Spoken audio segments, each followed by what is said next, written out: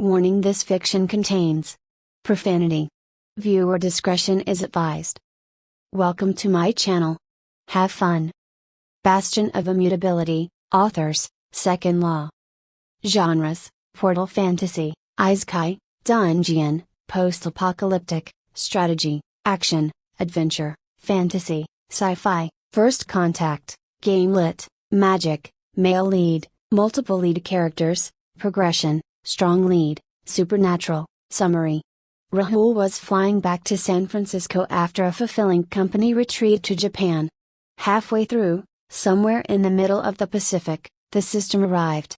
The integration of the Earth into the multiverse brings with it many perils and as many opportunities. What chance do 160 stranded employees of a tech giant have in a world without technology? Follow their journey as they scramble to survive and defend their island against all manner of beasts, gaining levels, skills, and titles in the process. See how regular humans without an infinite pool of resolve and courage deal with system integration. I have attempted to avoid overused tropes and write a story from the perspective of regular people who find themselves in an impossible situation. The characters will struggle and grow, and there will be opportune circumstances that'll give them advantages, but they won't be upright out of the box. If rational characters, large-scale defensive battles, dungeon conquests, and fighting as part of a party are elements you enjoy in a story, then take a look. Prologue: Flying to a New World. Rahul's flight so far had been uneventful. The week-long company retreat had been exhausting, but more than exhaustion, he was suffering from boredom. Some comedy Rahul had never heard of was playing on the in-flight entertainment screen in front of him. He had browsed through the available collection of movies, and this one had caught his attention. He had picked the last two in the same semi-random fashion and had lucked out on two surprisingly good thrillers. Unfortunately, that luck had run out and the third movie had been disappointing.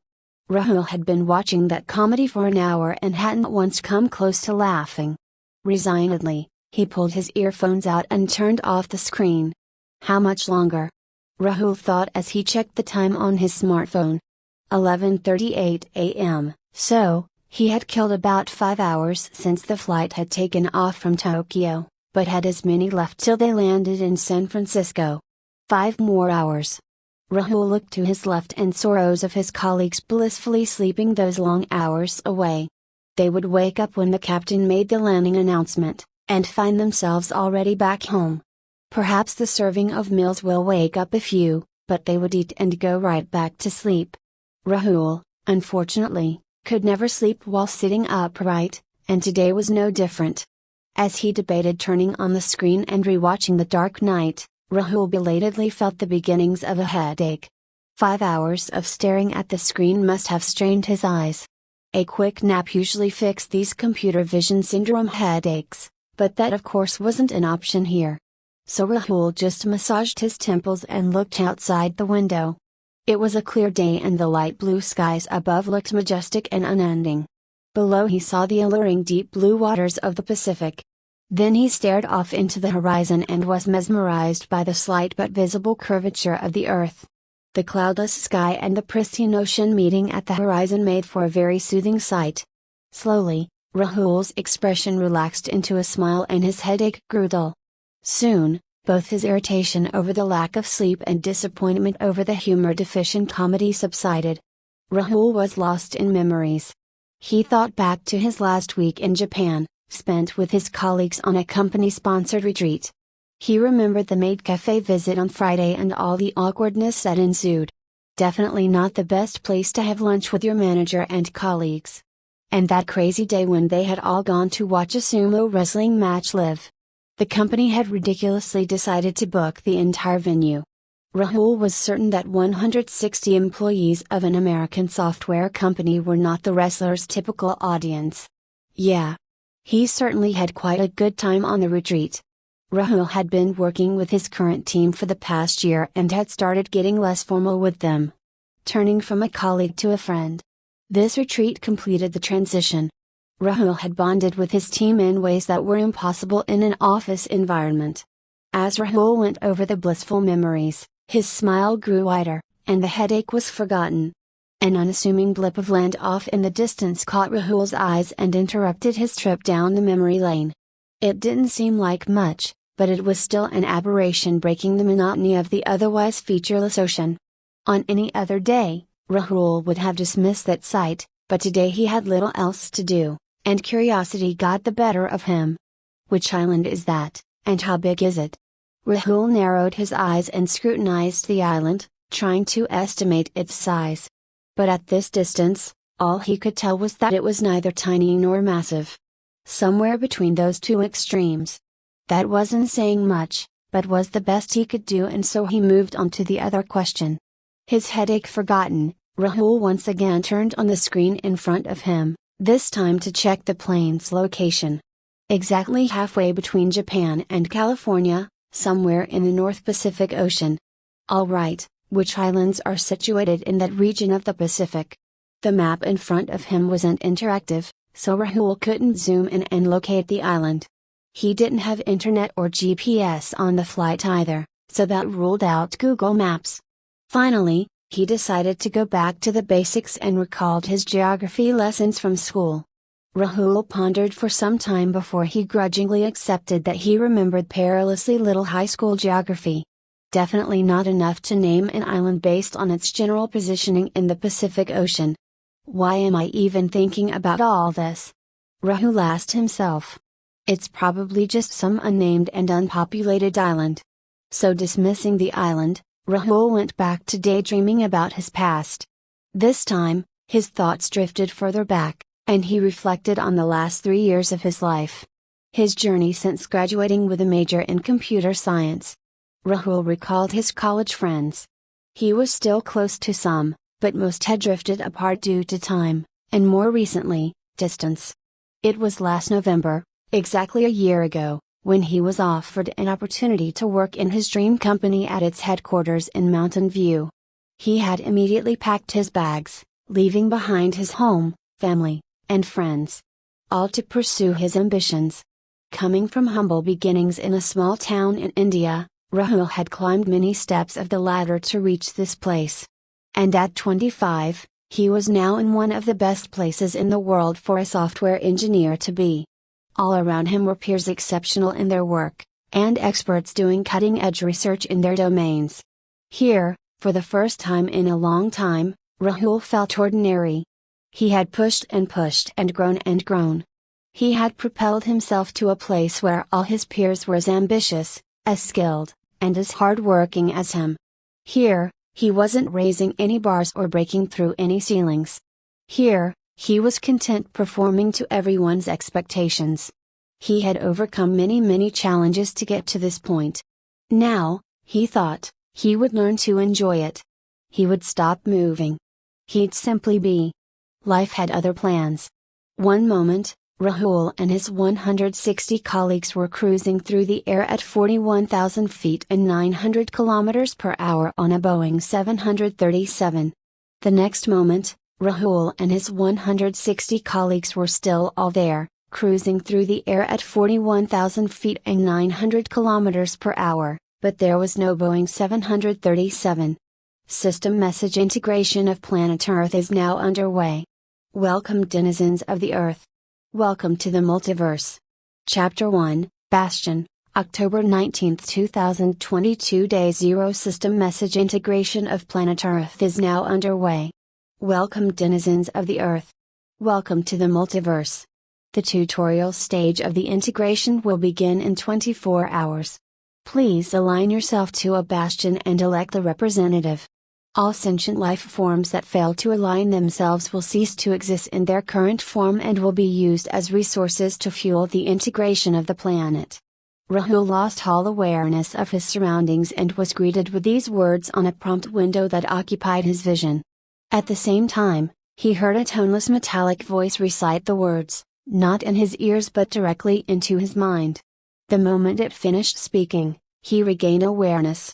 And panicked as he found himself rocketing through the air at dizzying speeds. Looking around, Rahul noticed his colleagues waking up, as confused as him and pale as death. More than a few had woken up, only to pass out from the shock immediately. Not feeling any better himself, He continued looking around, trying to gather his wits. Then he made the mistake of looking down. Rahul's stomach lurched and his limbs started flailing uncontrollably. Trying to swim in the air? As if that would save me. All conscious thoughts departed to give way to a primal fear that took root in Rahul's heart and mind. He immediately vomited, and his bile started hovering in the air, floating ever so slowly, and he stared at it incredulously. Outer space? He thought incoherently, dazed. Then the pool of liquid crossed an invisible barrier and immediately flew behind him at a ridiculous speed. That's when the absurdity of it all hit Rahul, and a disbelieving chuckle escaped his mouth right before he passed out. When he woke up, Rahul had no idea how much time had passed. He looked around and saw that many people were awake and looking around by now. He figured that a good amount of time must have passed if that many people were at least somewhat comfortable with their situation. Comfortable enough to stay conscious at least. Or maybe he was a wuss and everyone else was dealing with the situation much better than him. It's the former, Rahul's ego insisted. He was still terrified, but the fatalist realization that there was nothing he could do about his current situation took the edge off. Rahul decided it would be best to close his eyes and take stock. Setting aside the concern for his well-being and being objective did not come easy. It took many deep breaths and some of the longest minutes of his life before he was thinking clearly. For reasons unknown to him, he felt it appropriate to cross his legs and sit in a meditative pose as he began cataloging what he knew. The first thing I know is that I was traveling in an airplane and then it just disappeared. That makes no sense, but don't panic, Rahul. There is a logical explanation, you just need to find it. Second, I appear to be going at the same speed as before, but I don't feel any wind on my skin, nor can I hear the sound of it passing. With my eyes closed, I can't feel anything at all. If I didn't know any better I would have bet I was stationary. This is just as baffling as the disappearing airplane. But there must be an explanation for this too. Finally, when I puked, the bile was immune to the effects of gravity and the passing wind. Like me, I guess. But it was only immune until it crossed a threshold and then it felt all the forces at once and got blown away. While he did not understand how any of it was possible, Rahul still put his 3 observations together and arrived at certain conclusions. I am surrounded by some protective layer that isolates me from the force of the wind and the pull of gravity. The bubble makes sure I am not falling but does nothing to reduce my original speed. I am still rushing through the sky at the speed of a cruising airplane, but am safe for now. With some trepidation, he opened his eyes and confirmed that the bubble was still keeping him safe. Then he spent a few minutes taking more deep breaths. The breathing made him wonder about the air pressure at that height, but Rahul abandoned that thought as soon as it manifested. He had enough unanswered questions already. After adding in a few last calming breaths for good measure, Rahul recalled the prompt he had seen. He was still not entirely at ease, but was functioning. Helpfully, just thinking about it caused the prompt to reappear again, though this time it wasn't as imposing and did not mute his awareness. There was a lot to cover, and Rahul decided not to go down the rabbit hole of trying to understand all the implications of the existence of the multiverse, a seemingly sapient system, and the tutorial. And when he reread the part about all sentient life forms that fail to align themselves will cease to exist, he deliberately chose to ignore the ominous implications that may have for the wildlife on Earth. He would proceed one step at a time. As a software engineer, Rahul knew how to solve problems that were too complex to be understood completely by one person. Any sufficiently advanced technology is indistinguishable from magic was a quote he had heard many times, and in this case, he had a feeling that this bubble might actually be magic. Regardless, he didn't need to understand everything about the bubble in order to use it. Rahul considered the example of smartphones, a technological marvel and a ubiquitous device present in every hand. He was sure there wasn't even a single person on this earth with the complete know-how of manufacturing and assembling all the parts of a smartphone, leave alone knowing every nuance of how the firmware and operating system on the phone worked. Thousands of engineers working together, however, were somehow able to build, maintain and consistently upgrade these smartphones, at scale. No one knew all the pieces, but everyone involved in the process knew enough about their respective domains, be it hardware components or code modules. And they knew the contracts that govern their system's interactions with adjacent systems. A bird's eye view of the larger goal, and an intricate understanding of the pieces you are responsible for, that's all an engineer needed. Everything else was a black box. An abstraction. You didn't need to know how the other components worked, only that they did.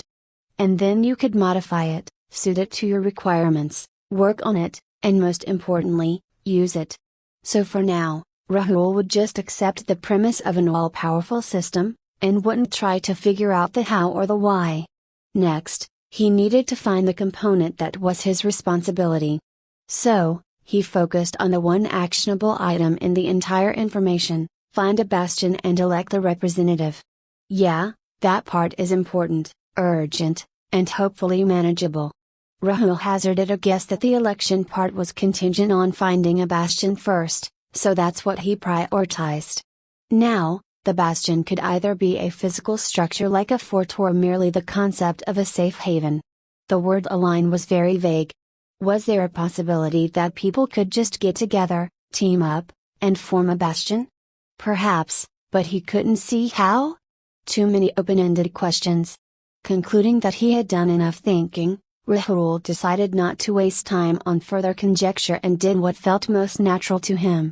He looked for help. To be more precise, he looked for his manager. Chapter 2, I think, therefore I move. October 19, 2022 Day 0. It didn't take Rahul long to spot Daniel, and after some hand-waving and shouting, his manager noticed him, and smoothly glided over. "Hello," the manager said. Rahul stood still for a few seconds, reconciling what he saw with what he knew about physics. Then he put his thoughts into words. "How on earth did you do that?" Daniel sagely explained. "I just thought of the direction where I wanted to move, and it happened. I don't know how this movement magic works, but the rules and commands have started to feel intuitive after a bit of experimentation." Rahul just nodded, still a bit unsure, but determined to try this out for himself. He thought about floating a bit to the left, but nothing happened. Having struggled with this himself, Daniel sensed Rahul's confusion immediately, and helpfully added, "You need to be precise with your thoughts. Ambiguous commands won't work." Rahul nodded again and thought about moving 10 feet left, and this time, he did move. Now smiling, Rahul thought about moving to the right till he was within earshot of Daniel, and nothing happened. Then he thought about moving to the right till he was 1 foot from Daniel, and that worked too. Finally, Rahul thought about going left till he wished to stop, and his commands were obeyed perfectly. Satisfied, he floated back to Daniel and smiled. "I feel a whole lot better now. Thanks." Those were not empty words. Rahul truly felt a dark shroud of helplessness disappear from above him. While having control over his own fate felt liberating, it also brought with it a sense of urgency. Rahul cut to the chase. "What do you think about the whole Bastion business?" Daniel replied. "There is little information to go on, and your guess is as good as mine. That's not to say I don't have any theories."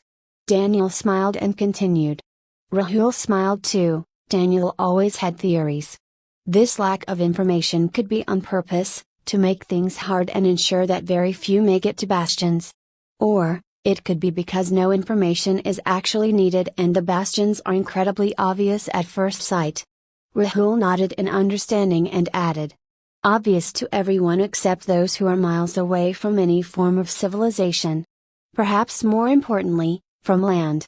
Daniel shrugged. "At least that's how I see it." Then he looked around and continued. When the flight disappeared, everyone was screaming, puking, or had passed out. "I see a lot of people are coming to their senses now, and already a few groups are forming. We are on a deadline, one that'll cost us our lives if we miss. I'll meet up with other managers and try to restore order. Can you gather the rest of the team in the meantime and help anyone who's still in shock?" Rahul nodded and did as told, going around and gathering his colleagues, making sure no one had taken any injuries from this whole ordeal. Everyone was still panicking, some more than others, but seeing the organization hierarchy kick into action provided a comfort of familiarity in a world where too much abruptly stopped making sense. Soon, a head count was completed, everyone was accounted for, and a circle was formed by the department director, all the managers, and the pilot. A few others were called in too, and the whole affair looked remarkably similar to the war rooms often created in the office to deal with urgent and severe bugs. A new circle slowly formed with the air hostesses and a few other passengers who happened to be on the flight but were not employees of the software company. Everyone else seemed to have grouped up with their teams by now. After talking to his colleagues for some time, Rahul noticed the leadership circle looking around, first at the ocean directly below, and then in every direction, with their hands above their squinting eyes, quite like a sailor. They are searching for any signs of land. Rahul thought, having anticipated this, and with no small amount of anxiety, moved towards the impromptu war room. When he was close enough, all eyes darted in his direction. He did not like this much attention.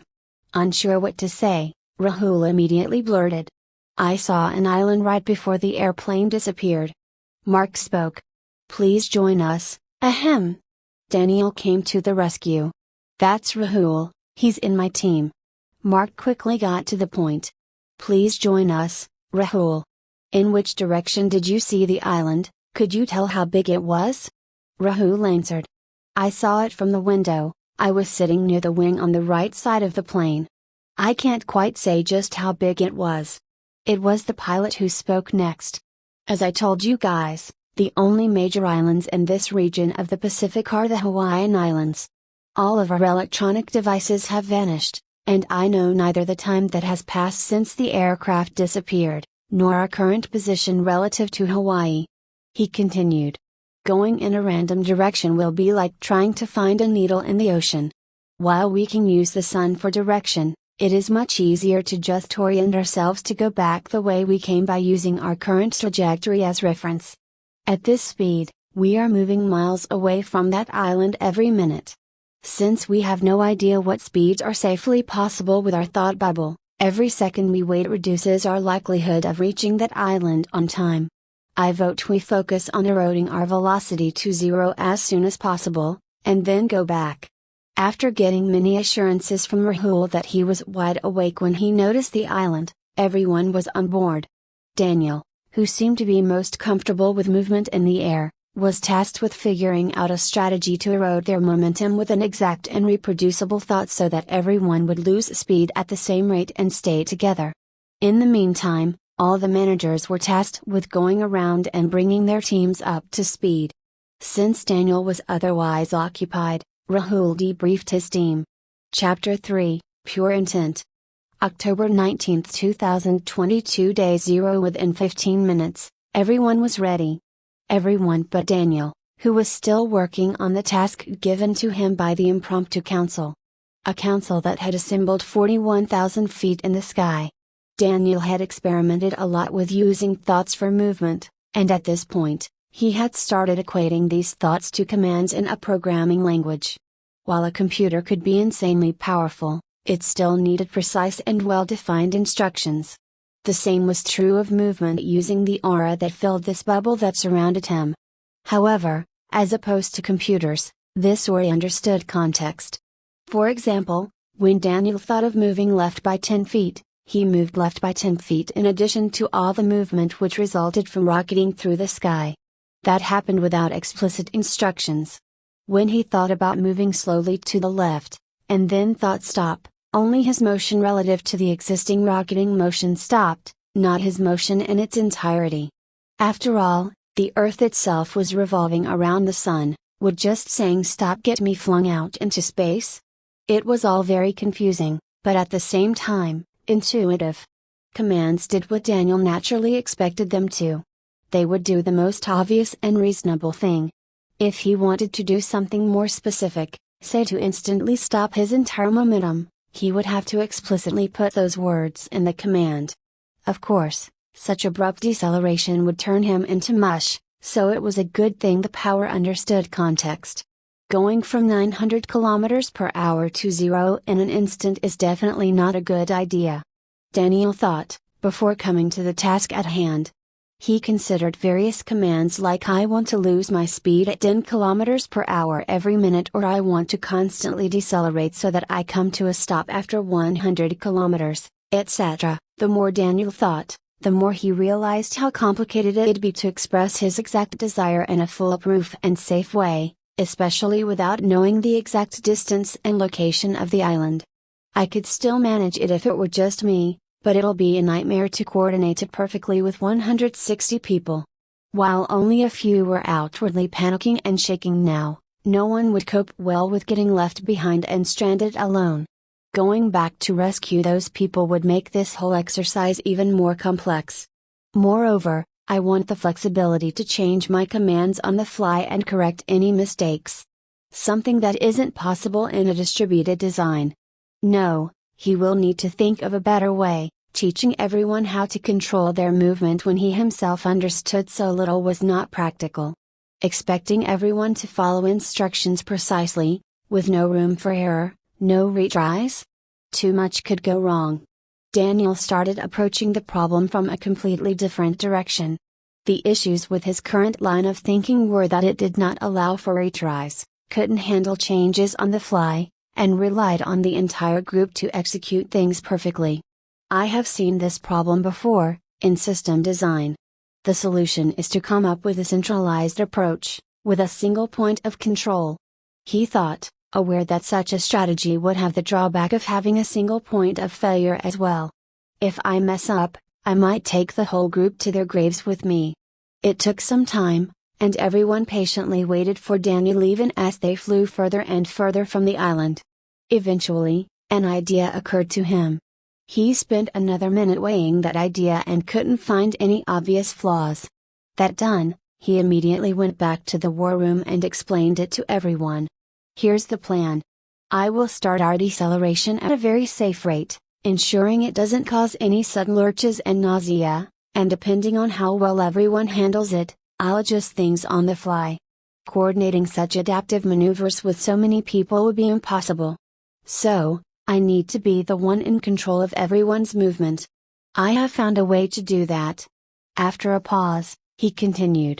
As long as everyone recites the following command, I want to move in a way that my position relative to Daniel Walter remains the same, it should work. This will tether everyone to me. Better yet, we don't need to say the commands all at once, and can take our time to ensure that no one is having any difficulties. Once everyone is done, I will move slightly to the left to confirm that no one is left behind, and only then I will start decelerating. After some time mulling over the idea, everyone in the war room agreed. The idea was solid. This could work. Daniel first went around and made sure everyone knew him, particularly his name, as these commands were not omniscient and relied on each individual's knowledge. He also explained what he was doing and how it will work, since he wasn't sure if the exact words themselves mattered or if each person's interpretation of what should happen was the thing that dictated their movement. Better safe than sorry. He thought, as he went on to hover a few feet above everyone, to get an uninterrupted line of sight. Finally, he stood still and gave the go-ahead to everyone with a thumbs up. Within a minute everyone had said their commands. Then, Daniel moved left, and almost everyone moved with him. To no one's surprise, a few remained stationary. They were each given a refresher, and a few minutes later, Daniel tried again. Things went without a hitch this time, and half an hour of comfortable deceleration later, the group finally eroded all the momentum they had inherited from the flight and came to a stop. The leadership had already planned what to do, and without wasting any time, everyone raised their hands to indicate they were feeling fine and ready to go again. Daniel looked at the pilot, pointed his finger back in the direction where they came from, and after receiving a nod, started acceleration that way. Close to an hour passed with nothing of note happening. Then, Rahul spotted the island. He waved his hand to get Daniel's attention, and pointed with a relieved smile. Daniel reflected the smile with his own, and started decelerating again. Once they had slowed down, he issued new commands and the group began moving toward the island. 10 minutes later, All the passengers set their feet on the ground after what were undoubtedly the longest hours of their lives. The instant they were safe, the aura bubbles around them disappeared. Everyone felt the effects of that long journey all at once and just crashed to the ground. The effect wasn't physical, but rather a mental exhaustion of surviving when they should have by all means fallen to their deaths, and the soul's exhaustion after coming in contact with a force well outside its scope. Without any opportunity to rest, they were all greeted with prompts. Rahul read the message. System message: your unique circumstances led you to face an impossible trial even before the tutorial started. To allow you a chance at survival, the system temporarily provided you with an aura of intent so pure it was tangible. Congratulations on surviving this trial. However, there are consequences. The mere touch of pure intent has altered your uninitiated soul fundamentally. Furthermore, your use of this power, rudimentary as it was deliberate too. Your circumstance has awarded you one title, and your actions have awarded you another. Pure touch of intent, legendary, your soul is now fully attuned to intent energy. The flow of intent will not be impeded by your soul. This eliminates all innate bottlenecks associated with utilizing intent as a human, but also eliminates all innate resistance every human has against intent-based attacks. Wielder of pure intent uncommon, if only through circumstance, you have wielded pure intent and survived. Your understanding of the power is only rudimentary, but that is still an important first step on a long path. Plus 2% effect of intent. Rahul checked with his teammates and found out they too had got the 2 titles. However, the few whose only interaction with intent was to tether to Daniel by reciting the commands he gave, got only the pure touch of intent title. Daniel got a better version of the wielder of the pure intent title, as well as a 3rd title. System message: your unique circumstances led you to face an impossible trial even before the tutorial started. To allow you a chance at survival, the system temporarily provided you with an aura of intent so pure it was tangible. Congratulations on surviving this trial. However, there are consequences. The mere touch of pure intent has altered your uninitiated soul fundamentally. Furthermore, your use of this power was deliberate and skillful. Through a combination of circumstance and your own grit, you have earned 3 titles. Pure touch of intent, legendary, your soul is now fully attuned to intent energy. Passage of intent energies will not be impeded by your soul. This eliminates all innate bottlenecks associated with utilizing intent as a human, but also eliminates all innate resistance every human has against intent-based attacks. Wielder of pure intent too, rare, while you wielded pure intent only through circumstance, your curiosity led you to experiment with it and understand it better. Undertaking a risky endeavor, you mix the right amount of caution with curiosity and manage to come out alive and with a better grasp of this power. Continue on this journey to hone an intent powerful enough to challenge reality. Plus 5% effect of intent. Pure intent formations epic, an army wielding pure intent is incredibly rare and would strike horror in any foe. You led one such formation, with 168 beings with pure intent deriving their intent from yours. Such formations of pure intent across the world contain immeasurable power, and have caused massive destruction and alterations to the very core of reality. Hone this power but use it with caution. Plus 10% effective intent to formations. There was a lot to cover with these titles, and Rahul had a feeling that it would be a long time before they would prove to be of any use. His attention, however, was immediately captured by a small glowing pillar emerging from the ground not far from where they were all lying down, exhausted. A strange pull emanating from it made it hard to miss. Something primal in his brain told him to go close to it. At that moment 2 things became clear. The system emitted information about the Bastion because it really was quite impossible to miss. And wildlife on Earth would not cease to exist. Chapter 4, Latent Bastion. October 19, 2022 Day 0. The emergence of the pillar immediately led to the leadership setting up a war room again. Rahul, like everyone else, was very exhausted and quite content sitting with his team, but Daniel called him over. Once Rahul was close, Mark, looking in his direction, enthusiastically said, Come on here, Rahul. It won't be an exaggeration to say that we're all standing here on our own 2 feet only because you spotted the island, and then took initiative and stepped up at the right time. You too, Daniel. Excellent work organizing such a massive operation in a completely unknown domain.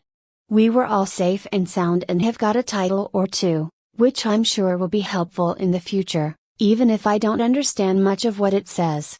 Daniel got a 3rd title as a nod of acknowledgement from the system itself for carrying 168 people.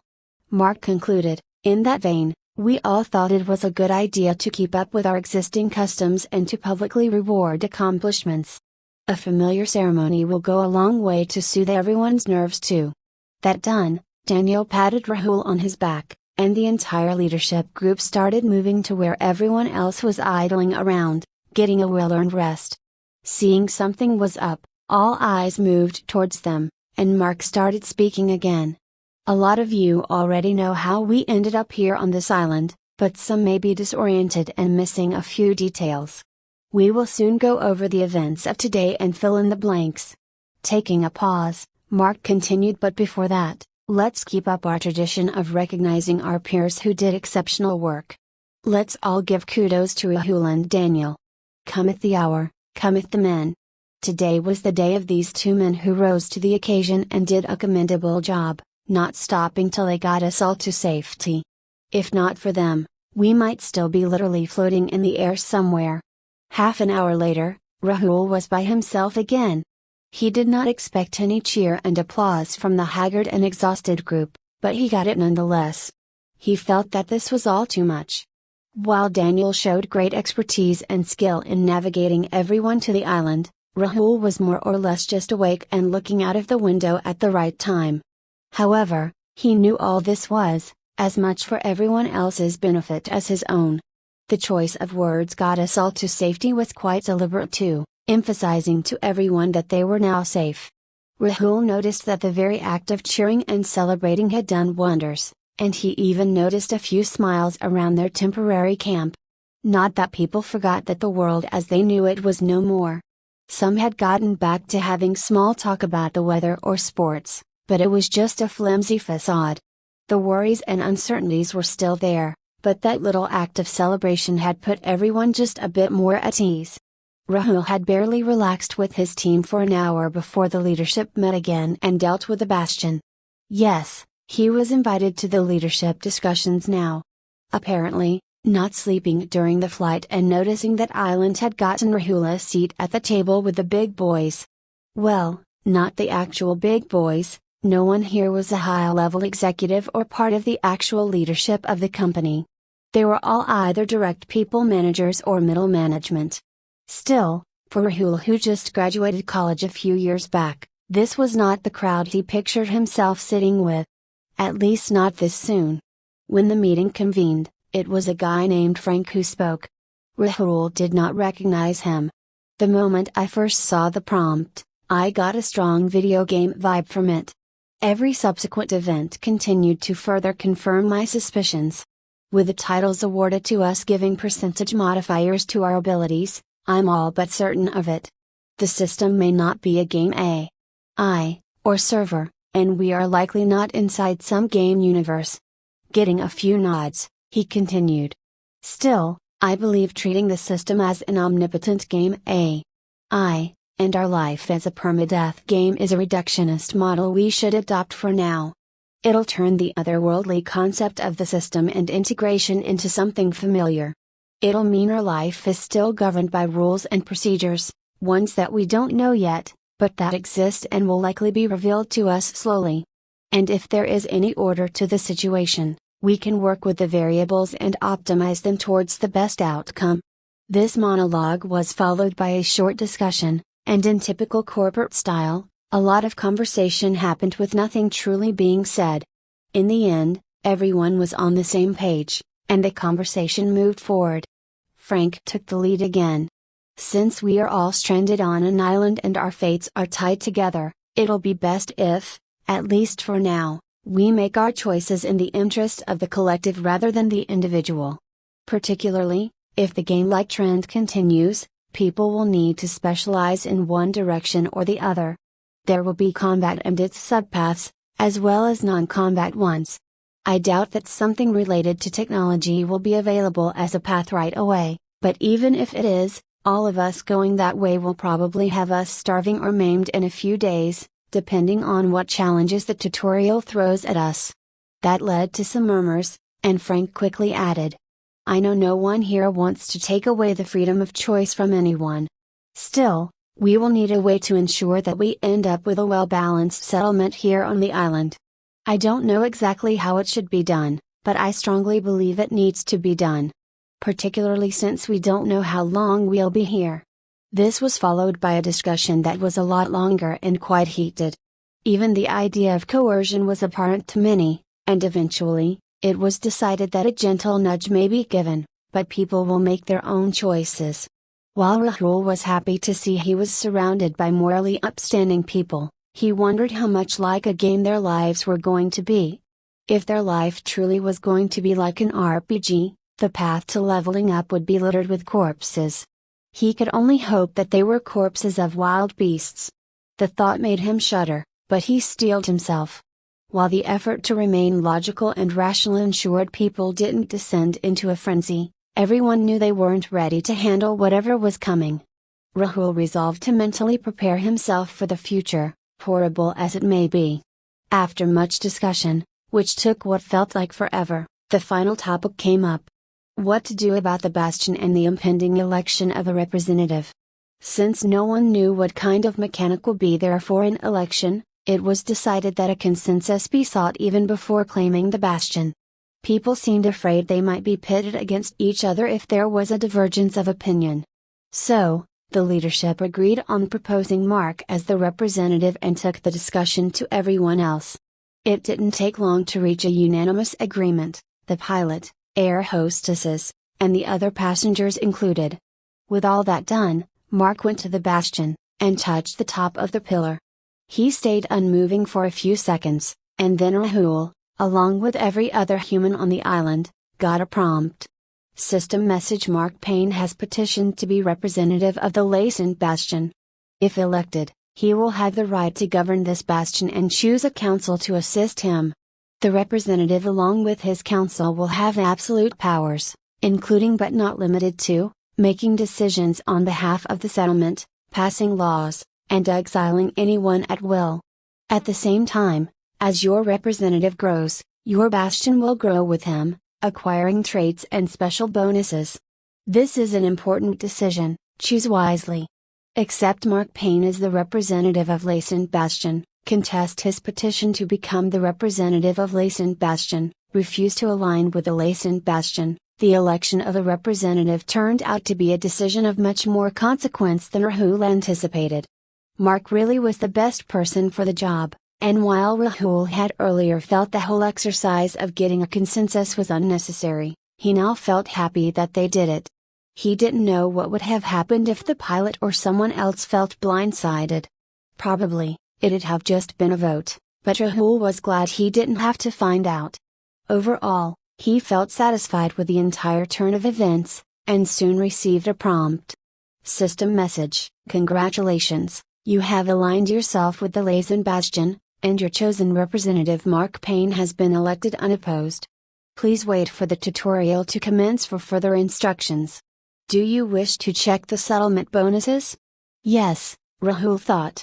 Settlement bonuses: Expanded Settlement Domain 3, a 1,000 km radius around your island is devoid of human settlements. Plus 300% to Settlement Domain. Dungeon Spawn 2, your settlement domain contains a moderate-size underwater cavern. 0.2% yearly chance of a system dungeon spawning in the cavern. Amphibious 4-99.9999% non-aerial volume of your settlement domain is water. Plus 40% cost to all land development. Minus 40% cost to all water development. Rahul did not know how to feel about the bonuses. The expanded settlement domain was likely good, though Rahul had no idea what benefits the domain gave. The dungeon spawn might be incredibly good if it provided something equivalent to grinding and power leveling spots in games, but with just a 0.2% chance, it wasn't something to think much about. Amphibious 4 provided the most tangible bonuses, but at least in the short run, would probably be a burden rather than an asset. If there was a system store where some kind of magic points could be spent for buildings and other necessities, then the 40% extra cost would hurt. However, Rahul could see the insane long-term benefit of a 40% discount if it applied to ships, docks, and other useful assets. The 99.9999% figure made Rahul wonder just how large the domain is. The land being only 0.0001% of the volume meant the total volume of the domain was 1,000,000 times more than the land volume.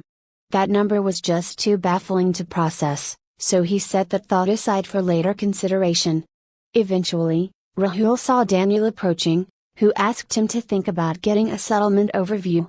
Rahul tried, and a prompt appeared: Settlement Overview, Settlement Name, Unnamed, Settlement Population, 168 1,000ths, Bastion, Latent Bastion, Unique Bastion Bonus, allows any humans within the domain of the collocated settlement to drink salt water without any adverse effects. Settlement Bonuses, Expanded Settlement Domain 3, Dungeon Spawn 2, Amphibious 4, Settlement Domain Highlights, Unnamed Inland Hypersaline Lake, Unnamed Cavern, Unnamed Coral Reef Formation, Other Bastions within Settlement Domain, 1 Avian Bastion, 2 Shallow Water Bastions, 23 Deep Sea Bastions. There was a lot to unpack here.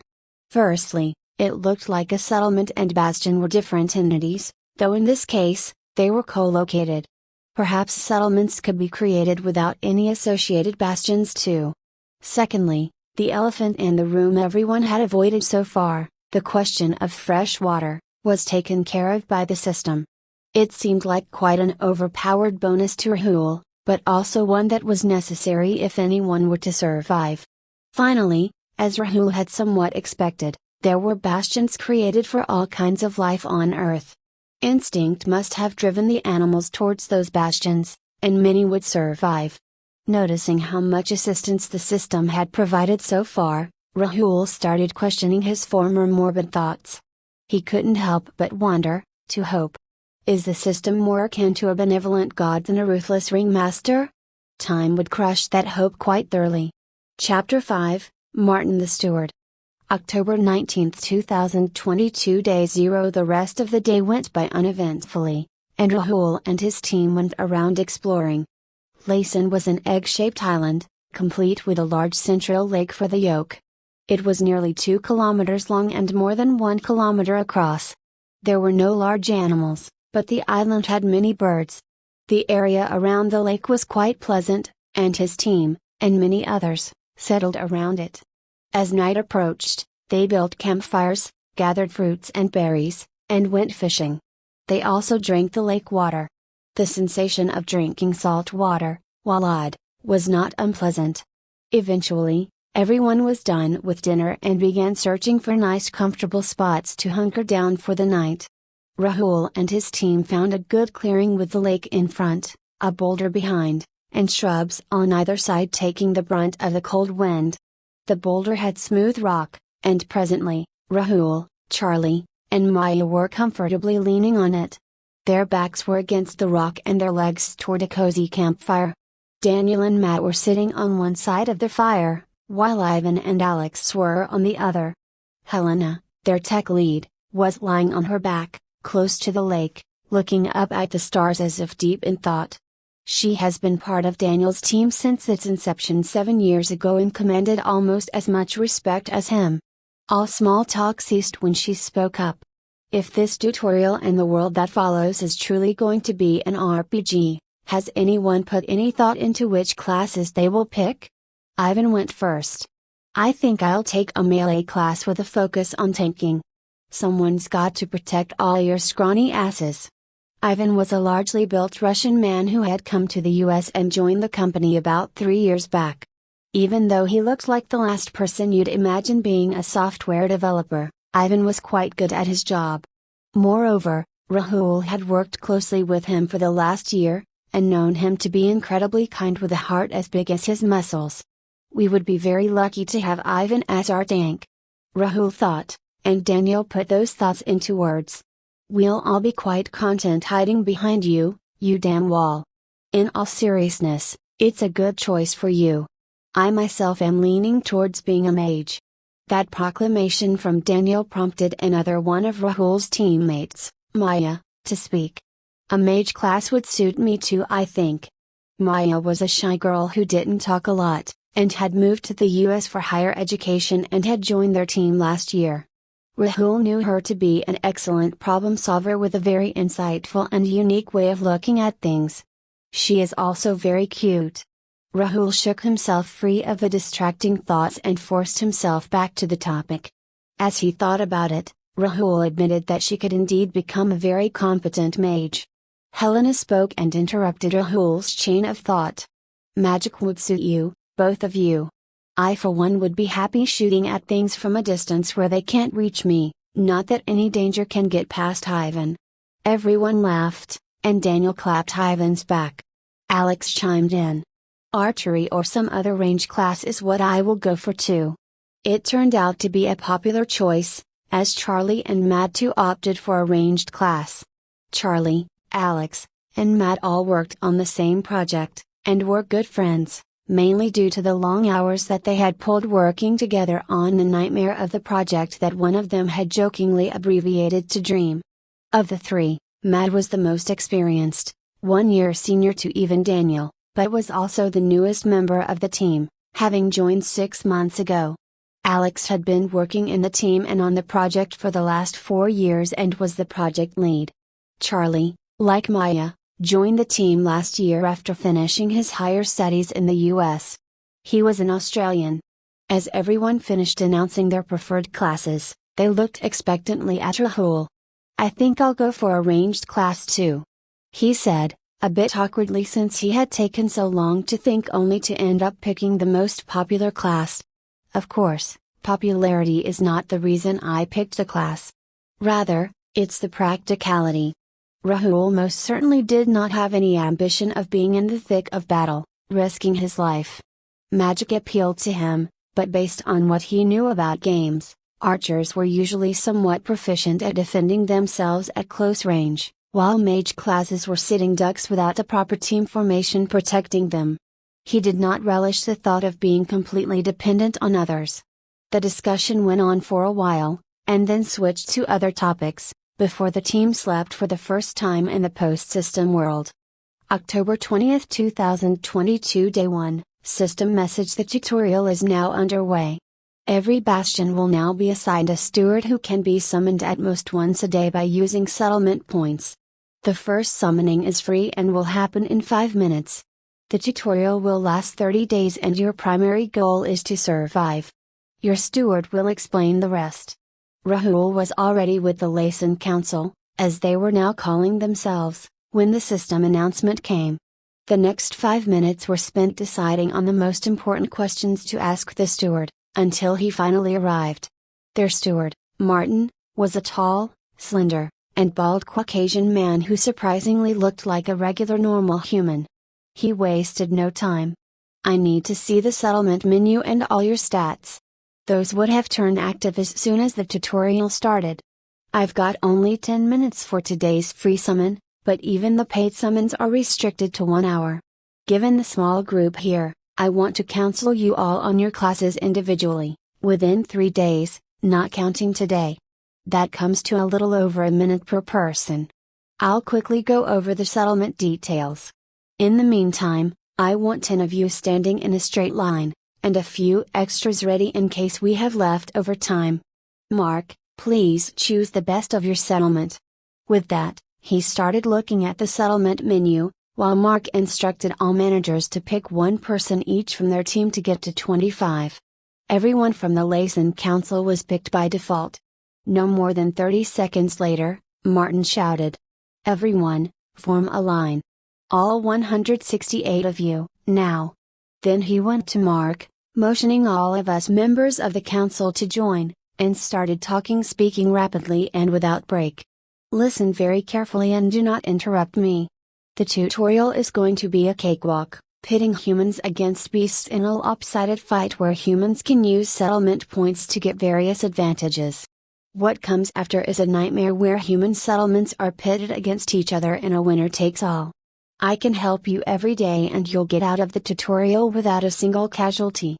Then you'll be pitted against a human settlement, likely with the full strength of 1000, and get fucked. If you want to get fucked, call me again tomorrow and I will counsel 25 of you each day as originally planned. Otherwise, listen carefully. You start with 20,000 credits. Use them all to purchase a castle and a dock. The purchase will come with basic equipment for a settlement of 1000. Use that. Make no other purchase from the settlement store, no food, no potions, no weapons, no spells. The castle will house and protect you. The dock will give an additional 10% reduction to water-based developments. Every day you will get 1000 more credits, as well as any additional credit based on accomplishments. He paused just for a second, making sure that everyone was paying attention to the next part. You've hit a lottery with that massive underwater cavern. It's a unique advantage, and you must use all your credits to enlarge the cavern using the dock menu. The Dungeon Spawn 2 bonus will grow in rank, but even Dungeon Spawn V, which is impossible to reach within 30 days, only has a 5% chance of dungeon spawning every year. That's not what we're after. For a planet's initiation, the system has a size threshold after which it automatically converts caverns within settlement domains into dungeons. It works at the time of aligning with a bastion, and it works during the tutorial. If you can't get the dungeon large enough before the tutorial ends, you're fucked. What else? Martin paused to think. Yes. Once the dock is purchased, it'll show you the location of all notable landmarks in your settlement domain. No matter where the cavern is, expand it in the direction of your island because you will need to physically go to a cavern entrance to enter the dungeon if one gets built. He paused again, then added, you'll have to figure out the rest by yourself. Class selection is level 10, the first specialization is level 25. Beyond that can wait. With that, Martin started running along the assembled line of people and started shouting classes at everyone. Melee, Rogue, Mage, Elemental, Mage, Enhancements, Ranged, Siege, Melee, Tank, Ranged, Archery, Melee, Rogue, Mage, Healer, Melee, Rogue. That last one was for Rahul, after which he stopped paying attention to what the others got. He was quite surprised and looked at his stats. Name Rahul Sharma, race human, F class N, a level 1 H. P. 70 MP 170 stamina 80 strength 7 endurance 8 dexterity 11 vitality 7 intelligence 17. Rahul smiled despite himself. The 17 in intelligence felt nice. One can never have too much validation. But his strength, endurance, and vitality felt lacking, assuming a 10 represented the average human. He was not particularly large or strong, but he kept himself fit and played a lot of sports. Maybe that was reflected by the 11 in dexterity instead. Also, what was the F in the race? It wasn't gender. Rahul was quite certain of his gender, and it wasn't F. So did humans have grades? He guessed he'll find out eventually and left it at that. That was not his only concern though. With his mana being so high, why was he recommended melee rather than a mage class? His thoughts were interrupted by Martin shouting rapid fire to the group. Resistance strain for strength vitality, run swim for endurance, climb rocks jump and dance for dexterity, meditate feel mana for intelligence, hunt kill other Bastion. 10 minutes were up and Martin disappeared, leaving behind a baffled Lazen Council and Mark. This did not go as anyone expected. Mark harbored no delusion that he was prepared for every possibility, but what happened was beyond even his wildest imagination.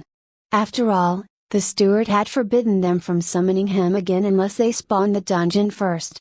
For all Mark knew, that spawning might take the entirety of the tutorial. In the meantime, Mark, or anyone else for that matter, had not got the chance to utter a single word. The list of questions will have to wait, Mark thought as he sighed and prepared himself for the longest month of his life. Chapter 6, A Castle and a Dock. October 20, 2022 Day 1. Mark was not having a good day. The entire ordeal with Martin was frustrating at first, but Mark chose to see it as a good thing. After all, the goal of the steward was to explain all the things that the system left out. For the steward to have gone completely off script, going so far as to tell them that summoning him again would set them on a path to almost certain death, must mean something. Mark had a feeling that a dungeon truly must be important enough to warrant such radical action on part of the steward. The fact that he had been arguing for the past 2 hours with the council on which course of action to take, was a clear indication that many did not agree. Mark was running out of patience. To risk our entire future on the words of one person would be foolish. He gave us no chance to question him, nor do we have any second source of information to corroborate his words. For all we know, he just wanted to go on a month-long vacation, and is skirting his duties by making sure we don't bother him. Tim said. But what choice do we have but to trust him? If he indeed has no interest in our welfare, and his actions were indeed a ruse to get us to leave him alone, what do we gain by summoning him every day? We will lose our settlement points, and he may choose to misguide us with half-truths and give us bad advice, just out of spite. Dinesh countered. There were only so many ways the same points could be made again and again, and Rahul was tired of the conversation running in circles. Mark had heard enough. We are not going anywhere with this. I wanted a decision based on consensus, and would have settled for a majority decision. But there are about as many opinions about how to proceed as there are council members. Some are based on complete mistrust of the steward, others on complete trust. Most lie somewhere in between. Call the steward a few more times and get some information before we set our course. I am no stranger to taking the middle ground, I even advocate it on most occasions. After pausing for emphasis, he continued. But, if there was truth to the steward's words, there's no middle road. Summoning him will cost us all 1 day's worth of settlement points. The sooner we get to the dungeon, the better, and even 1 day delay might cost us our lives. This is not a place for indecision or hedging our bets. We simply do not know, and have no data to back either conclusion, but we must still be decisive. My intuition tells me that all the advice our steward gave us within those 10 minutes is worth its weight in gold. We don't have the luxury of delaying things any further, there's no telling when the first trial may be upon us, and we would do well not to be caught unarmed and undefended. Mark paused before continuing. If you trust my judgment, then I shall go ahead and construct the castle and dock as soon as possible, and we shall proceed with investing every further settlement point gained on expanding the cavern. If not, then I will abdicate the position of the representative of Lazen Bastion. That last part pleased no one, but they held their tongues. After waiting a minute, Mark spoke again. I'll take your silence as your support. Rahul was bored. This meeting was the kind he hated the most. The kind where no one really had any answers, but thought they did, and were happy to spend hours making up reasons why they were right. These meetings usually ended with no conclusions and no decisions. The needle would not move forward, and the only thing that was achieved was a promise of more meetings in the future. Rahul personally liked the idea of a dungeon and was okay grinding out and leveling till that happened. However, he did not voice his opinion, instead zoning out of the meeting and focusing on his stats again. Character overview: name Rahul Sharma, race human, F class N, a level 1 P. 70 MP 170 stamina 80 strength 7 endurance 8 dexterity 11 vitality 7 intelligence 17. Martin's last words, though obvious in retrospect, were still quite useful. He saved them the effort of experimenting and told them straight out that stats could be improved by physical and mental training. That was of course in addition to leveling, he assumed, guessing how many stats per level he'd gain. Perhaps 5, or 10. In any case, Rahul wanted to get his strength, endurance, and vitality up to 10 at the earliest, at the same time continued to stay on top when it came to dexterity and intelligence. He wanted to wait till he hit level 10 and acquired a class to decide if he wants to skew his focus towards certain stats more than others. Till then, he would keep them more or less balanced. For the class decision, Rahul wasn't sure. While he was aligned with the steward on the direction for the settlement to take, he did not feel the same way about class decisions. Martin was supposed to counsel them, allowing them to ask questions and letting everyone voice their preferences. Rahul was very squeamish even thinking about stabbing or cutting or piercing or thrusting anything or anyone up close, and that had to count for something.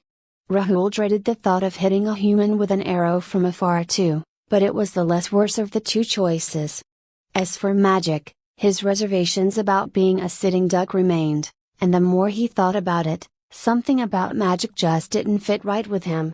Rahul then spent some time thinking up a training regimen for himself, incorporating simple body weight exercises like push-ups, pull-ups, squats, a lot of running, swimming and sometimes climbing rocks and jumping too. Finally, he would meditate when physically tired, to train his mind and also allow his body to recover. As far as dancing was concerned, no thanks? Seeing the discussions drag on endlessly around him, Rahul's thoughts shifted to what his teammates must be doing. Lucky bastards would probably be chatting away, having fun, while he was stuck in this damn useless meeting. What if they had already started training? If Rahul would be wasting his time in meetings all day, everyone would level up and leave him behind. Will paying attention to the meeting at least increase his intelligence stat? After paying attention back to the conversation for 2 minutes, Rahul decided that it might actually lose some IQ points. He had half a mind to suggest flipping a coin. He chose not to do that, and went back to further thoughts about levels and stats. How much would he be able to lift if he had 100 strength? Will he be able to lift a boulder with one hand? At what vitality can one regrow limbs? That went on for a while, until Rahul was shaken out of his thoughts abruptly, noticing everyone had gone silent. Then Mark spoke. "I'll take your silence as your support." Huh, I guess some decision was reached after all. Rahul thought to himself. Mark continued. The castle costs 10,000 SPs, which is increased to 14,000 for us due to the amphibious bonus.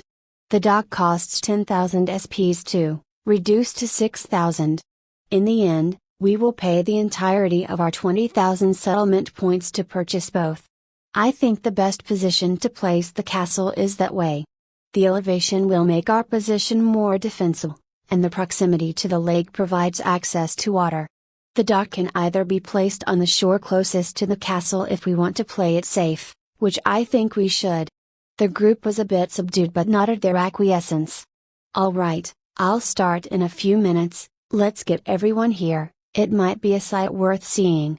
Mark said. Rahul waited for some time and was joined by his team, who he quickly caught up with. They had waited for him and Dandelion already had scouted a good area for training. Rahul pointed out where the castle would materialize. After another minute, the ground started shaking, and then a massive medieval-looking castle broke through and simply rose out of the ground. At its center was a large building made of solid stone, around 100 feet high, with towers on all four corners climbing even higher.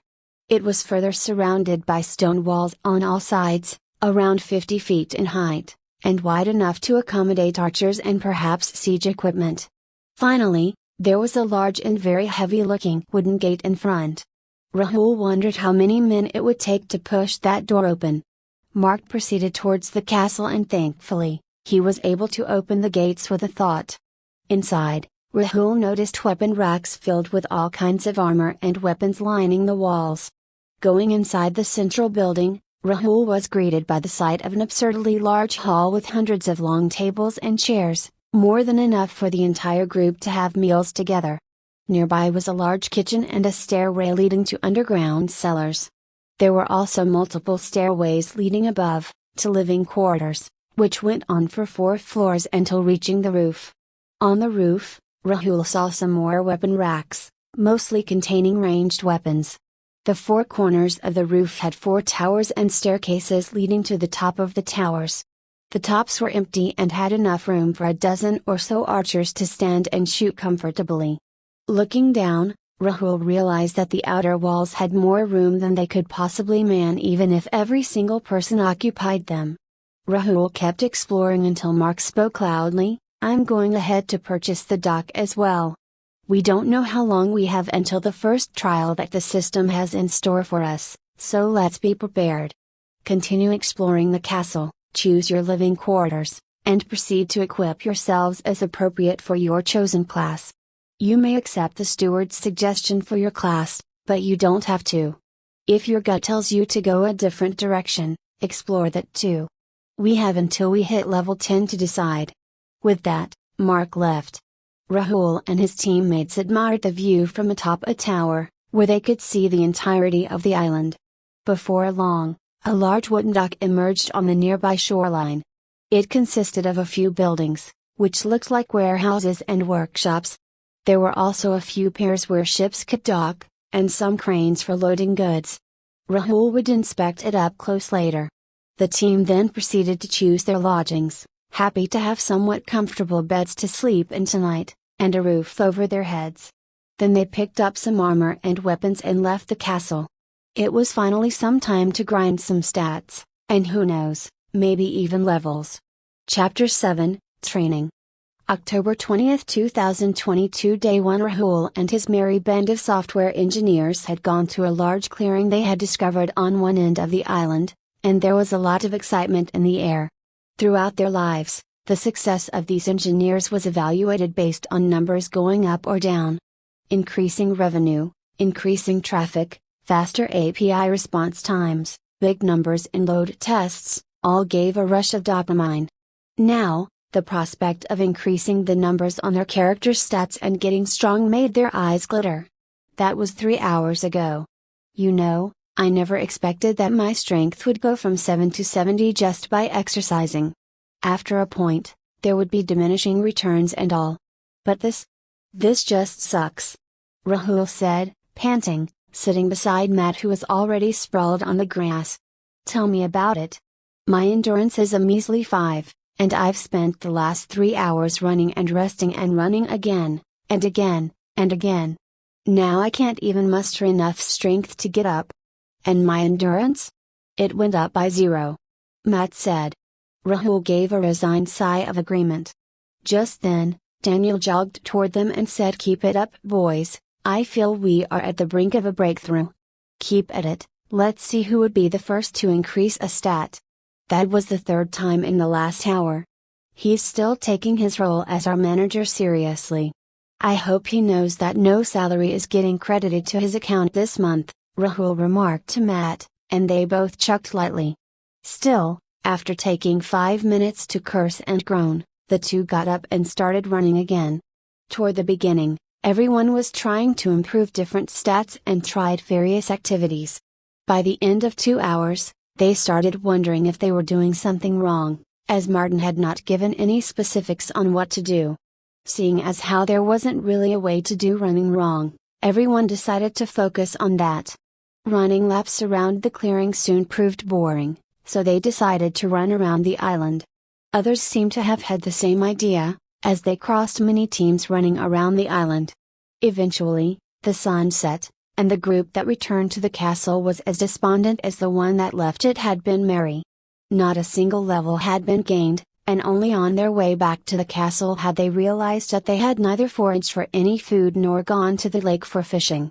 They were hungry, exhausted, and not at all looking forward to leaving the castle again. Thankfully, they didn't need to. When the group entered the castle, they were greeted by Mark. "Welcome back, guys. Please head to the kitchen and help yourself to some food. It is one of the benefits of the castle, and does not require any settlement points to be spent. There are a few teams who still haven't returned from their training, but once everyone is here, there will be some announcements. Please stay in the hall for that. Now go," Mark finished with a smile and shooed them away. "Don't mind if I do," Rahul thought, and walked briskly toward the kitchen, his legs drawing on some secret untapped source of energy, carrying him to the delicious smelling food within seconds. 2 days ago, we were in a hotel in Tokyo, at the end of a fun retreat, looking forward to going back home.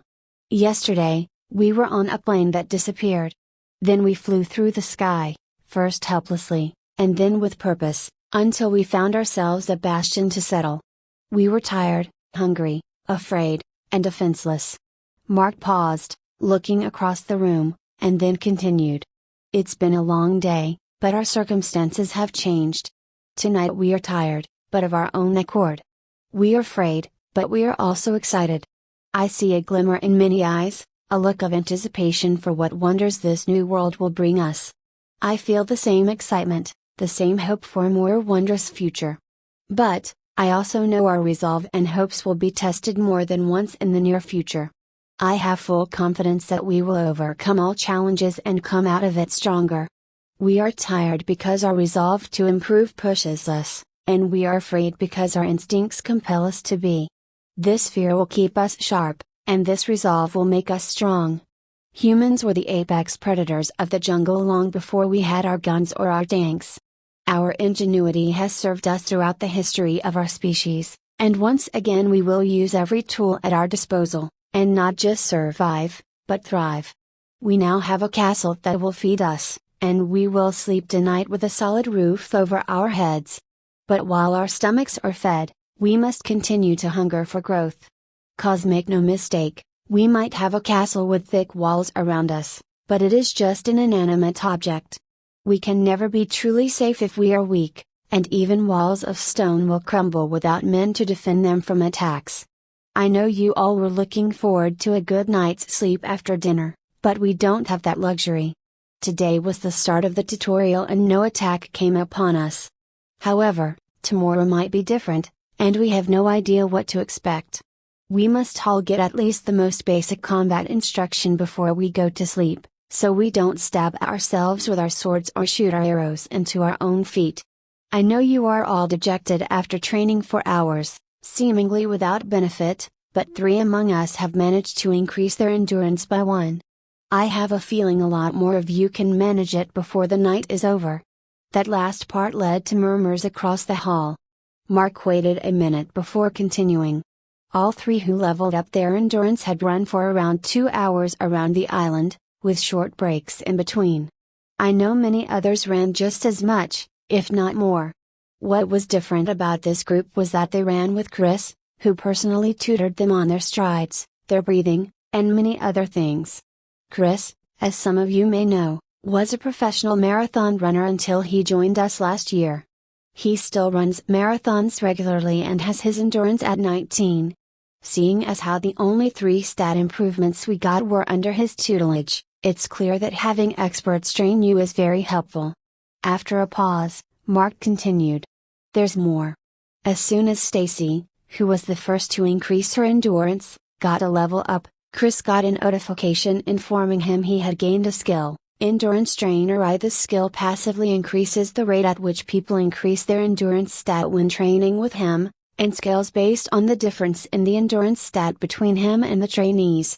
After getting this skill, 2 more in their group of 5 gained an endurance point.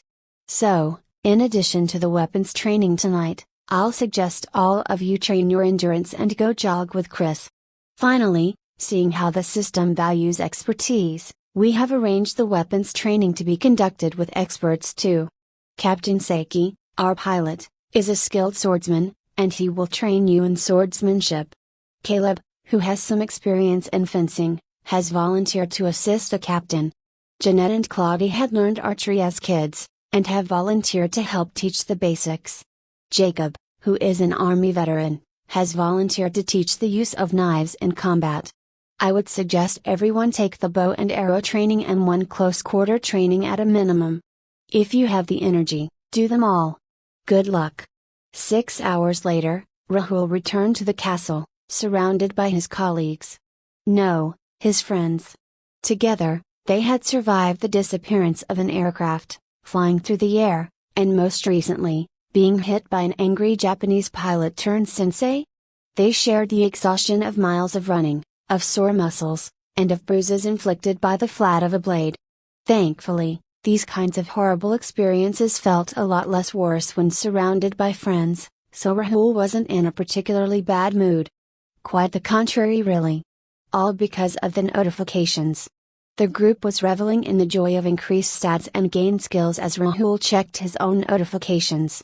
Your endurance has increased by 1 point, its new value is now 9, you have gained a skill, Basic Archery I, plus 5% damage to attacks with bows and crossbows, plus 10% to critical hits. You have gained a skill, Basic One-Handed Sword I, plus 5% to thrust, pierce and slash damage with swords. Plus 10% to critical strikes. You have gained a skill, Basic Small Weapons I, plus 5% to thrust, pierce and slash damage with short swords, knives and daggers. Plus 10% to critical strikes. Your strength has increased by 1 point, its new value is 8, 1 hour of running, and nearly an hour each of practicing with swords, bows, and knives, with plenty of rest in between. The result, a battered body but 3 skills and 1 point each in endurance and strength. Captain Saki, Caleb, Jacob, Chris, Jeanette, and Claudia had all gained the trainer skills, significantly accelerating the rate at which everyone acquired skills and stats. All in all, Rahul was itching to get to bed and get a good night of sleep, so he can wake up early and train again as soon as possible. Chapter 8, The Defense of Laysan. October 23, 2022. Day 4. The next 3 days were uneventful. The settlement was slowly yet steadily advancing, with everyone gaining stats across the board as well as the basic skills in archery, one-handed swords, and small weapons. The trainers and a few promising individuals had second levels too. The attacks that they were expecting never came, and every day Mark invested the 1,000 settlement points into expanding the underwater cavern. A sense of monotony quickly took over, and concerns that were earlier pushed to the back of everyone's minds could no longer be ignored. In the absence of deadly attacks, the general mood in the settlement was getting worse rather than better. People had plenty of time to think, and everyone grew concerned and worried about their family and friends back home. Rahul's parents lived in their small hometown back in India. While Rahul couldn't help but worry about them, he also knew they were as safe as they could be. He had grown up in a joint family, and his grandparents, all his uncles and aunts, and cousins too many to count, were living in his ancestral home. His father and uncles had worked in the fields for a large part of their lives and were hardy folk. If there was a safe place in the world for his parents, it was there, and certainly not this desolate island. It was his concern for Naya that had Rahul growing more and more desperate every single day. His sister had gone to study in a prestigious university in Delhi, and was far from home. She was smart, kind, and affable, getting along with people very well. Rahul knew she could take care of herself. But in a lawless world, Rahul was afraid none of those qualities might matter in the face of a disability she was born with. Due to a mistake by a nurse during her birth, her spinal cord was injured and she was born paraplegic. She never let it get in her way and had always lived a full life. But if the system had taken away her wheelchair, how would she move? If there was an attack, would anyone go out of their way to keep her safe? How Rahul wished she were here with him, where he would do anything and everything to keep her out of harm's way. He wished she were home, where Mom and Dad could have protected her. The only thought that kept Rahul from spiraling out of control was the knowledge that his sister was a fighter. She had faced many setbacks in life, but none came close to breaking her spirit. He vowed to himself that he will get stronger and go find her at the earliest possible opportunity.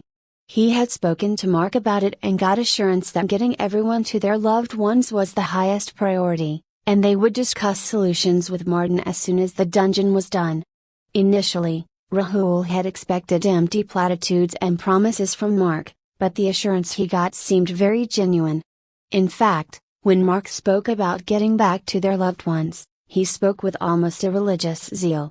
So, Rahul accepted that there was nothing he could do right now. He chose to trust that Naya would take care of herself in the meantime, and that Mark would take care of the situation as soon as possible. She would overcome this obstacle like any other. As an older brother, Rahul couldn't help but worry.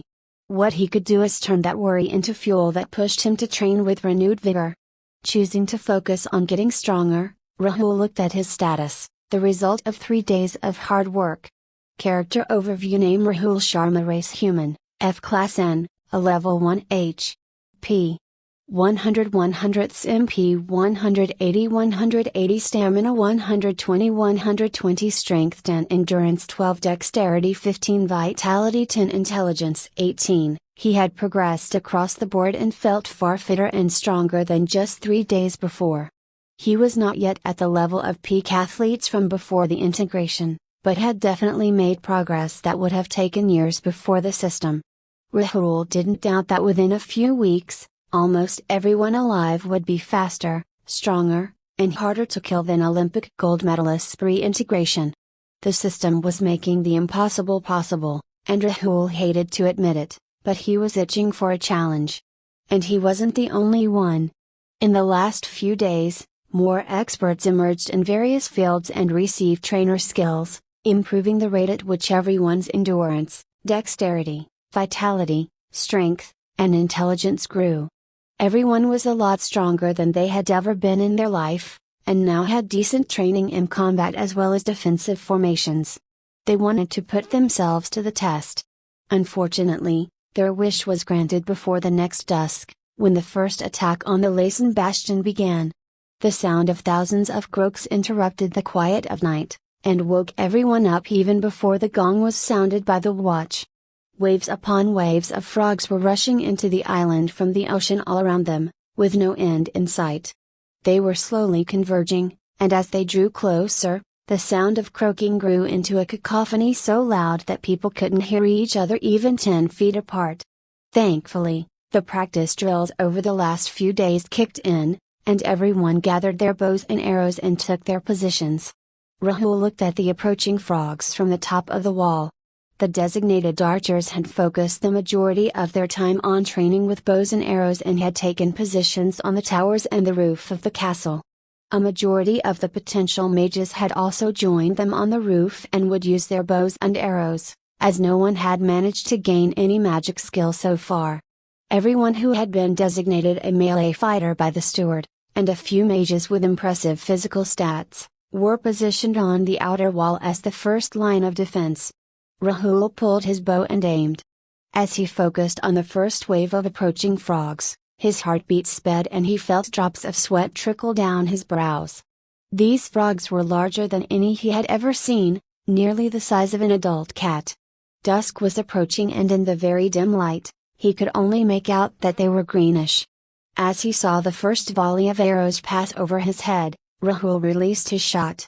Many arrows fell short and missed the target, but any that flew far enough didn't miss, as the entire ground seemed covered by a wave of frogs. Rahul's own arrow had struck a frog but it continued hopping towards them, seemingly unfazed. Rahul nocked another arrow and released it again in tandem with the archers on the roof. The archers had calibrated the distance with the first arrow, and this time, almost all the arrows found a target. Rahul noticed dozens of frogs stop dead on their tracks, but they were trampled by the ones behind them, and all the empty spots in the wave were filled within seconds. Not discouraged, Rahul nocked and fired another arrow, and then another, and another, as every subsequent volley came sooner than the last. In no time, it became impossible to distinguish one volley from another as the sky rained arrows upon the frogs. You have killed a level 1 Kokoi frog. 10 experience earned. You have killed a level 1 Kokoi frog. 10 experience earned. The arrows from the roof continued to fall in an arc above Rahul, but with the frogs drawing nearer and more clearly visible, he shot his own arrows straight and with a more precise aim. Noticing that many of the frogs that were jumping towards them had arrows sticking out of their limbs, Rahul aimed his shot at their torso. He kept firing at a rapid rate, and every arrow which struck either the head, neck, or torso of the frog led to instant death. After the 10th kill, he got a new notification. You have advanced to level 2. 250 experience to the next level. You have 5 free stat points available. His original plan was to use the stats gained from level ups to balance his stats, but Rahul had noticed how fast his stamina bar was depleting with every fired arrow. Every shot cost him 2 points on average, and nearly a fifth of his stamina was already depleted. While he had more than enough stamina to keep firing non-stop till the frogs reached the walls, He did not look forward to swinging a sword with half his stamina already gone. With a focus on his deadliness as well as survivability in melee combat, he invested 1 point each in strength and vitality, and all the remaining 3 in endurance. All this time, he did not stop shooting his arrows, and as the frogs drew closer, his accuracy increased and he kept firing faster and faster, ignoring the stinging pain in his fingers and the ache in his shoulders from the effort. He set a goal of killing 25 frogs to get a level up boost before switching to melee, and that helped him focus on the task at hand and ignore the pain. You have killed a level 1 Kokoi frog. 10 experience earned. You have killed a level 1 Kokoi frog. 10 experience earned. ... You have advanced to level 3. 500 experience to the next level. You have 5 free stat points available. By the time he reached the 3rd level, the first wave of the frogs was only 30 seconds away from the wall. Seeing that he still had about 2/3 of his stamina left, he prioritized other attributes. He put 2 points each in strength and vitality, and the remaining 1 in endurance. While firing a few last arrows, Rahul looked at his stats. Character overview: name Rahul Sharma, race human, F class N, a level 3 P. 130 MP, 180 stamina, 160 strength, 13 endurance, 16 dexterity, 15 vitality, 13 intelligence, 18. While his stats on the whole had not quite doubled in the last few days, he felt much more than twice as strong as he was when the tutorial started. The last-minute stat boost he gained from the 2 levels was quite significant, and Rahul felt he was as ready as he was going to be. With the first of the frogs about to start climbing the walls with their sticky webbed feet, it was time for Rahul to drop his bow and arrows, and pick up his sword and shield. He looked to his side and noticed everyone else doing likewise. Some had equipped spears instead of swords, but Rahul had not trained with the weapon, afraid of spreading himself too thin. A spear would be a much better weapon for what they were about to do, but there was nothing to be done about that now. Shaking his head to dispel unnecessary thoughts, he went close to the wall, ready to cut the approaching frogs. The bulk of his body was protected by the parapet on the wall, and he manned the same gap from which he was earlier shooting his arrows. The first frog that approached him got a swift slash across its front feet. It lost its grip, and fell 50 feet to its death, taking a few others with him. Rahul smiled as he got 2 kill notifications from the single swing of his sword. For the next 10 minutes, he continued to dispatch dozens of frogs, and similar scenes played out across the wall. The guy beside him who was using a spear benefited from its better reach, but had a close call when one injured but enterprising frog flicked out his tongue and grabbed the wooden shaft of the spear just as it started falling. The poor guy almost lost his balance due to the sudden weight on his spear and barely managed to avoid toppling over and falling to his death. Rahul continued on with the grisly business for a few more minutes before he heard a muted sound of a gong ringing between the cacophony of croaks. Looking around, he noticed Mark on the roof, banging the gong. He also noticed that most around him didn't hear the sound due to the deafening croaks, and had continued fighting. Coming to a decision, he went to the person on his right, the one with the spear. He had asked his name when they had taken positions next to each other during the drills, but sadly could not remember it at the moment. That didn't matter now. "Hey, take a look at the rooftop, Mark is signaling retreat but most won't hear it. Can you run in that direction and shout for everyone to retreat to the castle? I will run the opposite way," Rahul hurriedly said. The guy looked at the roof once, and immediately came to the same realization as Rahul. Not wasting his time, he nodded and started running along the wall. Rahul did the same, and soon enough, the entire force on the wall was climbing down the stairs and funneling into the castle. Within a few minutes, the last of the forces were inside the castle, and the door was shut tight from within.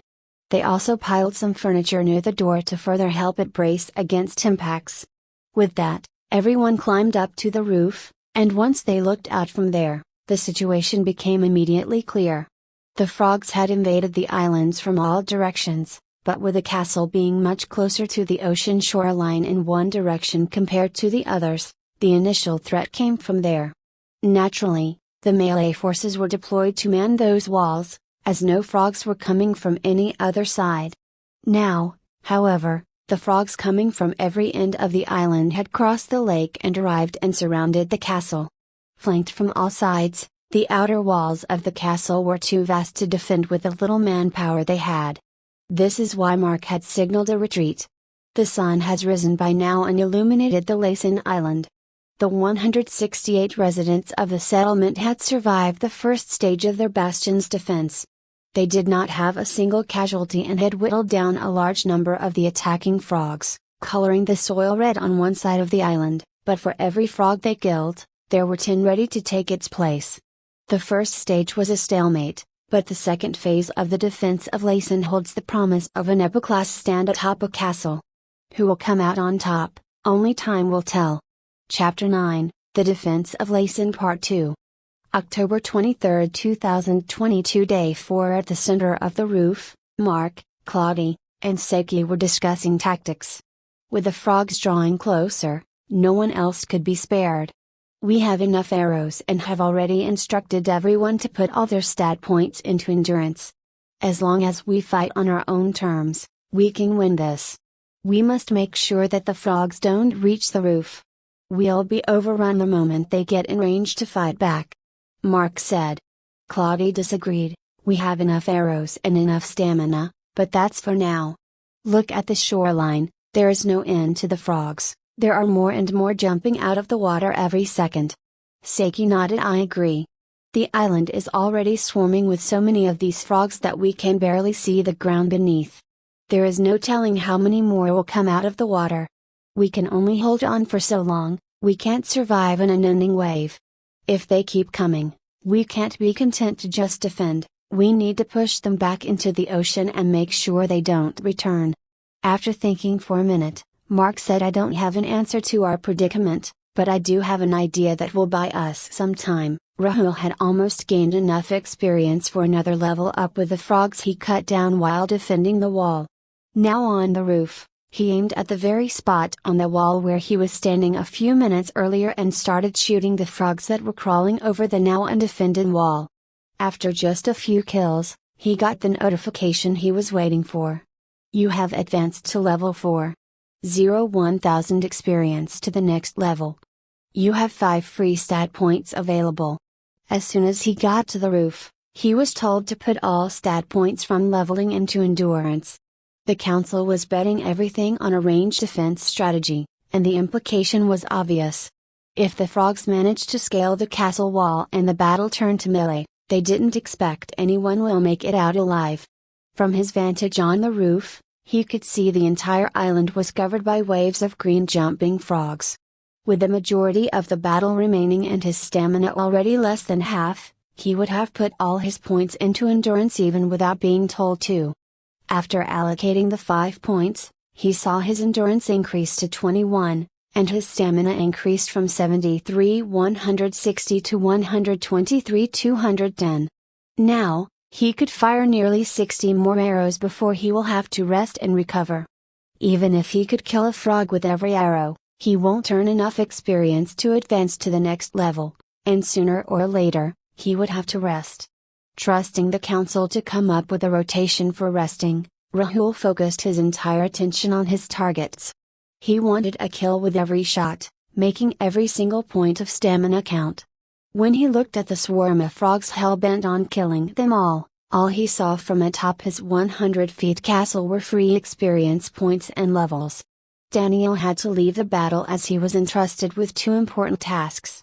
He was assigned a squad of 10, to bring food and drinks from the kitchen to the roof, and to set all the wooden furniture inside the castle out in the courtyard. While he hated the fact that he was running errands while everyone else was fighting for their lives, he knew what he was tasked with was just as crucial, and he would do it meticulously and efficiently. He and his squad went from the roof to the hall, packing as much furniture from the floors in between as they could, and depositing it in the hall. Then they grabbed food from the kitchen and carried it to the roof. While going down, they again grabbed furniture, and carried food on the way back. On the third run, They picked up emergency barrels of lake water they had stowed away in the cellar, and took them to the roof. In this manner, they had stripped all the living quarters of their furniture and piled the roof with food and water. The food and water were there because it increased the rate of recovery of stamina. Mark was partitioning the combatants into 3 groups, A, B, and C, based on how much stamina they had remaining. The 3 groups would rest in rotation, with 2 always at the walls. A would rest first, followed by B and C. The furniture was gathered for a more insidious purpose.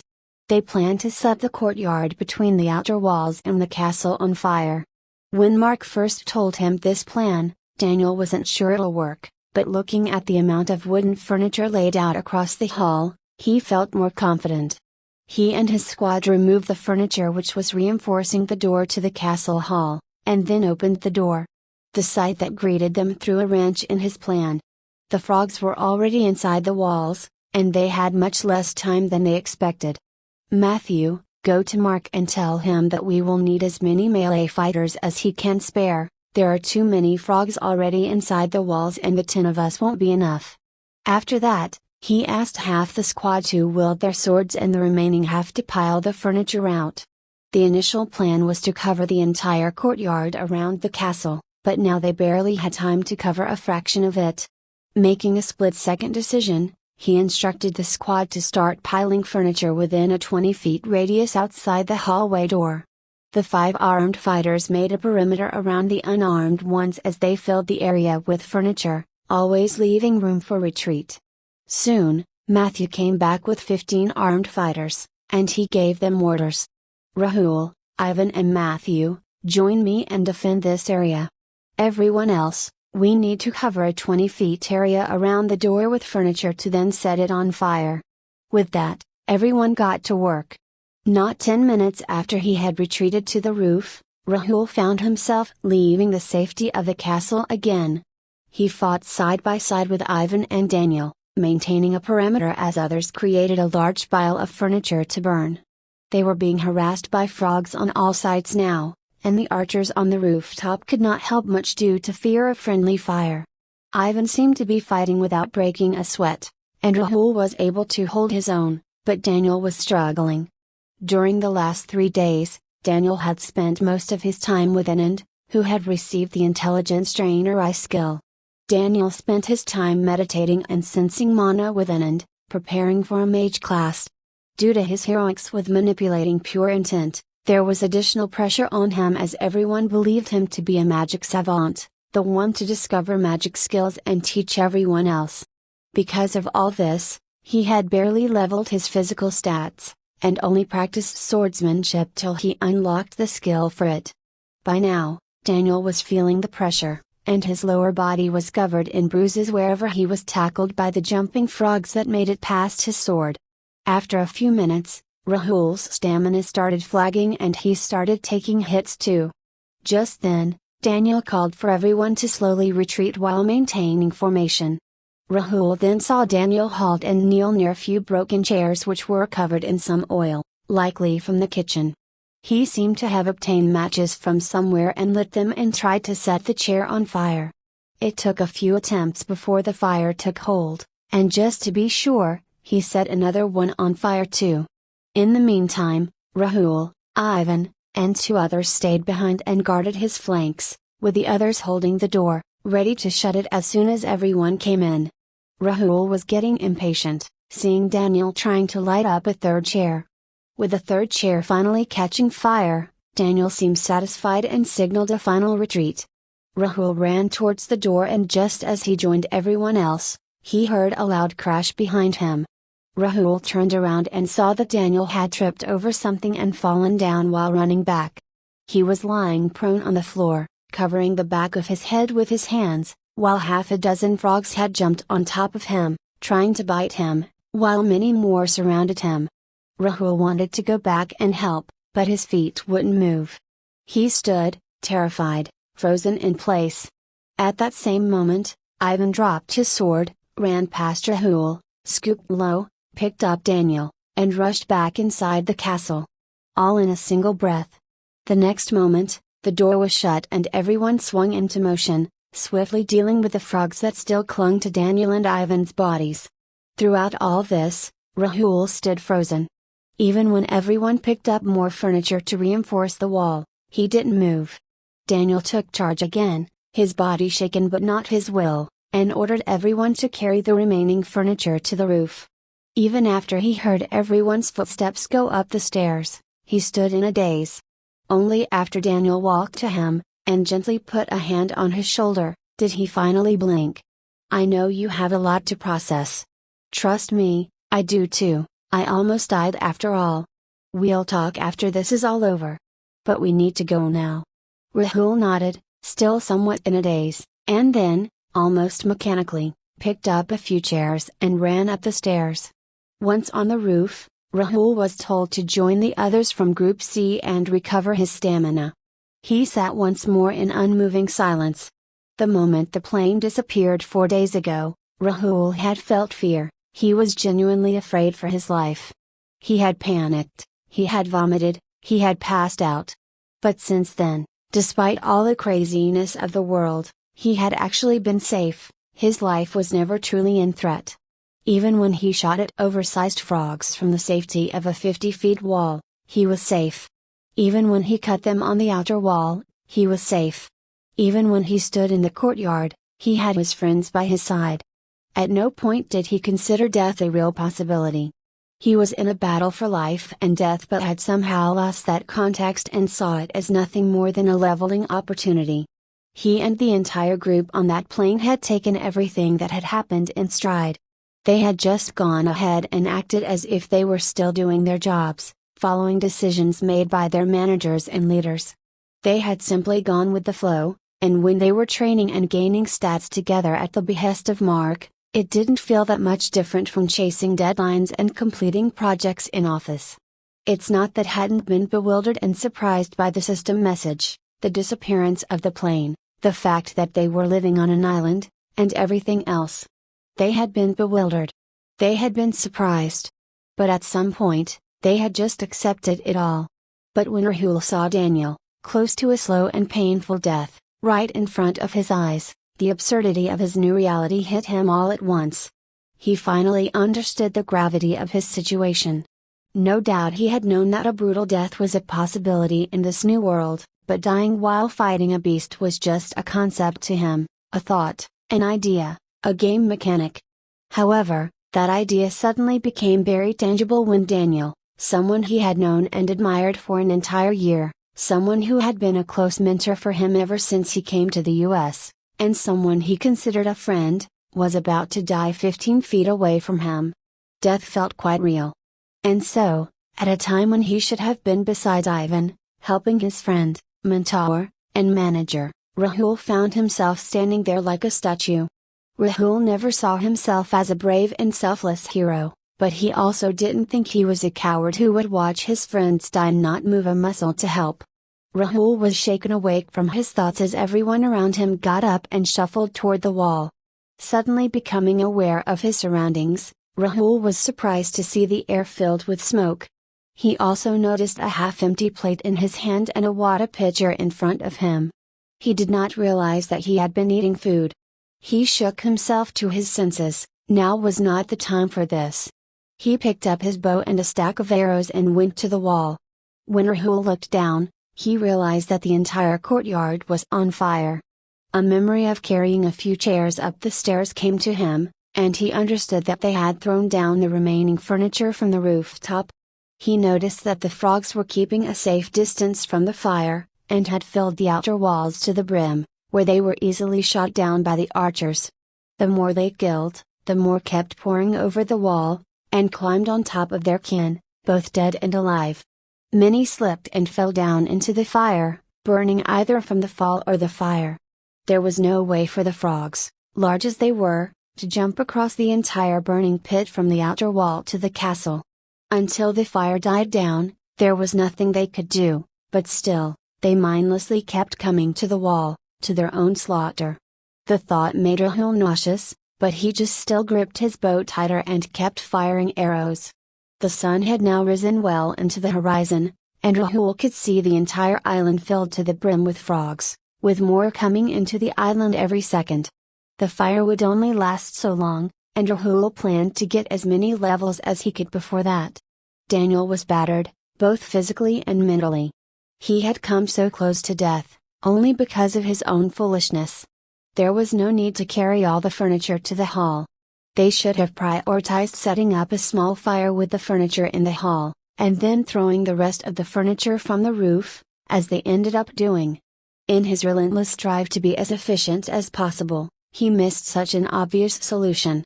If they had not wasted their time going up and down the castle, they would have set the fire before the frogs made it inside the walls. But this was not the time for self-recrimination and loathing. Everyone was doing their job, firing arrows without a pause, even as their fingers bled. If the council didn't do its job, none of that would matter. With these thoughts, he walked over to Mark, and spoke. "What are the plans now?" Mark shrugged. "Honestly? I got nothing. It's been more than an hour since the attack started, and the frogs are still coming in from the ocean. The fire was there to buy us some time, but now that I have that time, I'm still coming up short. Something is pulling these frogs to the island, but I don't know what." Daniel added his own theory. "Either that, or something dangerous is pushing them out of the water, putting them in enough of a frenzy that they are walking into our arrows without a thought." Mark nodded. "That's possible too. Saki and Claudia are atop that tower. We'll gather the remaining council members and trainers and come up with a plan. In the meantime, considering we will be safe for some time, I will instruct everyone to grind levels but save the free points. We should be prepared for any surprises." 1 hour later, it was Group C's turn to rest and recover their stamina again. Rahul had exhausted his stamina down to 7 points and had gained another level for his efforts. As instructed, he refrained from assigning his stat points. With his stamina so low, he would need at least an hour to recover fully. The fire had died down some time back, but the time it had bought them was invaluable. The entire defense was now organized into with 3 groups further divided into 5 squads of 10 members each. Each group had a commander, and each squad had a captain. The rest, recovery, and fight phases were proceeding like clockwork, and almost everyone participating in combat had reached level 5. The next level required 2,000 experience points, and it was unlikely anyone had reached that. For Rahul, with his current stamina pool, he would have to deplete it twice over to kill 200 frogs. That would take 2 hours at least, considering the resting time in between. Rahul spent some time relaxing, eating, and doing some light stretches to relieve his sore body. That is, until he was interrupted by Daniel coming over and calling over the commander and 5 captains of Group C, which included Rahul. "Anand is going to join you and everyone will spend the rest of their recovery period meditating and feeling the aura around them. He's had a breakthrough and unlocked a new skill, a magic spell. We are not exactly sure, but we believe that unlocking the spell requires 25 intelligence and a rich fire mana in the air helps. The environment is rich in that mana right now, and we are gathering everyone from Groups A and B with high enough intelligence stat to join you. Since Group C is already resting, everyone here will meditate till they recover their stamina." "Dan," the commander asked, "which is the skill that was unlocked?" Daniel could not stop his lips from curling up in a smile when he replied, "It's a spell, weak fireball eye." Dan replied with a grin, "We better get started then." Rahul stopped Daniel to confirm if he wanted anyone who could plausibly reach 25 intelligence to put their free points on intelligence, irrespective of their assigned class. Getting his affirmation, he relayed the same to his team, and put his own 5 free points into intelligence, bringing it up to 23, making it once again his highest stat. Then as he waited for Anand, their meditation trainer, some of his stress from today's incident already began to dissipate. Rahul did not know what happened behind the scenes, but the council had come through yet again, and he had only one thought: he couldn't wait to cast fireballs. Chapter 10, Tipping the Scales. October 23, 2022, day 4:30 minutes after Rahul started meditating, he got a notification. "Your intelligence has increased by 1 point, its new value is 24 then. Time passed, and Rahul sat unmoving, slipping deeper and deeper into meditation. He emptied his mind of all thought, limiting his senses to only the mana in the air. Slowly, he identified the various elements: air, heat, fire, life, death, and much more. He focused on them, observed them, noticed their behavior, and continued to meditate. But no new notification came. He isolated them until he could focus on heat and fire. Those two were hard to separate, but he did separate them. Still, no notification came. Rahul lost all track of time, and hours passed. He felt nothing except his own consciousness surrounded by pure unadulterated flame, until finally, his patience was rewarded. Your intelligence has increased by 1 point, its new value is now 25. Rahul's eyes shot open and a smile covered his face. But that smile was quickly replaced by confusion as he looked around, realizing it was just him and Anand meditating in the recovery area. Looking up, he saw that the sun was well up in the sky. It was probably noon. How long? He tersely asked Anand. 5 hours, give or take. You reached 25 intelligence? Anand asked in return. Yes, I did. What about everyone else?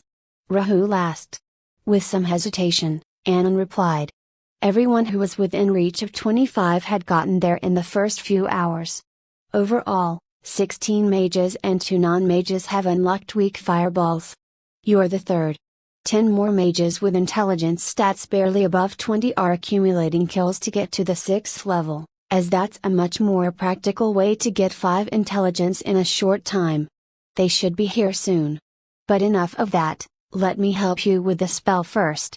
Rahul got a few moments to lament the fact that he had lost 6 hours of grinding time and fallen behind his peers who were now at or close to level 6. Then, he set those thoughts aside, and paid full attention as Anand guided him through the process of gaining the weak fireball spell. First he asked Rahul to close his eyes and meditate again, focusing on the fire mana in the air. As Rahul focused on it, he was surprised to notice that the mana was actually denser now compared to when he had started meditating. Then Anand asked Rahul to raise one hand in the air, and imagine the fire mana condensing in a small ball above his hand. Rahul did as he was asked, and felt not just the concentrated mana in his mind, but also the sensation of heat on his hand. Then, Anand asked him to carefully project the ball of mana vertically up into the sky. Rahul did as asked, and was rewarded with the sound of a small explosion, a weak gust of hot air, and the sweet chime of a notification. You have gained a skill, Weak Fireball I. Summon a weak fireball and launch it towards your enemy. It will explode on impact or upon reaching maximum projectile range, dealing AO damage. Damage and range can be improved with better mana control. Afflictions has a small chance to set the target on fire. That was fast, Rahul thought. Almost as if reading his thoughts, Anand spoke again. I got a trainer's skill for this spell. Since you had already meditated with dense fire mana around you for hours, I just had to walk you through the motions of condensing that power.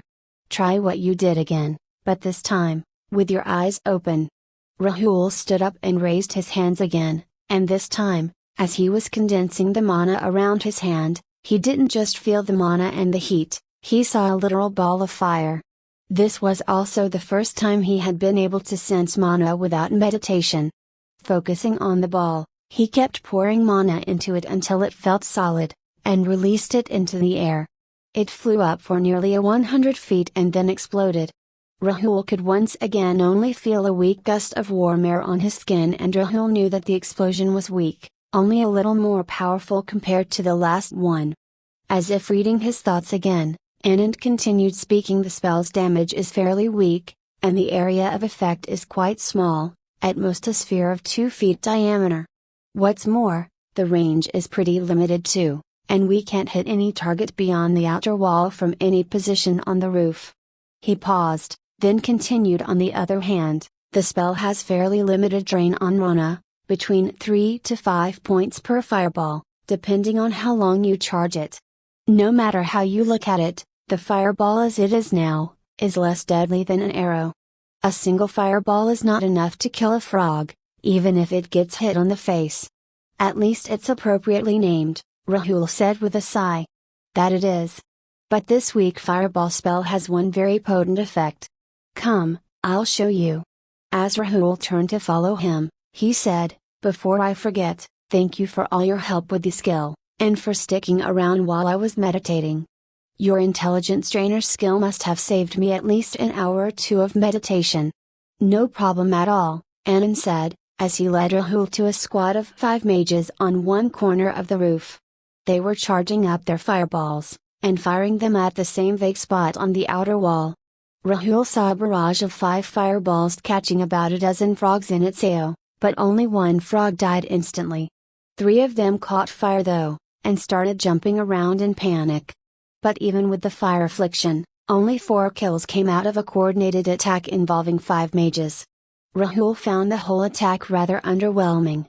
As the mages continued firing again and again at the same spot, more and more frogs were dying. But it was no more efficient than using a bow and arrow. Perhaps it wasn't quite the breakthrough that he thought it was. Over time, the barrages got monotonous and Rahul lost interest. He instead surveyed the battlefield. With the endless slaughter that had been going on within the outer walls of the courtyard for the last 6 hours, the accumulating corpses of the frogs were adding up. The outer walls and the courtyard were now covered in layers upon layers of dead frog bodies. The situation was so bad that if Rahul were to walk out into the courtyard now, he would find himself elbow deep in dead frogs. The sea of their own dead didn't seem to deter the frogs at all, who found as sure a footing on their dead kin as they did on solid ground. There was no immediate risk for the defenders either. High as the piles of dead bodies may be, it would never rise enough to form a ramp to the roof of the castle. They would be out of arrows and long dead of exhaustion before they could kill that many frogs. But the sea of dead did mean that the defenders could no longer rally out of the castle. Equipped with a better understanding of their situation, when Rahul now looked at the continuous barrage of fireballs, he understood their purpose. Unsurprisingly, it didn't take long before the first few corpses in the barrage's blast radius caught fire.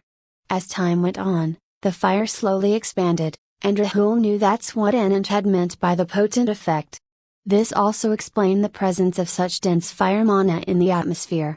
There was only so much time before the entire courtyard will be ablaze again. Motioning with his hands to cover the entirety of the roof, Anand said. As you can see, we are now maintaining only a token force on the rooftop, just enough to keep the pressure on, and ensure that the frogs don't manage to climb the castle. Everyone else is resting and recovering, readying themselves for the next step of the plan. Rahul could guess what that next step would be. Having said everything he wanted to, Anand motioned for Rahul to follow him as they climbed up to one of the towers. At the top, the entire council and all the trainers were present. Mark greeted him, "Welcome back, Rahul, I hope your meditation was successful. Sorry about setting up the council in this cramped space.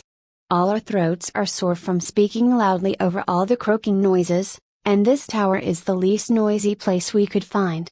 Our thoughts too are quite a bit clearer due to the small measure of peace and quiet this tower affords us." Rahul courteously replied, "I seem to have missed out on a lot of action, but yes, I managed to get the fireball spell. And no worries about the cramped space, I myself have gone half deaf from all the croaking and welcomed the relative quiet." Mark nodded, and it was Daniel who spoke next. "Congratulations on the fireball. Don't focus too much on missing out on the action and experience points, I'm sure you'll catch up in no time. I will quickly bring you up to speed on what the council has been up to, and then we can take any inputs you have." While Rahul still wasn't sure he deserved his position on the council, he had gotten used to it by now, and focused on the summary he got, hoping to contribute in any way he could. Daniel chronologically walked Rahul through the events of the day from the perspective of the council. He started with his own discussion with Mark after they had succeeded in setting the courtyard alight. He explained how the two realized that while the fire had bought them time, that time wouldn't matter if the status quo didn't change. As the council assembled, everyone agreed that something needed to change, otherwise they would be worn down even if they could hold the castle. They debated for a long time, and the plan they eventually all agreed on was simple. Since what they needed was something to tip the scales in their favor, they decided to pull out all the stops to get a new skill, any new skill, as long as it helped in their current situation.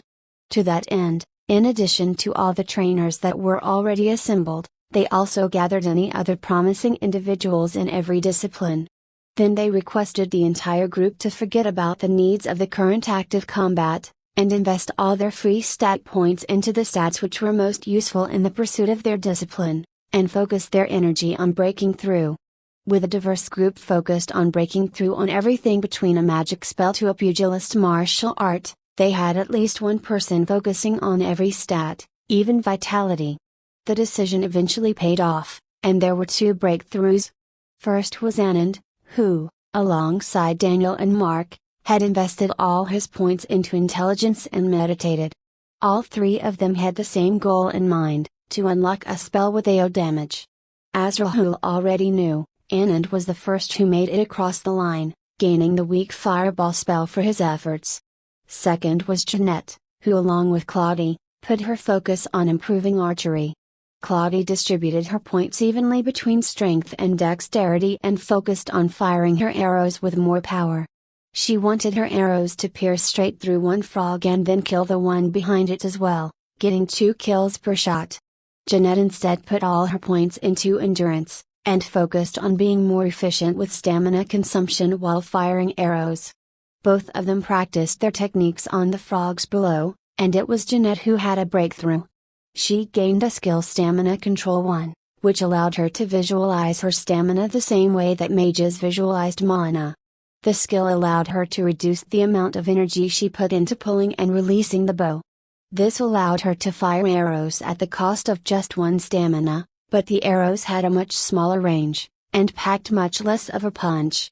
Despite that, due to the high ground and great positioning, she was able to one-shot frogs even with a weaker arrow. Similar to Weak Fireball 1, Stamina Control 1 also required a minimum of 25 endurance. Anyone who met the bar was then trained by Jeanette, who received a trainer skill for stamina control as soon as she trained the first archer in the skill. While the archers and mages were being trained by Anand and Jeanette, the rest of the council factored in these 2 new advantages and started planning their next steps. With everyone's consensus, the main objective was to rally out of the castle and regain control of the outer walls. They also wanted to make sure that once they got into that position, they could hold it. To that end, they decided to wait till almost everyone was at level 6, and as many as possible were trained in either fireball or stamina control. It would only be a matter of time before that would be done. The real problem, as Rahul had guessed correctly, were the corpses. To solve that problem, Daniel, after learning the weak fireball spell, did a small experiment.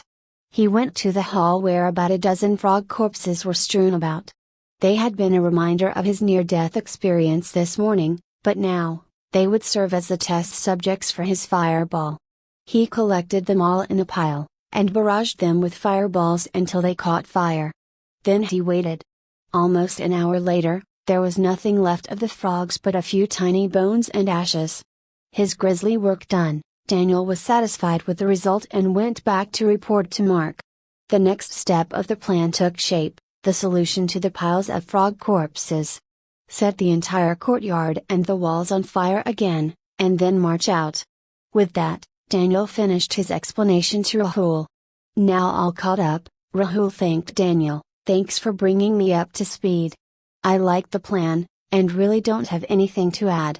On the other hand, I have a long way to go to level 6, and I'd best get on with it." With that, Rahul took his leave, looking at his completely filled his mana and stamina bars, already imagining the notification chime of level 6. Chapter 11, Best Control. October 23, 2022. Day 4. Rahul spent the next 1 hour wreaking havoc on the frog population in and around the castle walls.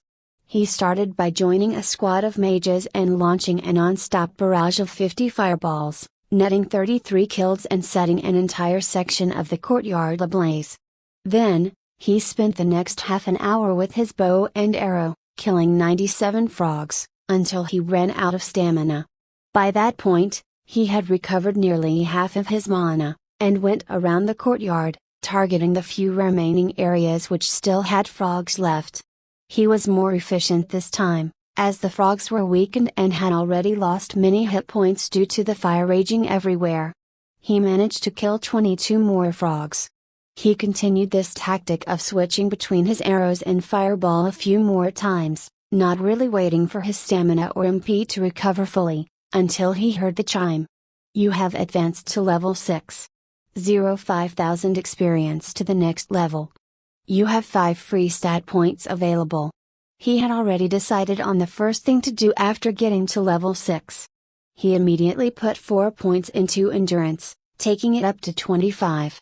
He held on to the remaining point, and went to Jeanette right away. It was time to learn stamina control. Unfortunately, Jeanette told him that learning the skill required actual practice with a bow, and asked him to recover at least 100 stamina first. So, having time to spare, Rahul grabbed something to eat, and took a look at the state of the castle. By now, more than half of the courtyard was on fire, and it was only a matter of time before the fire spread to rest of the courtyard and the outer walls. While they could have left things be, the mages still kept up their barrages of fireballs. The reason was simple: they got experience only when units died after direct contact with their fireballs. Any passive kills from the spreading fire yielded no experience. His survey of the battlefield done, Rahul was left with nothing to pass his time. He looked around for his friends to have a quick chat, but everyone was busy. Rahul soon got impatient, and the frogs in the courtyard bore the brunt of it. His mana tank was empty, so he couldn't fire a barrage of fireballs. What he could do is blast a single frog every time he recovered 5 MPs. But that was too slow for his taste, and he soon got tired of it. Not able to wait any longer, he decided to risk going back to Jeanette with his stamina at 70 points. I'll just have to learn the technique faster, he thought to himself, silently hoping that his lie wouldn't be caught. Think of your stamina points as the total energy pool that your body can use to move its muscles. The more thrifty you are with your energy, the less stamina points your actions will cost you. The first step towards that thriftiness is the realization that your arrow will kill a frog even if you pull the bow with just half your strength. The second step is learning how to fire an arrow with half as much strength as your regular one, and still getting the aim right and hitting the target. Jeanette said, before starting the actual training. The training for stamina control skill involved Rahul shooting down frogs, with Jeanette giving him tips on controlling the amount of energy he put into every shot. She taught him how to precisely control the strength with which he pulled the bow, and how to account for the effect the reduced force had in trajectory of the arrow. With practice, Rahul started firing arrows with just enough force in the bow to penetrate the frog's skin and hit a critical organ. He lacked consistency, as sometimes the arrows missed, and at other times they bounced off the frogs, leaving only a surface wound. Slowly, Rahul's control got more and more efficient, and the amount of stamina he put into the arrow crawled closer and closer to the bare minimum for killing the frog. At the same time, his accuracy and consistency kept improving. Rahul continued practicing and was almost out of stamina when he finally honed his control to the point that he was rewarded with the skill. Stamina control I. Restrict the stamina flowing into your muscles when executing your attacks. This weakens your attacks but reduces their stamina cost. Happy to gain another useful new skill, Rahul was beaming as he thanked Jeanette. Thanks a lot for the guidance, I finally got the skill. But it doesn't seem to be restricted to archery at all. Can we use it to reduce stamina consumption in close combat too? Jeanette replied in the affirmative, yes, we can. But you'll need to practice each weapon with reduced stamina usage separately before using it in an actual fight. For example, imagine you are fighting using a sword, and decide to activate the skill in the heat of the battle. Your stamina consumption will drop as expected, but your movements will become sluggish and your swings will miss. It'll do more harm than good without practice. Rahul nodded, not really surprised. He had spent a lot of time learning how to maintain his aim while drawing the bow to different extents and applying different amounts of force. It'd only be reasonable to have to practice the same for other weapons too, though Rahul suspected that having the skill will make it easier for every new weapon. Not having to reinvent the wheel and all that. Jeanette continued. This is a very versatile ability. Claudie is already incorporating the insights she gained from her own experiments today into this skill, to get a version where we can enhance the stamina flow rather than restrict it. She wants to get a stronger arrow that can tear through multiple enemies before coming to a stop. She even said she's close to a breakthrough. Rahul smiled, already thinking how much faster he'll gain experience if he could kill multiple frogs with a single shot.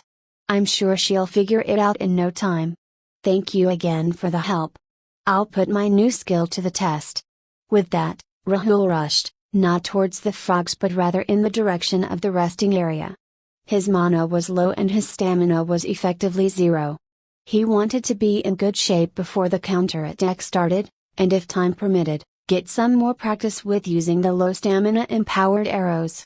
To get a small bonus to recovery, he grabbed a bite to eat before sitting in meditation. As he tried to clear his head, the memories from his vicarious brush with death in the morning tried to claw their way in. He still hadn't come to terms with his cowardly display in his morning. But that honestly was the least of his worries. The longer this battle continued, the more he doubted the words of the steward, and the more his concern grew for his parents and sister. The steward had said that the tutorial is supposed to be a cakewalk because of how overpowered the settlement points were, and Rahul had been hoping for the sake of his family that he was telling the truth. He didn't know what advantages the settlement points could offer, but whatever they may be, this frog invasion was no cakewalk. He only hoped his parents and sister weren't facing trials even half as horrible as this. His thoughts then drifted back to the settlement points. Rahul had no idea at all what they could be used for in case of an attack. Mark had refused to divulge those details to anyone, insisting he would use the points only as a last resort, and it'd be easier to resist the temptation of using the points if no one knew what they did. The points they gained every day were only to be used for expanding the cavern. Not everyone agreed with Mark's reasoning, but no one made a fuss about it. He had proven himself a very adept administrator, and apart from a few exceptions, always delegated responsibilities and took everyone's input seriously. Most people here had been working with him, reporting to him in fact, for years. A little high-handedness was par for the course with Mark, but he was well respected and had a reputation for getting the job done. Rahul led himself off that line of thought. The administration of the settlement was something he'd leave to his seniors, and as far as his family was concerned, he'd not think of them as helpless. Rahul would trust them to take care of themselves for now, and do everything in his power to get back to India as soon as the tutorial was over. Now was not the time for worry. And once more his thoughts shifted, this time to his own past. Rahul had always had a drive to become better, to improve, to learn, to grow. That's what drove him his whole life. He was born and raised in a small town but worked hard and cracked various college admission exams, finally joining a prestigious university in Delhi. After graduation, he joined an up-and-coming Indian startup. A few years later, he cracked the interview of the most sought-after technology company in the world, and took a job in their headquarters in the Silicon Valley, the heart of the software world. All his life, he climbed and climbed until he had no further to climb. He had his dream job. He was in the land of opportunity. He was living the American dream. And he was finally content. He would continue to grow and climb the corporate ladder. But that would be gradual, not in leaps and bounds. It was time to relax. Until suddenly, the world changed. Everything he was before became irrelevant. All he was now was human F, level 1. Was he disappointed to lose all he had gained over his life? No, quite the opposite. He had already reached the peak of his capability in his life before integration. He had squeezed out every drop of his potential and turned it into success and growth. He thought he was content, but in reality, the contentment was only a facade hiding resignation. He was simply resigned to the fact that he had accomplished all he was ever going to accomplish in his life. The rest of his life would only be a tale of mediocrity. So 3 days back, when he saw that number, level 1, he wasn't disappointed in the least. He was excited. There was nowhere to go from level 1, but up. Rahul had now raised his level to 6, but he was far from done. He would once again test his limits and squeeze every drop of his potential and climb until he could climb no more. Today, that meant taking care of the frog infestation on his island. A lot had changed since today morning. The tides of the battle had now turned, and the residents of Lazan Island were done defending. Now it was time to bring the fight to the enemy. It was time to do some pest control on the island. With that thought, Ritul opened his eyes, full of energy and excitement. He proceeded to check his mana and stamina bars. Both were full. Then, he noticed that Daniel, Seiki, Jeanette and Claudia were organizing everyone into squads. Seeing that Rahul was ready, Seiki signaled for him to join his squad. "You'll be with me. I know you have unlocked both the fireball and stamina skills, but there are too few melee units, so everyone who was assigned a melee class by the steward come with me. Assign your free stats into strength, vitality and dexterity, they'll come in handy." Rahul did as asked, joining Seiki, and putting his single free stat point into strength. He looked at the squads to his left and right. Saki obviously was leading a melee squad, primarily swordsmen, though some were holding spears too. Daniel was leading the mages. Jeanette and Claudia were assigned a squad of archers each. Rahul waited as more people kept trickling in and joining the squads. When everyone had joined, Mark stepped forward to speak. Before he did, Rahul took a moment to get a rough count on the strengths of the now complete squads.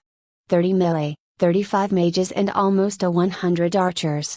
In a loud yet somewhat even tone, Mark half spoke and half shouted to the assembled squads: "The fire outside has turned to embers, and the embers will soon be cool to safely walk over. We will rally out as soon as that happens. The frogs have little sense of self-preservation and will no doubt start pouring into the courtyard much before us. Jeanette's squad will stay on the roof and pepper the outer walls, stopping as many of them from coming into the courtyard as possible. All of us will wait in the hall and step out as soon as it's safe. The melee squad will protect the archers and the mages. No one will fire arrows or fireballs within the courtyard. Once everyone is on the wall, we will spread out our forces to man the entirety of the wall. Just this morning, we struggled to hold even a small section of the outer wall. Now, I have full confidence that we will be able to hold our ground without breaking a sweat. Once we have secured the wall, we will advance and drive these vermin out of our island." There was a moment of awkward silence, as people were unsure how to react.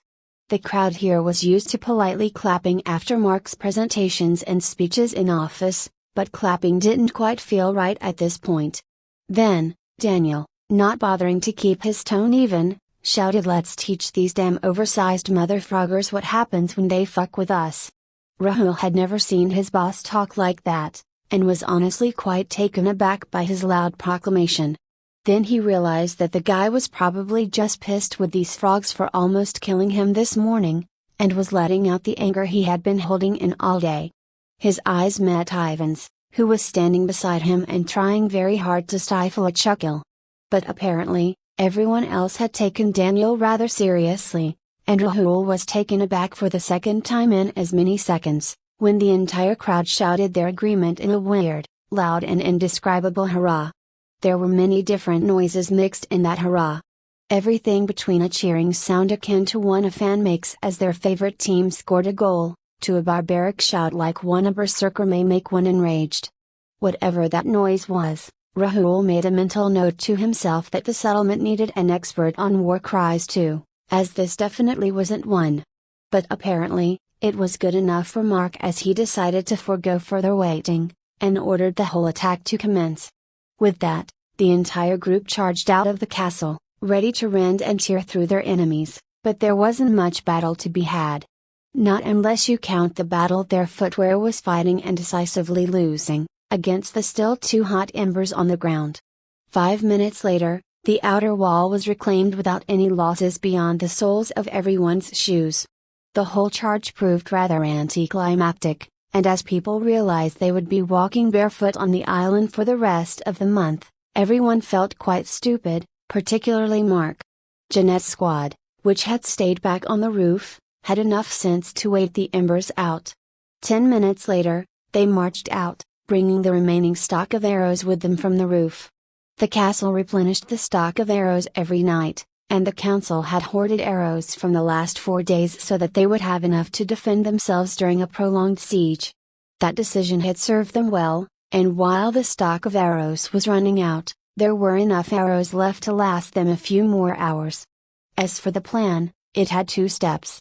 First, funnel the frogs somehow and force them to climb and attack the wall from just one direction. Second, have a melee line ready on the wall to slaughter them.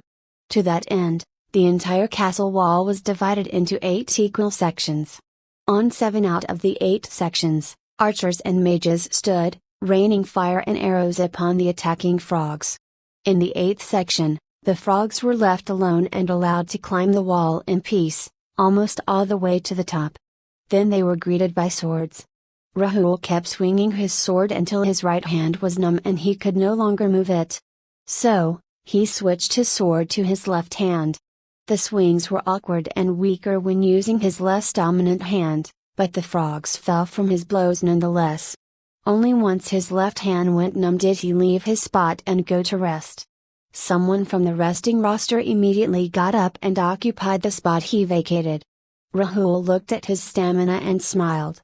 Over the last half an hour, he had had ample opportunity to practice stamina control with his sword swings, and by now he had gotten a bit too efficient with his energy. His body still had energy to fight, but his hands were numb from the repeated motions. His strength had not kept up with his endurance and his entire build on the whole was unbalanced, Rahul thought, as he looked at his stats. Character overview: name Rahul Sharma, race human, F class N, a level 6 P. 130 MP 250 stamina 73 250 strength 14 endurance 25 dexterity 15 vitality 13 intelligence 25. He would rectify that with the next few levels up, he decided, as he looked at tens of thousands of frogs from the island all moving towards the only section of the wall not surrounded by burning corpses, fireballs and raining arrows. The funnel they had created was working as intended. Now, it was only a matter of time. October 24, 2022, Day 5, the slaughter continued through the evening, into the night, and well into the next morning. When they ran out of arrows, everyone except the mages took up swords. The mages kept the fires burning the entire night, the frogs more than happy to become an endless fuel supply. By the time morning light shone on the island, everyone noticed that a ramp of corpses had formed halfway up to the wall in the section where the frogs were funneled. They also noticed that the island was now barren, with only a few thousand frogs remaining, jumping to their deaths at the same spot where 10 of thousands of their brethren lay. All this time, Rahul kept swinging his swords till his hands went numb. When he got a level up, he mechanically put 3 points into strength and 2 into vitality. Then, he proceeded to swing his sword once more with renewed vigor. Sometime during the night he got another level up. Not that Rahul noticed, as he had lost all awareness, and knew only his sword and the flesh of his victims. He cut the tendons of the legs of the frogs with surgical precision, using his sword as a scalpel. Only when the last frog offered its life to his sword did he stop, suddenly confused, as he had nothing left to cut. Looking around, he noticed only Saki, Daniel and Igor still standing there. Everyone else had gone back to their rooms and were resting. They all gave him a moment to gather himself, until Daniel spoke. "You okay? Let's go inside the castle, we all need to rest. You haven't taken a break in the last 6 hours. 6 hours, Rahul wondered, even more confused now. But outwardly he just nodded and followed them inside the castle, checking his notifications as he walked. You have advanced to level 7. 10,000 experience to the next level. You have 5 free stat points available. You have advanced to level 8. 20,000 experience to the next level. You have 5 free stat points available. He noticed that he still had 5 free points. He would deal with them later, as there was one more notification from last night. A skill had been expanded. Stamina Control 1. Restrict the stamina flowing into your muscles when executing your attacks. This weakens your attacks but reduces their stamina cost. Change 2. Stamina Control 1. Restrict the stamina flowing into your muscles when executing your attacks. This weakens your attacks but reduces their stamina cost. Specializations 1/Unknown, Trance. Significantly reduce stamina use when attacking mechanically, relying only on muscle memory and abandoning any conscious thought. That explained why he felt like he had blacked out and lost time. That also explained why both his hands felt like lead. He had been running on autopilot. He was interrupted out of his thoughts as he heard Daniel call out to him. "Come Rahul, let's go to your room. You should catch some sleep." Rahul agreed and followed Daniel to his room. There was unfortunately no longer any furniture there, but Daniel had saved a pillow for him. The ground was comfortable and warm, and he lay down. He fell asleep as soon as his face touched the pillow. Around the same time, Mark sat in his room, quite pleased with himself, as he looked at the quest rewards for the successful Bastion defense. They had killed every last one of the frogs from the attacking Bastion, which had resulted in our hidden objective being fulfilled and exponentially better rewards. He wiped the grin off his face and plastered a weary look, as he heard footsteps coming. It was Daniel who walked into the room and updated him about Rahul. He came out of the battle rage after killing the last frog and I took him to his room to sleep. He was still a bit out of it, but should be fine after getting some rest. He probably got some skill in the middle of the battle which let him fight so long. Somewhere in the middle of the night Rahul had gone into a rage and attacked anyone and anything that got close. Mark thanked Daniel for taking care of the situation. Daniel continued. "That was a weird attack though. Even when there was just one frog left, it climbed our wall until it was cut down by Rahul. I don't think a single frog retreated. I can't make heads or tails of this whole situation." "Me neither." Mark lied through his teeth, and continued. "But let's convene a council meeting after we've all rested, and maybe we solve this mystery together." Interlude 1, Mark. It was 9 p.m. when Mark finally left the office building and drove home. These days he found himself working well into the night more often than not. Everyone assumed that he was making a final push, to get all important deliverables finished and make a strong case for a big promotion to a director position. He didn't bother to correct them. Truth was, he drowned himself in work for one single reason, to keep his mind occupied. Every moment his mind was not busy working, was a moment of vulnerability. No matter what he tried, his mind, if left alone and idle for even a moment, always went back to the same memory. To that night. The night when his wife looked at him, and for the first time, he saw reflected in her eyes not a glimmer of recognition. The hauntingly empty and confused look on her face when he came back home from work that night 2 months ago. Mark's wife Carla was diagnosed with early onset Alzheimer's 3 years ago, and things got worse every single year after that. But what happened 2 months ago broke his will. That was the first time she looked at him and didn't recognize him. That single look pierced through him like a knife. That night he became the sole keeper of the 15 years of their memories together. Some nights she was better and a few of her memories came back. But she was never the same. Mark was devastated, and he felt angry. Everything he accomplished in life, all the wealth, all the respect, all the recognition he had earned, could not cure her. He would trade everything away for even the slightest chance to spend more time with her. He would trade the rest of his life away if it meant just a little more time with her. He would give anything, do anything. He felt angry, and he felt helpless. Why wouldn't he? There was no cure. He truly was helpless.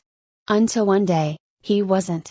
Martin the steward had left after making a very strong proclamation, and left a divided and arguing Liaison council in his wake. There was no consensus on what to do.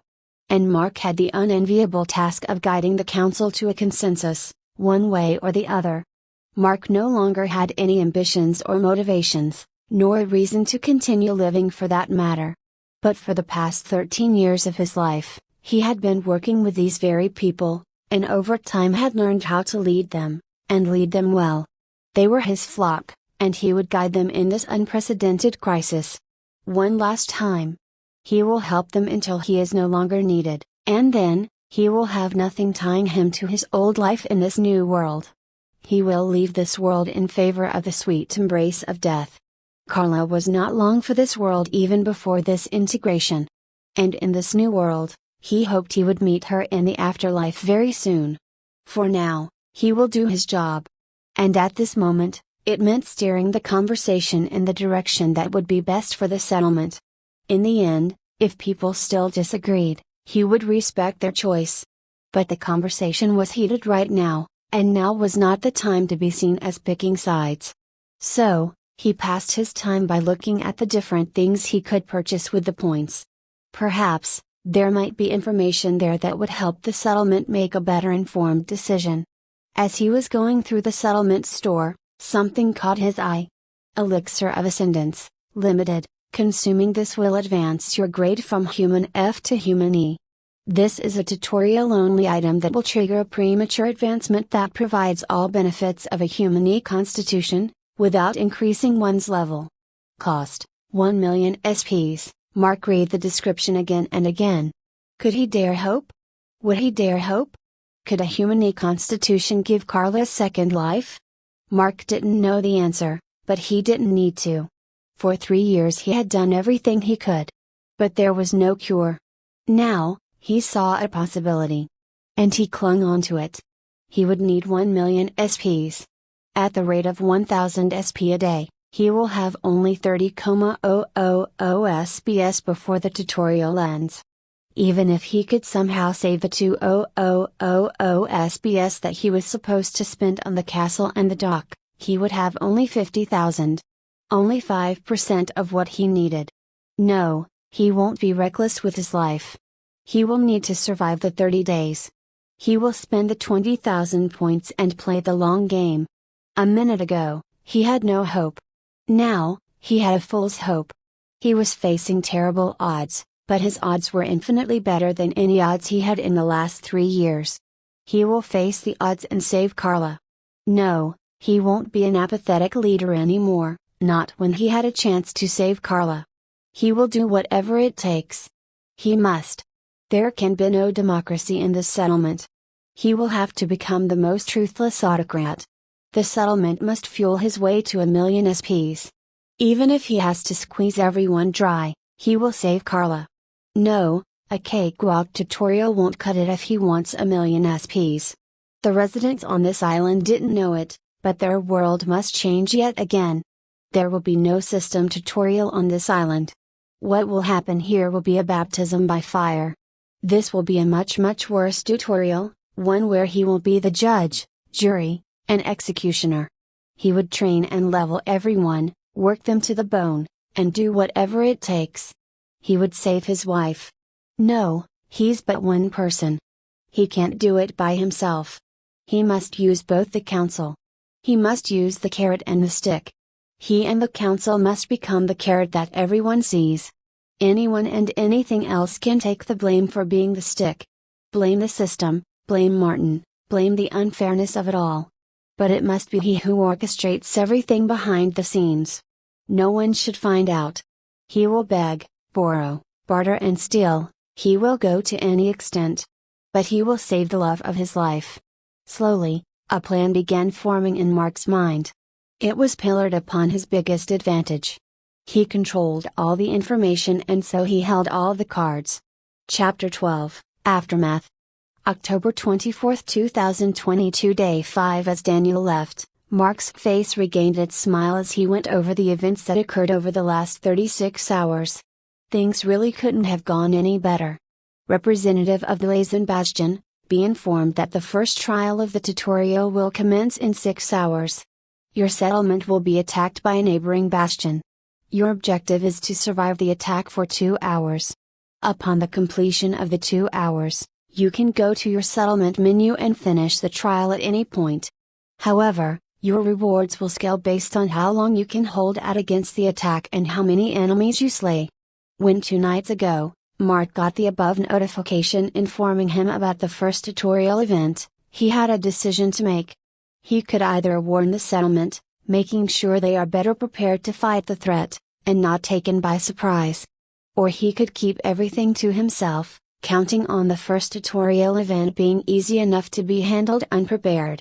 Surely, they could survive for 2 hours. In the end, he had decided that he would stick to his original plan. He needed to continue selling his lies. He needed people to believe that the only power that the representative of a bastion had was the ability to spend settlement points. Revealing anything might have opened a can of worms. Everyone would start asking questions, start wondering. Why did this notice come to Mark and no one else? What other information might be there which the system only gave to the representative of the bastion, and not the members? He decided he would rather risk the settlement being taken by surprise than risk raising suspicions. He had made this decision knowing that some of his colleagues may pay for it with their lives. But if he had to weigh the life of everyone on the island against that of his wife, he would choose her in a heartbeat. While Mark would be ruthless in his pursuit for the elixir of ascendance, he was not heartless. So when the battle ended without a single casualty or debilitating injury, Mark was relieved. He had taken away from his colleagues their right to make informed decisions and choices, effectively taking away their autonomy. They will only have the information he would feed them, true or false.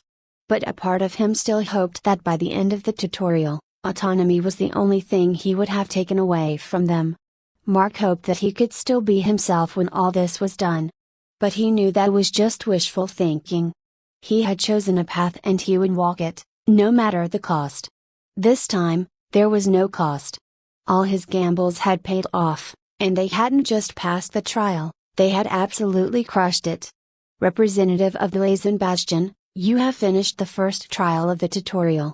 Please find below the rewards: survive 2 hours, plus 1000 settlement points; survive 6 hours, plus 1000 settlement points; survived 12 hours, plus 1000 settlement points; survived 24 hours, plus 1000 settlement points; 2 million level 1 Kokoi Frogs Guild, plus 2000 settlement points; 0 defender casualties, minus 0 settlement points; optional objective completed, eliminate enemy bastion, plus 100% to all rewards; total rewards, 12,000 settlement points. If he had simply settled for meeting the minimum requirements of the trial and ended it then, his rewards would have been a tenth of what he gained now. The settlement points were for his own use, but it wasn't like everyone else gained nothing from the trial. The entire settlement had gained levels. Pretty much everyone had reached level 7, and a select few had reached level 8 too. Focusing at the total settlement points once more, Mark felt he could notice his own heart beating a little easier. He had been making a show of expanding the cavern every day, but in reality had not spent a single settlement point on that. There was no way for anyone other than him to figure out where the cavern was, and so they could not check whether it was changing at all. Mark had accumulated 3,000 points in the last 3 days, and the sudden windfall of 12,000 brought him to 15,000. In a few hours, at the exact time of day when the tutorial had began 4 days ago, he would add today's 1,000 SPs, taking the total to 16,000 SPs. It was just 1.5% of his goal, but it was progress. Mark will just have to keep raising the stakes in every event to get better and better rewards. As he made his plans, one thing was clear. To accomplish his goals, Mark needed to make sure that when the next attack happened, Lazen Bastion would be ready to make an even more dominating display. That thought drove him to the last notification he received. This would be the path to more power. New quest received: consolidate your domain. You have eliminated an unnamed shallow water bastion within your settlement domain. Eliminate, claim or subjugate every independent bastion in your settlement domain to upgrade the settlement from unranked to barony rank. Progress: 126 bastions eliminated. An unranked settlement can only be associated with a single bastion. At barony rank, a settlement can be associated with a single bastion called the barony capital and at most 100 other lesser bastions. Then he looked at the settlement information window. Settlement overview: settlement name, Lazen; settlement population, 168 1,000ths; bastion, Lazen Bastion; unique bastion bonus, allows any humans within the domain of the collocated settlement to drink salt water without any adverse effects. Settlement bonuses: Expanded Settlement Domain 3, Dungeons Bont 2, Amphibious 4, Settlement Domain Highlights: Unnamed Inland Hypersling Lake, Unnamed Cavern, Unnamed Coral Reef Formation, Other Bastions within Settlement Domain, 1 Avian Bastion, 1 Shallow Water Bastions, 23 Deep Sea Bastions. Mark recalled that the Other Bastions within Settlement Domain section used to have 2 Shallow Water Bastions. 1 down, 1 to go, he thought, while at the same time wondering which among the remaining bastions to target first. When Rahul woke up again, the sun was about to set. Before anything else, he looked at his stats. Character Overview: Name Rahul Sharma, Race Human, F Class N, a Level 8 H.P. 150 MP 250 Stamina 73 250 Strength 17 Endurance 25 Dexterity 15 Vitality 15 Intelligence 25. He had risen to level 8. He also checked the experience needed for the next level and free stat points. 3,820,000 experience to the next level. You have 5 free stat points available. He was a fifth of the way to the next level, not a lot but also nothing to scoff at. However, with the attack now over, he did not know how he would gain experience to advance anymore. He also decided not to assign the free stat points right away. Increasing stat points with physical and mental training got progressively harder as his stats grew. He would increase his strength, dexterity and vitality with physical training as much as possible until he hit a bottleneck, and only then assign the free points. With that, he went out to look for Daniel. A conversation about what happened yesterday morning was long overdue, and Rahul was now growing restless. Rahul walked up to Daniel on the roof of the castle, who greeted him. "Hey Rahul. Are you doing okay? You seemed quite exhausted in the morning. I hope you feel better now." Rahul replied, perhaps a bit too casually. "Yeah, I was quite spent, but nothing some good shit I can't fix." Then he paused a second before continuing in a more serious tone. "Actually, I was here to talk about what happened yesterday morning." Rahul paused again, unsure of the right words to say. Before he could hesitate any longer, he blurted out loud. "I wanted to say I'm sorry. You were lying there, a dozen feet away from me, and I could have helped. But I did nothing, and if it weren't Riven, you could have died." Then, Rahul stopped, immediately regretting his last 3 words.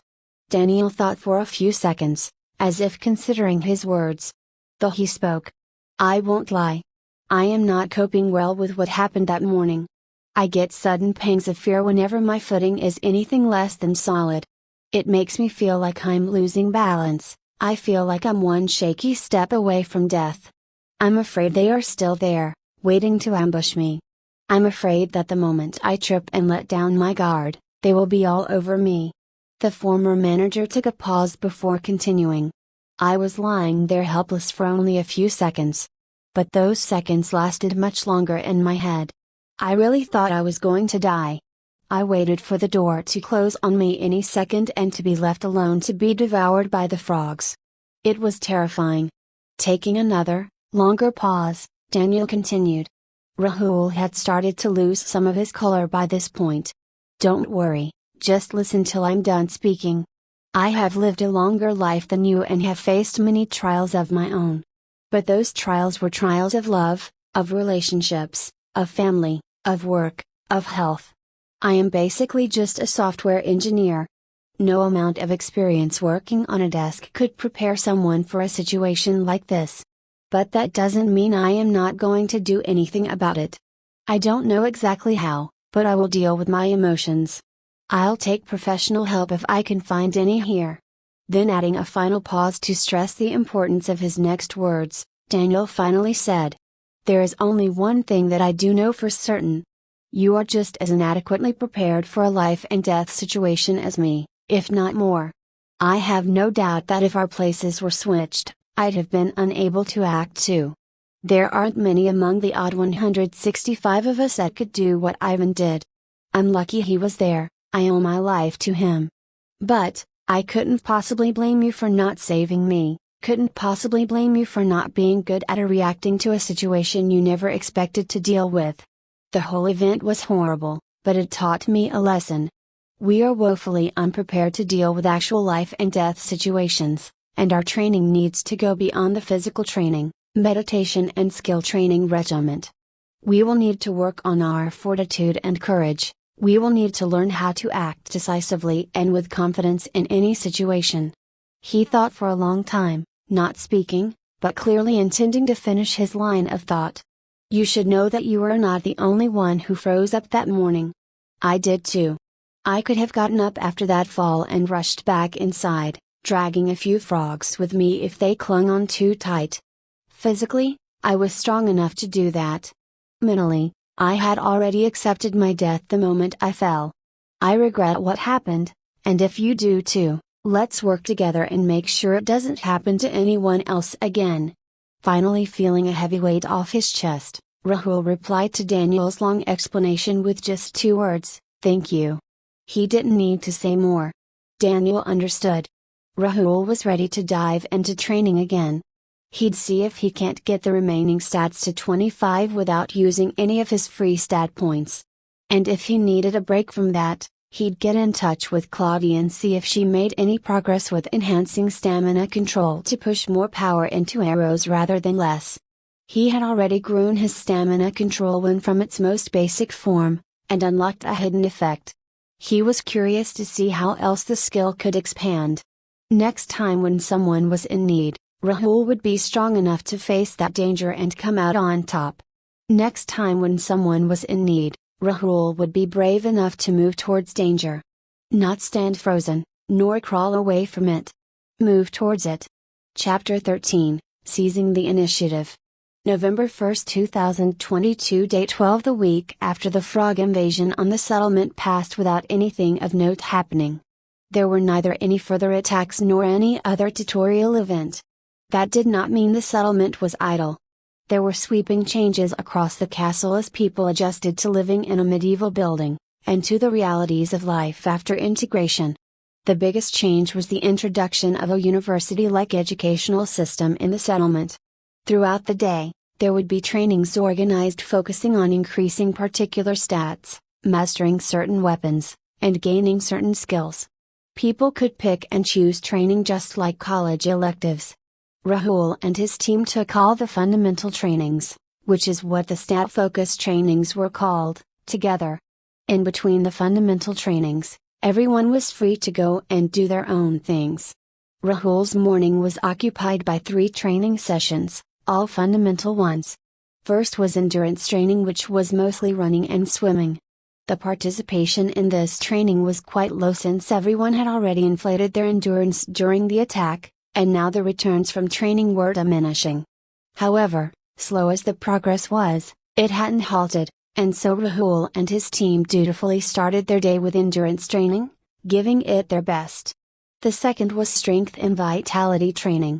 While there was a lot of scope for improvement left in the strength and vitality stats, there was a different problem. They had no gym equipment, and progress with only body weight exercises was incredibly slow. Since they had burned the entire island as well as the majority of their furniture to ashes, they didn't have many resources to create gym equipment. But human ingenuity knew no bounds, and when Rahul went for his strength training on the 3rd morning after the attack ended, he was pleasantly surprised. The training area had been converted into an open-air gym with various pieces of resistance training equipment made from dismantled weapons and armor. As he paid attention, Rahul realized how they had made some of the equipment. For example, to make weight plates for barbells, they had dismantled plate armor and punched holes into it with spears or swords. Then they had dismantled bows and pushed the curved wood of the bows into the hole in the plate. The bowstrings were used to tie it all up, and the result was a misshapen but fairly solid and heavy barbell. In fact, due to the curved shape of the bow, the barbell looked quite similar to the S-curl bar Rahul had used in the office gym for training his biceps. That, along with many other crudely put together contraptions, made for much more effective training than was possible just a day ago. Finally, there was dexterity training. Here too, The consequences of their burning down the island could be felt. All the trees on the island were now just ashes, and there wasn't much left to climb on except for the castle walls. So that's what they did. The training was simple: climb up and down the castle walls as many times as possible in 1 hour. The instructors had decided to make a game out of it and kept scores, to keep things interesting and incentivize people to push harder. There was even a leaderboard, though Rahul had a long way to go before he could feature on it. He had focused too much on endurance and lost his edge in dexterity. After the 3 fundamental trainings, the team would take a break and go for lunch together, followed by a long period where everyone did their own thing. They would meet up later in the evening for intelligence training, which involved mediating with Anand. The meditation training mainly involved sitting still for an hour while listening to Anand, who guided them towards feeling the mana around them, getting a better feel for it every single day. By now, Anand and a few others mages were able to feel the ambient mana even outside of meditation. Rahul was halfway there, as he could feel and isolate mana if it were present in high enough concentrations, as he did with fire mana when he was learning to use the weak fireball spell. As far as the free period was concerned, Rahul was occupied with council meetings and weapon mastery sessions. He took short blades, bow and arrow, and fireball mastery sessions every day. He occasionally took swordsmanship training as well, but Seki's lessons were getting more and more advanced and Rahul soon had to admit he had no talents with swords. As far as the council meetings were concerned, a majority of the time in these meetings was spent on the day-to-day administration of the settlement. These were things Rahul found mundane but were just as important as big decisions. One standout example was the decision to stockpile arrows. When Mark had first purchased the castle, everyone noticed the equipment racks on the outer walls, on the roof, as well as various places within the castle. The racks were filled with weapons and armor, and everyone had taken whatever equipment they needed and kept it with them in their living quarters. Most of the equipment was still left in the racks, as the castle provided its resources assuming full occupancy of 1,000 people. The next morning, however, even the small fraction of the equipment racks that had been emptied were restocked by the castle. Immediately sensing an opportunity, the council convened and made a decision. They designated a few big rooms in the castle as the armory and cleared out all the equipment racks and emptied their contents into those rooms. When the frogs attacked, they had 3 days' worth of stock of arrows, meant for a fully manned castle with 1,000 defenders. In the absence of that massive reserve of arrows, the battle might have gone a lot differently. Now, in the last week, they had accumulated an even bigger stock of arrows. Anyone attacking the bastion now would be treated to a warm welcome with fireballs, and their sharp retreat would be punctuated by a deluge of arrows. Many other such decisions were made daily in the council meetings. Maintaining emergency stores of food and water, deciding the optimum frequency and duration of various training sessions, and much more. Based on the lesson they learned from the frog invasion, a new area was set aside specifically to store inflammable items. Rahul found that a bit funny. Useful as these discussions might be, Rahul never found a way to contribute to them. The managers who formed most of the council were good at handling such things. Their old job needed similar skills and they had gracefully transitioned from managing a company to managing a castle. Eventually, Rahul started joining the council meetings a bit late, to avoid the mundane discussions, and get right to the exciting parts. This second half of the meetings was a brainstorming session where everyone put together their thoughts on the nature of events in this new world, and form a consistent picture of their situation. The final goal was to come up with a long-term strategy for the growth of the settlement. Over the last week, they had made a lot of progress toward forming a consistent picture, but no agreement could be reached on the strategy front. Today, Rahul spent some time after his lunch sparring with Ivan. The big guy handily beat him every time, but always followed up by giving him tips on what he should do differently. After receiving his daily thrashing, Rahul was sitting and thinking about the improvements Ivan had suggested, until he realized he was late. He immediately rushed to the 4th floor of the castle where the council met. When he entered the room, Mark had already started the discussion, and seemed to summarize all their conclusions so far. It was mostly a rehash of what had been discussed over the past week, so Rahul hadn't missed much. Based on adroit observations by many of you concerning the events that have happened since the integration, we now have a fairly solid working hypothesis on what is going on. I'll quickly go over the key points.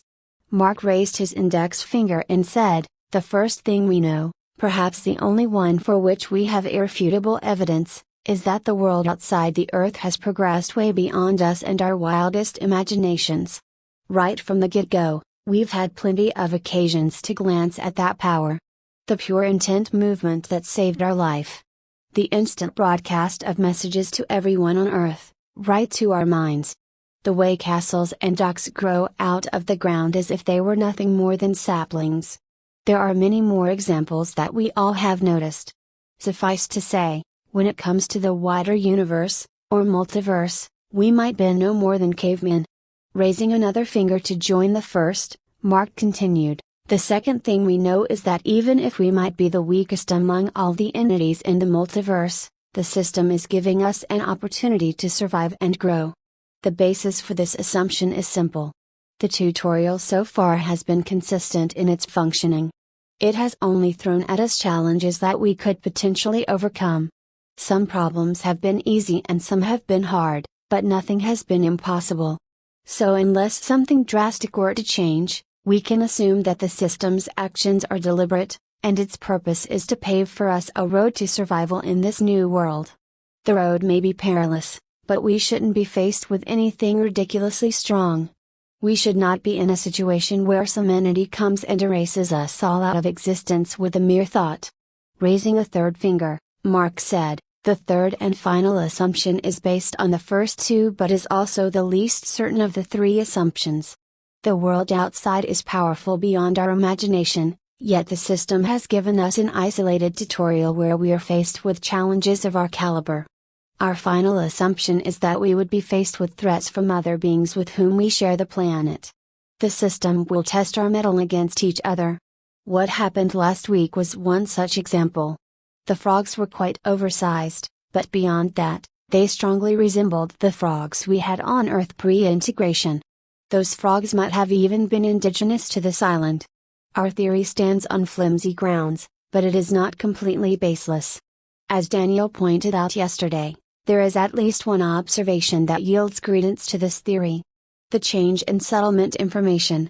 The number of shallow water bastions within our settlement domain had reduced from 2 to 1. Closing all his raised fingers into a fist, Mark concluded, "The tutorial is pitting one bastion against another. That would explain the behavior of the frogs, why they charged into us and refused to give up until the last one died. I believe that the tutorial will throw more bastions at us to test us. In that case, we need to be ready."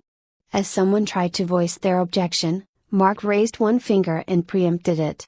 "I might be completely wrong and the frog attack might turn out to be a one-time event, and the rest of the tutorial might be comprised of completely unrelated events. For all we know, we might be doing a botany challenge next.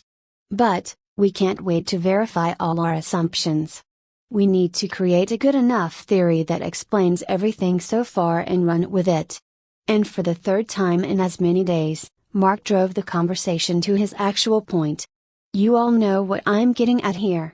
We need to seize the initiative and attack a bastion.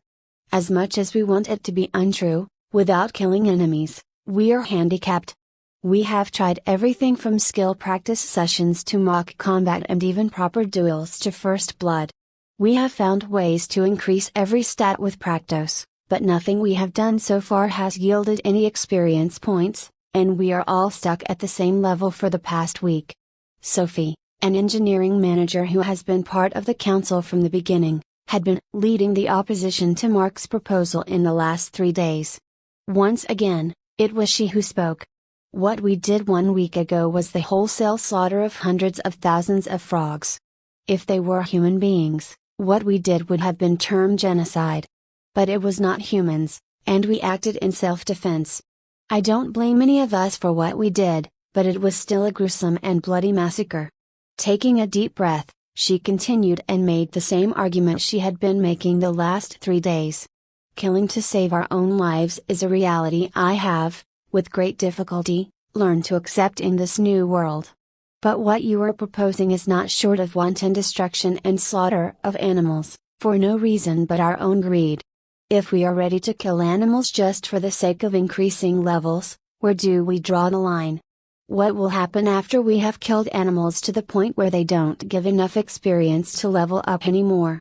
Will we start an indiscriminate slaughter of humans next? The same argument had taken place again and again over the last 3 days. Even assuming all their hypotheses were true and they were destined to fight nearby bastions in the tutorial, many were utterly disgusted by the idea of proactively going out and wiping out other bastions. Their conscience didn't allow them to choose to slaughter animals for increasing their strength. When they were acting in defense, things were different. The tutorial had taken that choice away from them, and that helped assuage their guilt over their actions. Now, they had to repeat the same massacre that happened 1 week ago, but while exercising their own free will. This conversation had not moved forward at all over the 3 days, and Rahul understood why.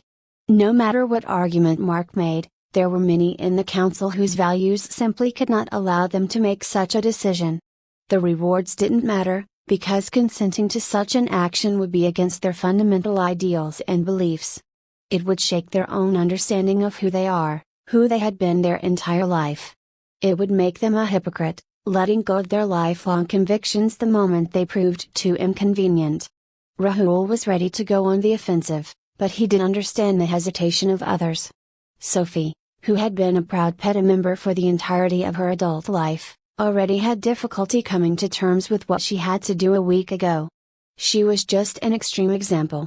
Most others who supported her weren't PETA members or vegans, but that didn't mean they had any experience personally butchering animals and preparing the food that ended up on their plates. Many who had eaten meat their entire lives still shuddered at the thoughts of what happened last week. What made it worse was the ease with which one could figure out just how many lives they had extinguished. Looking at one's level, it was easy to calculate how many frogs they had killed, and most here had reached level 7 and killed close to 1,000 frogs. And that number didn't include the frogs that simply died in the fires they spread across the island. The weight of the 1,000 lives that he ended just to go from level 7 to level 8 made Rahul a bit queasy. How many more lives would he have taken by the time he reached level 10, or level 25? The thought made him uneasy. In the meantime, the heated arguments went on. Eventually, it seemed Mark had reached the same conclusion as Rahul. With a deep sigh, Mark spoke, his tone conveying a little bit of regret, but a strong air of finality. This conversation is not going anywhere. We have a difference of opinion that we can't overcome. I understand all your perspectives, and I can't deny the truth of your statements. But there is one truth that I know that trumps everything else in my mind. By not acting to get stronger, we are condemning ourselves to death. Sophie interrupted and emphatically insisted, "We don't know that." But Mark had run out of patience and spoke over her objections. Our situation is like the trolley problem, an ethical dilemma. For those who don't know about it, I will summarize the dilemma. Mark started explaining, there is a trolley that has lost control and is barreling down a railway track. Ahead, on the tracks, there is a family of 5, tied to the track and unable to get out of the way. You are standing nearby, at a train yard, and have a lever in front of you. If you pull the lever, the train will change its path to a different track, and the family will be saved. However, in their stead, a single person who is tied unmoving to the other track will die. He went on, in theory, one might think that saving 5 lives and condemning one to death is for the greater good.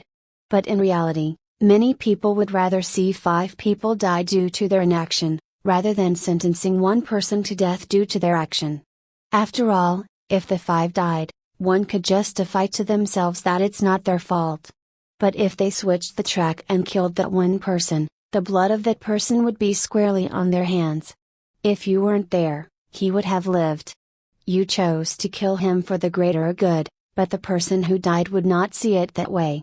To him, the one who pulled the lever is his killer.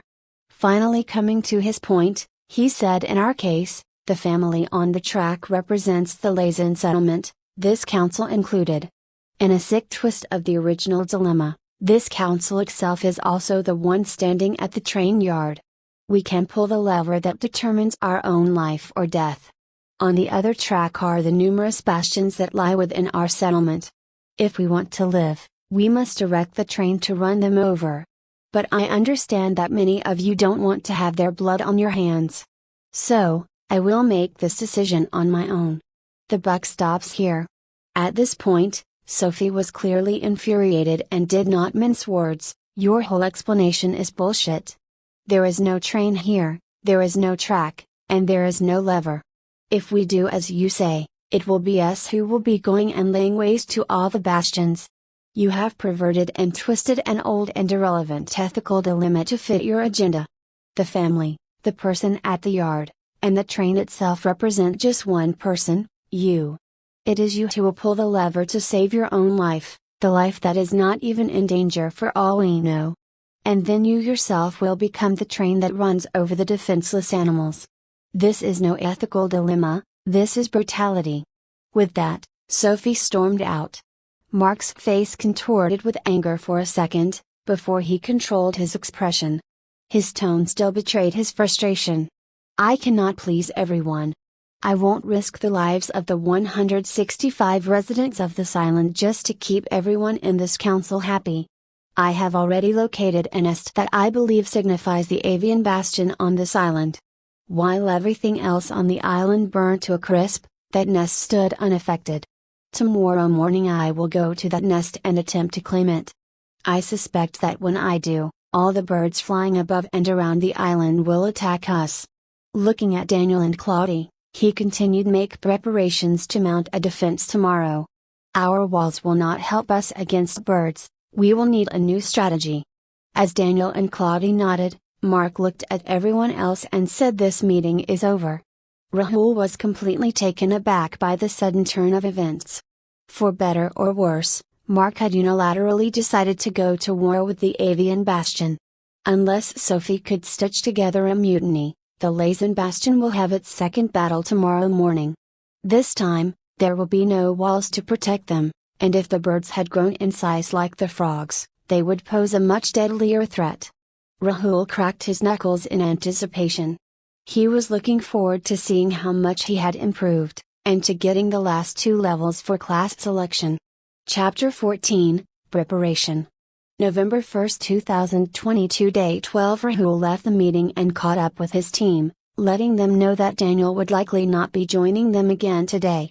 He also told them the broad strokes of what happened in the council meeting today, especially the decision to attack a bastion tomorrow.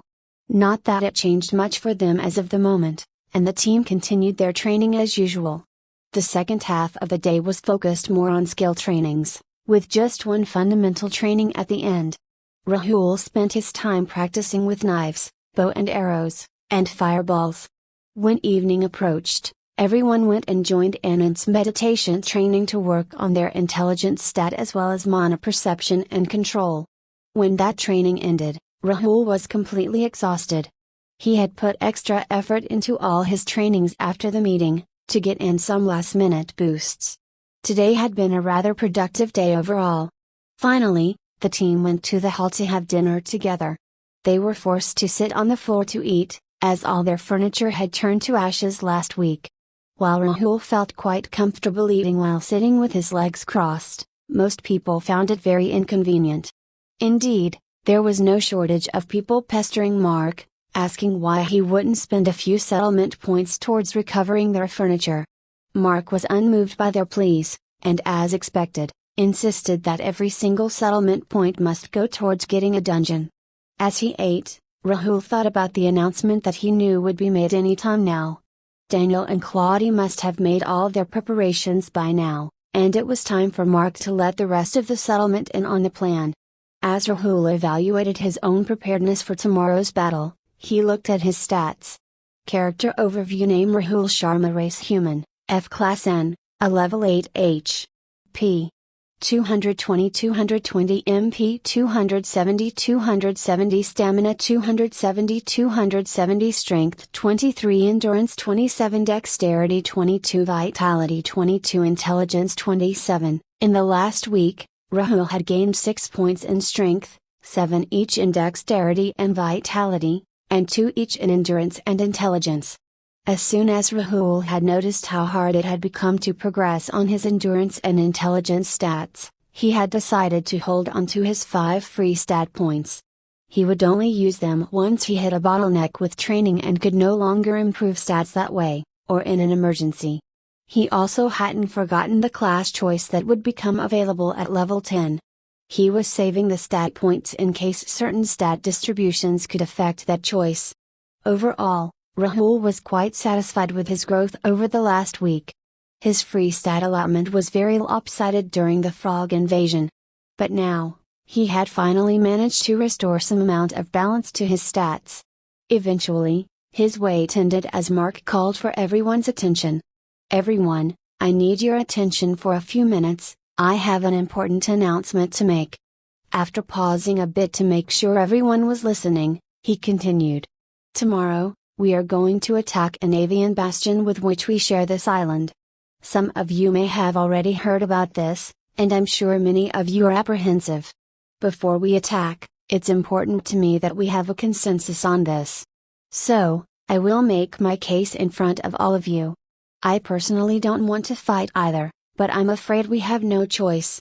Raising his hand to quiet down murmurs and shouts of disagreement, which Rahul was sure Sophie was behind, Mark continued. "When the frogs attacked us last week, we were completely taken by surprise. Many factors let us get out of the situation without losing a life, and even if one of the factors were missing, we would have fared a lot worse. If we are forced to always react to threats and to always be on the defensive, it's only a matter of time before we'll slip up and someone will die." Taking a pause, Mark continued, "We can't sit on our asses waiting to see what the tutorial will throw at us next. We need to get ahead of the problem. We need to act proactively. We need to strike preemptively. That's the only way to build our strength before the next trial." Sophie interrupted Mark, "We absolutely do not need to strike preemptively. You are creating an imaginary cage around the settlement, pretending that the only way out is to attack our neighboring bastions, without any provocation on their part. The avian bastion you are proposing to attack likely belongs to the birds we have seen flying above the island since we came here. We have no evidence to indicate that the birds are hostile or a threat to us. For all we know, the frog attack may have been a one-time thing. There is very little evidence behind any of your assertions." Mark seemed to have pulled himself together after his outburst this afternoon, and calmly replied to Sophie, "You're right, we have no evidence that there will be another attack on the settlement. We also don't have any evidence there won't be. But even in the absence of evidence, I think one of the two possibilities is more likely than the other. I'll let you all be the judge of that. Tell me what you think." Mark paused, then looked across the crowd as he asked, "How many of you think that the tutorial is done and we're safe? Raise your hands if you think there will be facing no more trials for the rest of the month." No one raised their hand, not even Sophie. Mark continued, "How many of you think that there are going to be more trials but they won't involve fighting for our lives?" Sophie seemed to hesitate for a moment, but seeing the lack of support, didn't raise her hand. Mark continued, "How many of you think that the tutorial would not expect us to advance and get stronger over time? How many of you think that the second trial would be of the same threat level and difficulty as the first one?" Sophie had caught on to where Mark was going with this. He was intentionally phrasing his questions in a way that anyone who raised his hands would look like an idiot. Sophie's point wasn't that she believed that the tutorial would not get harder over time. Her point was that they had no idea whether it would or not. That a decision to declare war and fight should be based on something more solid than hunches and possibilities. She started to voice her concerns, but Mark shut her down, rudely this time. "Let me finish my thought, Sophie. Then you may speak. So everyone here agrees that the tutorial will continue, and the trials are likely to get tougher over time." Not seeing any disagreement, Mark continued, then how many of you are willing to leave your fate to luck, hoping that the second attack won't replace the level 1 frogs with level 10 ones? How many of you are willing to bet your lives on the hope that the animals we face next time would be pacifists like us? How many of you think that these animals would spend their time practicing non-violence, refusing to advance in levels, only attacking when the system forces them to? People started murmuring and looking at each other, waiting to see if someone raised their hands. In the end, even Sophie decided she would only embarrass herself by raising her hands and sat back down on the floor. Mark concluded, so we are all in agreement. We can't handicap ourselves by clinging to our morals from a society that no longer exists. We must take every advantage we can get. To do anything less would be to sign our death warrant. Tomorrow morning, we will attack. Daniel and Claudia will walk you through the logistics of the attack. Mark said as he walked away. Rahul was getting a bit concerned with how strongly Mark had been pushing for this attack, and he didn't appreciate the high-handedness with which Mark carried out the whole discussion. However, Rahul wasn't sure anymore what was the best way to go about these things. The world had changed, and perhaps there was no longer a place for a democratic decision-making process, for checks and balances, for debates and discussions. In any case, there wasn't much Rahul could do about it. Daniel had a lot of support in the council and was popular across the settlement, so maybe he would act if Mark's actions proved not to be in the settlement's best interest. For now, Rahul was happy with the outcome. So, he set aside the philosophical and practical implications of Mark making important decisions unilaterally. By now, Daniel had started speaking. While Mark said I will walk you through the logistics of the attack, you should know that for all practical purposes, tomorrow will be another defense. We have already located the avian bastion. Our assumption is that as soon as he tries to claim the bastion, the birds overhead will attack us. Our task would be to hold our position around their bastion, which is a large nest on the east side of the island, halfway between the lake and the sea. As far as the actual combat is concerned, there are a few things that we need to take care of more than others. First, we can't assume that the birds are level 1. It has been 10 days since the tutorial started, and the birds have likely grown stronger in that time. Secondly, Daniel went on for 15 minutes, laying out the high-level plan of the attack. Then, Claudia took over and assigned everyone to one of 8 squads, each having 20 members. Claudia and Daniel individually discussed the battle plan with each squad one by one, giving special tasks to some squads, and keeping 2 squads in reserve. It was another hour until they were done. The next 2 hours were occupied by mock drills, war games, general teamwork exercises, and one final activity that Rahul and Daniel had both been working on over the last week. It wasn't quite ready yet, but with the attack tomorrow, they couldn't wait any longer. For the final activity, Rahul and Daniel further divided the squads into groups of 5 each. Every group was then put into imaginary situations where one person was injured and needed rescue, one person was in a position to help, and the remaining 3 were threats closing in on the injured person. The mock situations that Rahul and Daniel had come up with had varying levels of threats and various possible courses of action that the person in a position to help could take. People would take turns playing each role, and decide what to do in every situation. The idea was to cultivate the ability to think quickly on their feet and make a rational decision on whether to help the injured person or to retreat. In some situations the answer was clear, and in some situations, it was more ambiguous how much risk was involved in the rescue. To their credit, everyone took these exercises seriously, and by the time it was over, people had an idea of how much risk they were ready to take to save someone else. Their risk profile. Hopefully, if a life or death situation presented itself, their fight or flight response would be decisive. They would choose either rescue or retreat but in no circumstance freeze. Rahul and Daniel participated in the exercises themselves too, and Rahul felt certain that the exercise would help many in the days to come, himself included. Eventually, they had done all the preparation that they could. Tired yet excited, they all went to sleep a little late that night. Tomorrow morning, They will go to war. Chapter 15, Disaster. November 2, 2022. Day 13. 6 squads took their positions around the avian bastion, bows, and swords at the ready. Rahul's squad was one of them and consisted of 10 archers, 5 mages, and 5 melee fighters.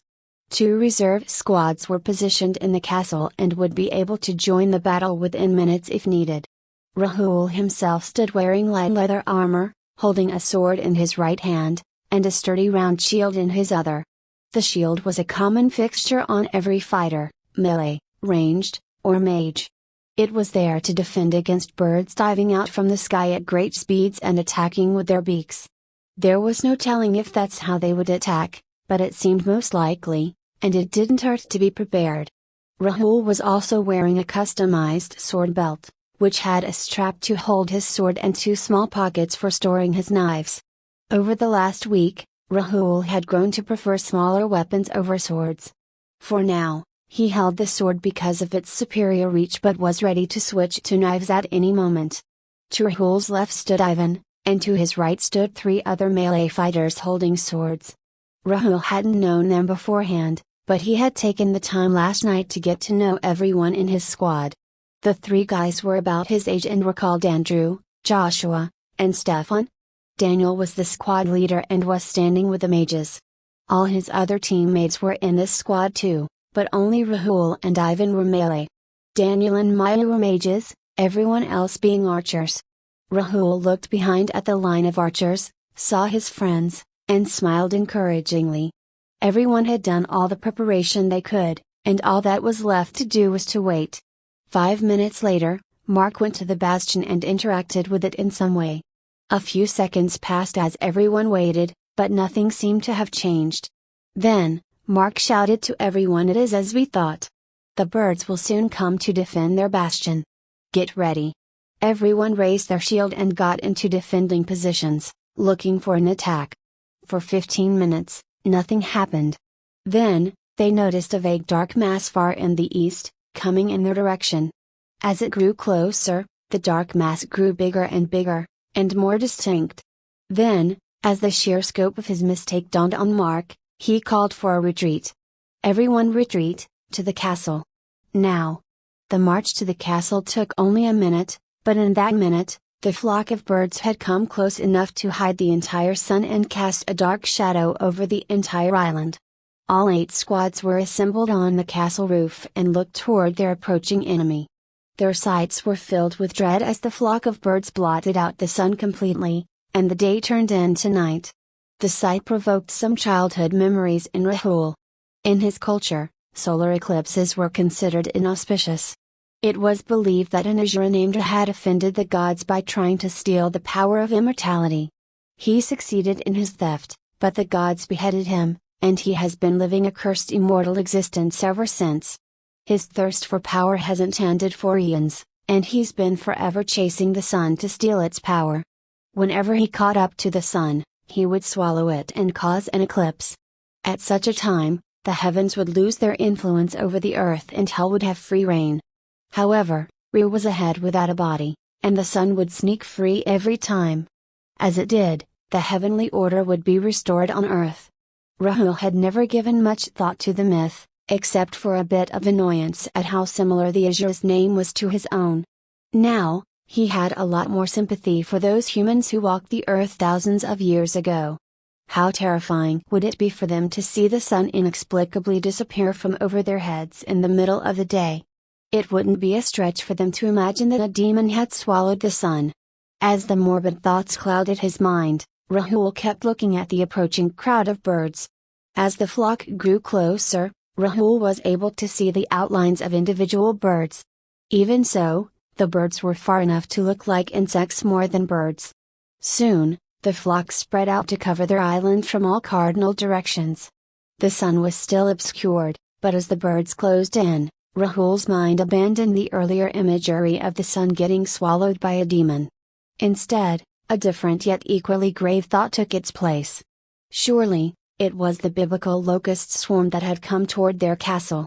It had certainly come to reap his life. As Rahul's mind dreamt up one horrible metaphor after another for his approaching doom, The birds kept closing in the distance. First, they got within the archer's shooting range, and a part of Rahul expected something to happen. But when nothing changed, Rahul shrugged it off.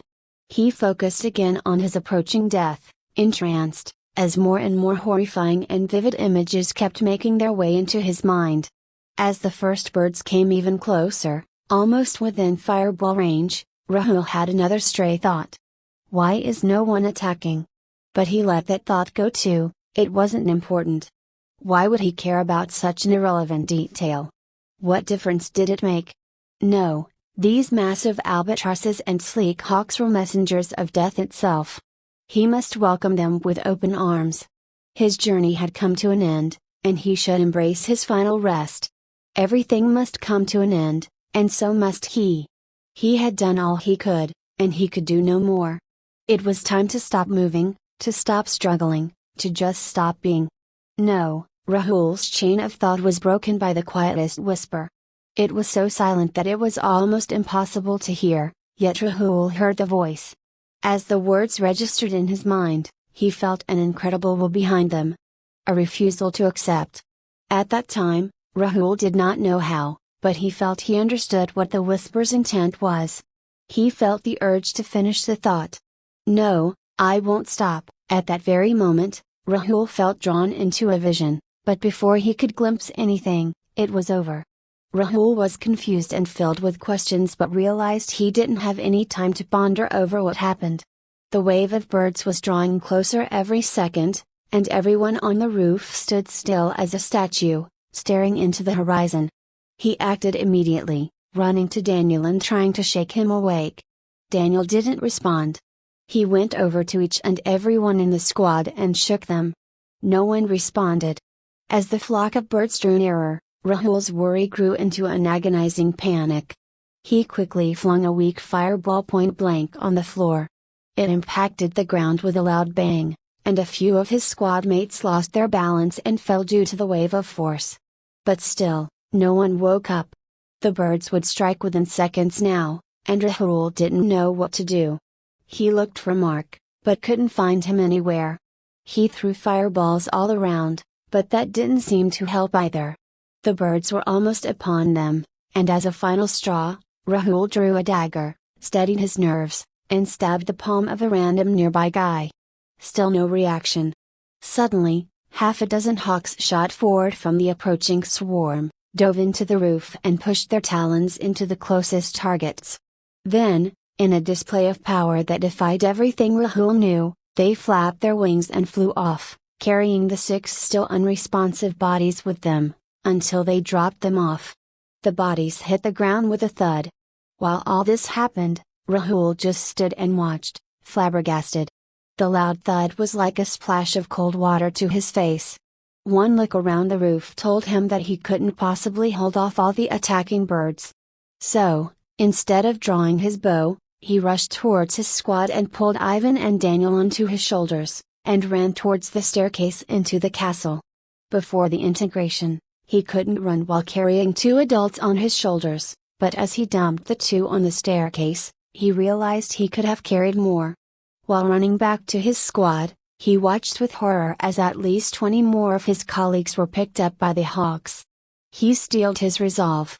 He would save as many as he can, but he couldn't save them all. This time, he pulled Alex and Mayan on his right shoulder, and Charlie and Helena on his left. As he ran by, he shoved everyone on the way so they would fall down on the floor. He hoped it'll make it just a little bit less convenient for the birds to grab them. Every extra second he had could mean more saved lives. He dropped the 4 on the staircase and ran back out again. Matt was the only one from his team that was still outside. But as he rushed towards his squad, he noticed Matt was already in the grip of a hawk which was about to fly off of the roof. When Daniel was being attacked by the frogs, Rahul had been standing frozen in fear. When the first hawks attacked and flew off with 6 people in front of his eyes, he stood frozen again, only this time in disbelief. Rahul had practiced again and again on how to act decisively in a moment of crisis. He had practiced various scenarios, when to fight and when to flee. Yet so far, all he had done was freeze. This time, he would make a decision. The wrong one. Rahul knew this was a moment to flee. He had time to pick up 4 more people and make one last run to the staircase. But Rahul was sick and tired of standing by and not being able to do anything. This whole situation was just crazy. They had all overcome so many challenges to survive so far, and worked so hard over the last few weeks to get strong. All for nothing. They were being picked up and dropped to their deaths like a sack of potatoes. Rahul had had enough. By now, the hawk had carried Matt outside the roof. In a moment of sheer stupidity, recklessness and insanity, Rahul ran towards Matt, jumped off the roof, and grabbed the hawk by its left wing. To the surprise of no one, the wing was instantly ripped off the hawk's body. And Rahul found himself falling, holding onto a detached and bloody wing. At the same time, the now one-winged hawk realized he could no longer carry Matt's weight, and let go of him. Rahul and Matt were now both free falling through the air, and the hawk was trying to fly away. "You're not getting away," Rahul furiously shouted as he fired 5 consecutive fireballs in the direction of the fleeing bird. His fireballs flew all over the place, but one found its mark. At the same time, Rahul felt the blast from the fireball push him back a bit. Rahul didn't have much time to think as they were about to impact the ground any second now. He closed his eyes, pointed both his hands on the ground, and condensed fire mana around both his hands. Then, as he felt fireballs forming on both his hands, he shot them towards the ground. Then again, and again, and again. He felt waves and waves of hot air buffeting his fall and slowing him down, and opened his eyes just as his feet touched the ground. He bent his knees immediately, and landed in a crouch. A wave of pain shot up from his ankles all the way up to his neck, but thankfully, nothing was broken. Matt crashed a few feet to Rahul's side, with an audible crunch. The pain from the shattered bones was finally too much and the effect of the trance was overcome. Matt came to his senses with a deafening scream. Rahul had no time to explain anything. The hawks had run out of easy prey to throw off the roof, and he could feel their attention drawn to him. He pulled Matt on his shoulders, and sprinted towards the door of the castle. As soon as he made it inside, he dropped Matt inside the cellar, and ran up the staircase. When he reached the top of the staircase, he scooped up all 6 of his teammates on his shoulders, and slowly made his way down to the cellar. The door to the castle was getting shredded by the beaks of the hawks and albatrosses. It won't hold for much longer, he thought, as he threw everyone into the cellar, and then pulled the thick metal door shut. This would buy them some time, Rahul hoped. But he also realized they were stuck here. The only way out would be through that same door, and the birds would certainly be waiting there. Unless something changed, he was only prolonging the inevitable. Matt was still screaming in pain, but there wasn't anything Rahul could do to help. He brought him up to speed on the situation, and then checked his notifications. "You have killed a level 11 Hawaiian hawk. 110 experience earned. 3,910 20,000 experience to the next level." That wasn't very surprising to Rahul, as he expected the hawks to be at least level 10. He was a bit disappointed to see that the experience gained had scaled only linearly, from 10 experience from a level 1 enemy to 110 experience from a level 11 enemy. In contrast, the experience needed per level was rising exponentially, doubling every level. Every new level up would take longer and longer. Then Rahul reminded himself that a metal door was the only thing separating him from certain death.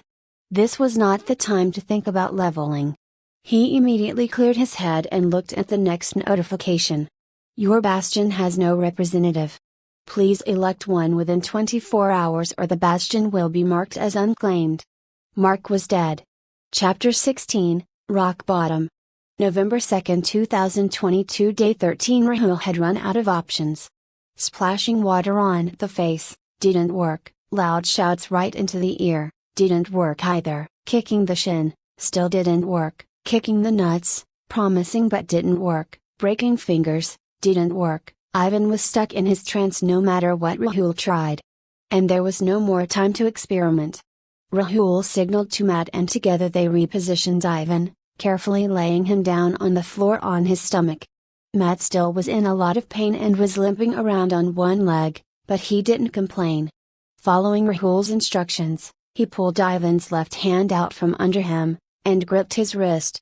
Then, he twisted Ivan's arm a bit so that his elbow was facing upward. He finally held Ivan's wrist with his left hand, and tightly braced the forearm with his right. He knew what was coming next, and closed his eyes. Rahul, on his part, muttered an apology to Ivan, not for the first time today. Due to Ivan's strong constitution, he had been the best candidate to test how much pain was sufficient to wake up from the trance. Unfortunately, no matter what Rahul tried, he could not find a way to cause enough pain to disperse the trance while minimizing the damage. There was no way around it, and Rahul steeled his resolve. He raised his feet right over Ivan's extended hand, positioned it right above the elbow, and stamped down with all the force he could muster. Ivan's elbow bent the wrong way with a cracking sound, and he woke up howling and screaming. The screams of pain continued for a few minutes as Ivan alternated between curling into a ball and thrashing about. Finally, when the pain subsided enough for Ivan to take note of his surrounding, he looked at Matt and Rahul. "Where am I? What the fuck did you do? I'm hurting all over," Ivan asked in confusion. Then, as he remembered how he woke up with Rahul looming above him and Matt holding him down, his confusion turned into fury, as he yelled the next words. "You two broke my damn elbow, didn't you? And my fingers. Why does my shin hurt?" Then, as his attention drifted to another part of his body that was in pain, the look on Ivan's face turned from fury to disbelief. He looked from Matt to Rahul and back, before asking in smooth and even tone, which was somehow even more terrifying. "Who kicked my balls?" Matt's hand moved to point at Rahul so fast, Rahul wondered whether that action in itself raised Matt's dexterity by a few points. But he didn't get to ponder on that for long, as Ivan's eyes locked onto his. He stammered for a bit before speaking, "I can explain." Then, realizing that Ivan was getting on his feet and not waiting for any explanations, Rahul made a run for it and hid behind the still entranced Daniel as he spoke. "Let me explain. See, everyone here is stuck in a trance. Look at Daniel, this same thing had happened to you. I carried all of you here from the roof. I had to break your elbow to wake you up." Ivan stopped for a moment, looking at Daniel and the others who were simply staring ahead. He also did not remember how he had ended up here. Still, he wasn't entirely convinced. Rahul, realizing the same, made a split-second decision. "Let's keep this to ourselves," he said to Matt and Ivan, as he gave Daniel's butt a loud spank from behind. If this doesn't convince Ivan, then he didn't know what would. Thankfully, the lack of any reaction from Daniel finally seemed enough proof to Ivan. After getting an assurance from Rahul that he had held back on his groin kick, and that there would be no permanent damage, Ivan started asking the right questions and Rahul brought him up to speed. "Okay, so that's how we all ended up in this room," Ivan concluded. "So what do we do next? Do we really need to break everyone's elbows? That thing still fucking hurts and I'd suggest we try out some more things first. I wouldn't have broken your elbow if I didn't have to. Check your notifications, I haven't told you the entire story," Rahul said, and then waited for Ivan. Ivan checked his notifications and said just one word, "Mark." "Yeah." Mark said. "And until we elect a representative, we can't even look at the settlement overview. We need to regain access to that to see if anyone else survived. The longer we wait, the more unlikely it becomes that anyone else will make it." Ivan had no response to that. 5 more broken elbows and a lot of swearing later, the team was whole once again. Once Rahul brought everyone up to speed, everyone immediately agreed that Daniel should become the new representative. Considering the situation, Daniel decided not to waste time on an obligatory show of false humility and agreed right away. Daniel Walter has petitioned to be representative of the Laysan Bastion. If elected, he will have the right to govern this bastion and choose a council to assist him. The representative along with his council will have absolute powers, including but not limited to, making decisions on behalf of the settlement, passing laws, and exiling anyone at will. At the same time, as your representative grows, your bastion will grow with him, acquiring traits and special bonuses. This is an important decision, choose wisely. Accept Daniel Walter as the representative of Laysan Bastion. Contest his petition to become the representative of Laysan Bastion. Leave the Laysan Bastion. Rahul made the choice and the next notification followed a few seconds later. Your chosen representative Daniel Walter has been elected unopposed. Do you wish to check the settlement bonuses? No, Rahul thought, as he looked at the frown on Daniel's face. Dread filling his heart, he immediately opened the settlement overview. It was as he feared. Settlement overview, settlement name, Laysan, settlement population, 81,000, Bastion, Laysan Bastion, unique Bastion bonus, allows any humans within the domain of the collocated settlement to drink salt water without any adverse effects. Settlement bonuses, expanded settlement domain 3, dungeons bont 2, amphibious 4, settlement domain highlights, unnamed inland hypersaline lake, unnamed cavern, unnamed coral reef formation, other bastions within settlement domain, 1 avian bastion, 1 shallow water bastions, 23 deep sea bastions, only the 8 of us remain. Rahul sighed. Daniel shook his head. No, I mean yes, but we expected that. There's something else. Daniel paused, took a deep breath, and then continued. It seems we have all been played for fools. Mark has been playing God on this island. I had my suspicions that he had some agenda of his own, but I never imagined something like this. I don't get it. What exactly did Mark do? Matt interrupted. Lots of things. Mark had known about the frog attack hours in advance, but he didn't warn us. He could have ended that battle within hours, but he chose not to. To get more rewards presumably, but I'm not sure. We also have way more settlement points that we would have earned so far at the rate of 1,000 per day, and he has been stockpiling them all. Must have been the rewards. The cavern on the other hand has not been expanded even once. Honestly, it'll be easier if I just showed you. As he said that, Rahul got a new notification. Your representative Daniel Walter has added you to the settlement council. You can now look at settlement details. Daniel explained, I have created a settlement council which will give you guys access to all the settlement details. Mark obviously kept that detail to himself. When we constituted our settlement council, he just told us that he got an option to formalize the council, which he did. There was nothing more to it, he said. Daniel said the last words with so much venom in his voice, that everyone grew a bit concerned. He noticed, and collected himself. I won't digress any further, please think of settlement details, and go through the information presented to you. As Rahul thought about settlement details, it materialized in front of him.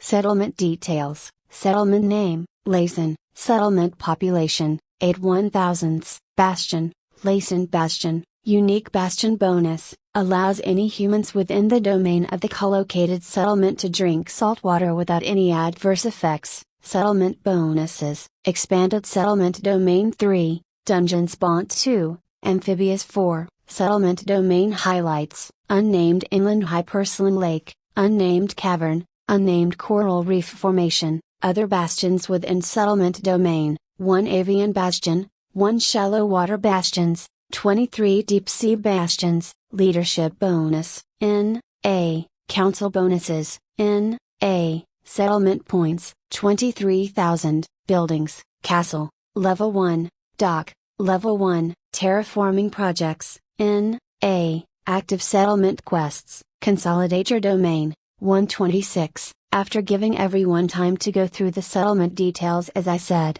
we have 23,000 unused settlement points, and also a quest to consolidate our domain.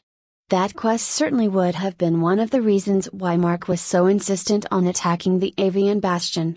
Look at the castle details next. Rahul thought about castle details and was greeted with a screen.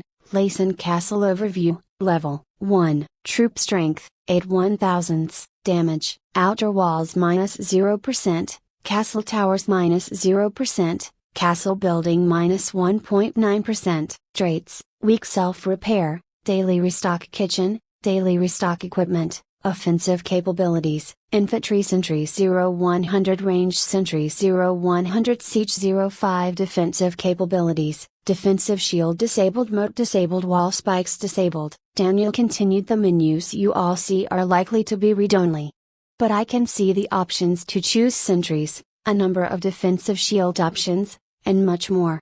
If Mark had enabled even the most basic shield, it'd have shielded us against the worst of the mental attack which paralyzed us all. Almost the entire settlement dead. For some stupid settlement points. Daniel trailed off, almost mumbling the last part. Rahul noticed the changing atmosphere of the room and decided it best not to give anyone, including himself, the time to delve too much on the knowledge that this could all have been prevented. We don't have the luxury to figure out Mark's motives right now. And we don't have the time to mourn our friends and colleagues. The cellar door will only hold for so long, and if we wait any longer, we will be joining them in death. We need to do something about this. Then, after a pause, Rahul said, should we call the steward, Martin? Can we? Daniel immediately replied that they couldn't call Martin while there was active combat on the island, and then everyone was quiet again. The silence lasted for some time until finally a faint smile crept on Daniel's lips and he spoke up. We will have enough time to curse Mark, but for now, we do have all these settlement points he had saved. Why don't we see what we can do with those? Everyone was on board immediately, almost as if they all had the same idea but didn't want to be the one to break the solemn moment. Daniel continued, to start with, I was looking at the settlement store and I think I found something to help with our injuries. That got everyone's full attention. Their bones were broken, their spirit battered, and the 8 former software engineers were now the sole human inhabitants of a desolate island in the middle of nowhere. But as Daniel procured healing potions from the settlement store, all 8 of them began their long road to recovery. Rahul, Matt, Ivan, Alex, Maya, Charlie and Helena were ready to face the birds. Daniel was ready to face the birds too, but he was also a bit confused why his left butt cheek was so sore. Probably some nasty fall while he was entranced, he thought to himself. Chapter 17, Tears. November 2, 2022 Day 13 Daniel flexed his arms as he spoke, these health potions work like magic. All your bones and joints are in good shape too now I hope? Everyone nodded their agreement, before he continued. Okay, the cellar door will break any moment now. Let's go over the plan one last time, and then we'll start. First, I have enabled the most basic castle defense shield available to us. It will not harm, deter or attack the birds in any way, but it will render their mental attacks useless as long as we are within the castle's walls. It's not much, but at least we won't stand unmoving and defenseless against them anymore. Still, we don't have the numbers to put up any kind of a fight against them. Unless. Ivan completed the sentence. Unless the birds attack us a few at a time, funneling slowly through the cellar door. Daniel agreed. If they do so, we will grind them for levels as long as we can. But something tells me the birds will be smarter than the frogs, and will stop hindering the cellar after some time. Sooner or later, we will have to fight in the hall, so let's plan for that. Everyone nodded, and Daniel continued. To that end, I plan to summon 100 infantry sentinels, half pikemen and half spearmen. The first 10 I will summon immediately, to help us in the initial cellar fight. The remaining 90 I will summon once the fighting reaches the hall. I will take control of the summoned units, while the rest of you will engage in melee alongside them. As we all agreed, fighting on the roof will be to our enemy's advantage, with their pick and drop tactics, so we won't go there. On the other hand, fighting indoors will nullify their flight advantage, and their wings might even prove to be a hindrance in tight quarters. Daniel paused and asked if anyone had anything to add. Then he continued. If the fight does not go our way, and we are overwhelmed by their number, we retreat to the cellar and recover. In that case, if the situation allows, we can use our fireballs and arrows, but err on the side of caution. If there's even a remote possibility of friendly fire, stick to melee. Finally, if we manage to gain a strong enough advantage, Only then will we push out of the hall and into the courtyard. We will retake the courtyard and fight there. In case the tides turn, we will rush back into the castle hall. In case the birds start retreating, we will go to the outer walls, and pepper them with arrows. The outer walls are only half as tall as the roof, and I believe a fall from that height will not be lethal to us with our enhanced strength and vitality. Still, if the birds stop their retreat and start a counterattack, we will retreat back to the courtyard. These birds have already displayed a lot more intelligence and tactics compared to the frogs. If it seems like they are trying to lure us out, don't take the bait. To summarize, until and unless we are sure that the birds are actually getting pushed back, and not feigning retreat, we stick to the hall. Are we all on the same page? Everyone nodded, and Daniel began the counterattack by summoning 5 spearmen and 5 pikemen. That was as many as it was possible to fit in the cellar. The summoned sentinels slowly rose out of the ground, seeming incorporeal at first, then taking on solid form as soon as their feet finally emerged from the floor. The pikemen wore sturdy-looking plate armor and had a long pike which they held with both their hands. The spearmen had lighter armor but held a large rectangular shield in one arm. In their other arm, they held a spear. The spear was long compared to a regular sword, but noticeably shorter than the pike. Daniel ordered them into formation. The 5 spearmen stood shoulder to shoulder, their knees bent so that they stood a bit lower, and their shields locking together to form a shield wall. Their spears reached out from the sides, making use of small gaps in the shield wall, ready to stab any enemy that drew close. However, in that formation, the range of their spears was restricted and could not reach the birds which would no doubt attack at a height. That's where the pikemen came in. They stood right behind the spearmen, and their pikes emerged from above the spearman's head, poised to attack any approaching birds. Satisfied with the formation, Daniel gave them one last command. He ordered the spearmen to raise their shields over their heads. Correspondingly, he ordered the pikemen to raise their pikes so that they were pointed vertically up. When the cellar door breaks, the birds will drop in vertically from the ceiling of the cellar. This configuration of the shields would serve them better. Ready? Daniel asked. As if on cue, the cellar door burst open, not giving anyone a chance to respond. 3 sleek hawks swooped in close succession, their forms covering enough of the ceiling space around that door that no more could enter. Within moments, they were pierced by multiple pikes, and fell to their deaths. Dozens more followed, but only 2 to 3 could squeeze in at a time. The pikemen made quick work of all the hawks, as the spearmen held the shield wall, and the humans watched from the sidelines. Rahul watched as Daniel's control of the sentinels grew more and more refined with every wave of the attacking hawks. At first, Daniel was on guard and ensured that the hawks were not a threat in this confined space, and could only enter a few at a time. Once he was certain of that, he experimented with his control over the sentinels. By now, he was able to deftly maneuver the sentinels, and commanded them to only harass the hawks, and not kill. The hawks still kept attacking the sentinels for a while, and received only glancing blows in return. However, they weren't able to break the sentinels' impenetrable defense either, and got tired on the stalemate. So, they went for the seemingly softer targets, the humans. And got slaughtered immediately. Rahul and his team, Daniel included, took turns killing the stream of exhausted hawks that were coming their way after testing their mettle against the sentinels and failing. But as Daniel had predicted, that didn't go on for long. Between the 8 of them, they had killed about 30 hawks, before the attacks stopped. The hawks started hovering and flying over the ceiling door, screeching at them, but not descending. Rahul looked at his windfall of experience. You have killed a level 11 Hawaiian hawk. 110 experience earned. You have killed a level 12 Hawaiian hawk. 120 experience earned. You have killed a level 12 Hawaiian hawk. 120 experience earned. You have killed a level 10 Hawaiian hawk. 100 experience earned. 4,360 20,000 experience to the next level. 450 experience after a few minutes of fighting. Not bad, but not enough, Rahul thought to himself, impatient to get to the hall and get to level 9 and 10.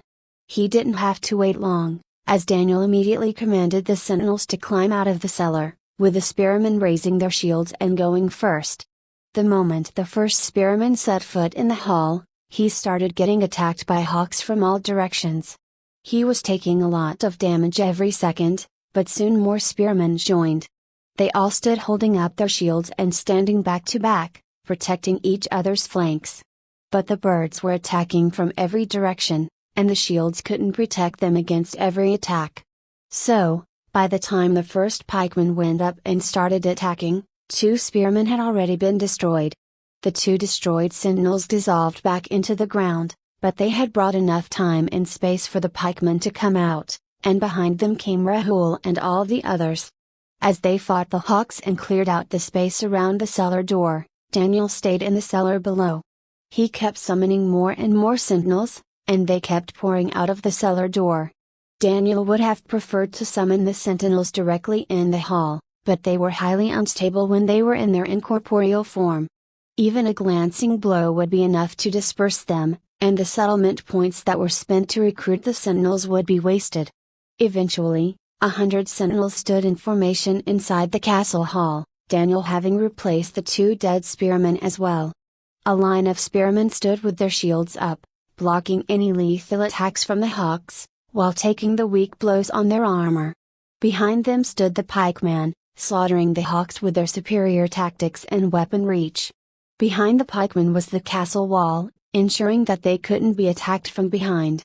Rahul and his friends divided themselves in 2 groups, positioned on the left and right flanks of the line. These were the most vulnerable parts of the formation, where most hawks were attacking, and where maximum experience could be earned. And boy was there experience to be earned. You have killed a level 10 Hawaiian hawk. 100 experience earned. You have killed a level 10 Hawaiian hawk. 100 experience earned. You have killed a level 12 Hawaiian hawk. 120 experience earned. You have killed a level 11 Hawaiian hawk. 110 experience earned. You have killed a level 10 Hawaiian hawk. 100 experience earned. 16,330 20,000 experience to the next level. Rahul was close to level 9, and those in his team who had not made it to level 8 in the frog attack had done so now. Rahul would level up soon, and the rest will follow. A part of Rahul was happy to earn the free experience. But a bigger part was deeply unsatisfied. A hawk rushed at Rahul, swooping down from his right with its claws pointed towards Rahul's face. Rahul ducked out of its way at the last second, but instead of just evading the blow, he stretched his left hand and grabbed the hawk by the wings. Strong as the hawk may be, Rahul still weighed 10 times more than it, and the hawk's flight came to an abrupt end. Whatever had helped the hawks lift their paralyzed victims and throw them off the roof did not make them stronger than a human in raw strength. With one hand, Rahul tugged at the hawk's wings and pulled it closer to him. With his other hand, he stabbed through the hawk's chest. You have killed a level 11 Hawaiian hawk. 110 experience earned. Rahul wasn't happy when he saw the notification. He was frustrated. Another hawk dove straight for Rahul from above, and he sidestepped its attack. As the hawk missed its mark, it flapped its wings hard in an attempt to slow down, but it had too much momentum. It crashed on the floor with a thud, and Rahul bent down and killed it with a single stab. You have killed a level 10 Hawaiian hawk. 100 experience earned. Rahul still wasn't happy. He was frustrated. More birds came and threw themselves at his blade. With every bird that Rahul killed, tears fell down his eyes. You have killed a level 11 Hawaiian hawk. 110 experience earned. You have killed a level 13 Hawaiian hawk. 130 experience earned. You have killed a level 12 Hawaiian hawk. 120 experience earned. Rahul wasn't jubilant. He was devastated. Every bird he killed, the gut-wrenching feeling got worse. These weak, disorganized and incompetent birds had killed everyone he had come to know so well over the past few weeks. These weaklings had killed his friends and mentors. If he had not woken up, they would have killed all his closest friends, his entire team would have been wiped out. he would have been killed. The weak shits. The hawks were crumbling like a sand castle. The albatrosses were worse. They were cowards that only attacked defenseless foes. Faced with an enemy that could fight back, they were staying in the sidelines and watching. This bunch of weaklings had almost wiped out his entire settlement. All because Mark deemed it unnecessary to protect the settlement with even a basic defensive shield. All because Mark kept them in the dark. All because Mark lied to them all and played them like a fiddle. Rahul was furious. He looked towards Daniel, and said one word. A request. Attack? He did not need to say anything more. He did not need to hide his teary eyes. Daniel would understand. They all would. Daniel nodded, then shouted loud enough for everyone to hear. All our planning and strategy is wasted on these pathetic insects. We will meet them head on and drive them off our island. Not a single one of these pieces of shit should live to see another day. All 7 of them responded to Daniel's proclamation with a roar, mirroring Rahul's own pent-up frustration. Then they tore into the birds.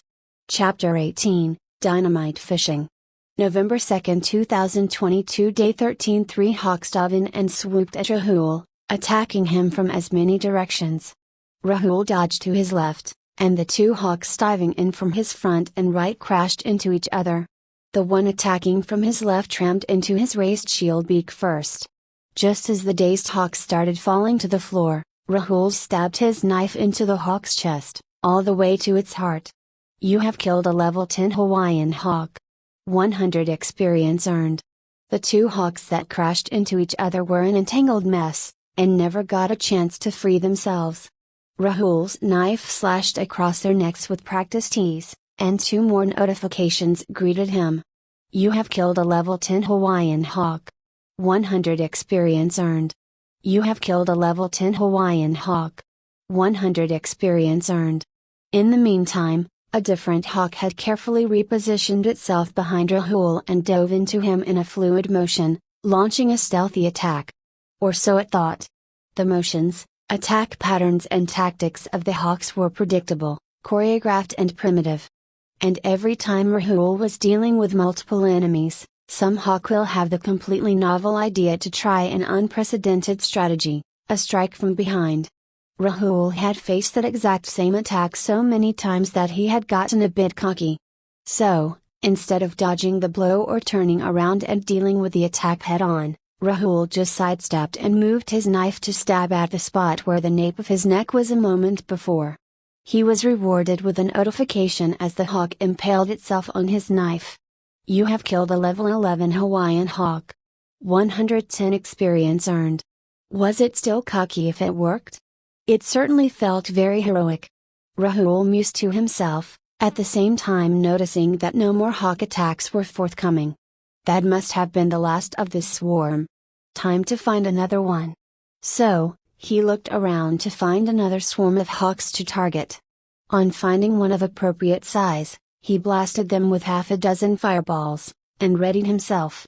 3 hours ago, the 8 grieving warriors had charged at the hawks with 100 sentinels following close behind.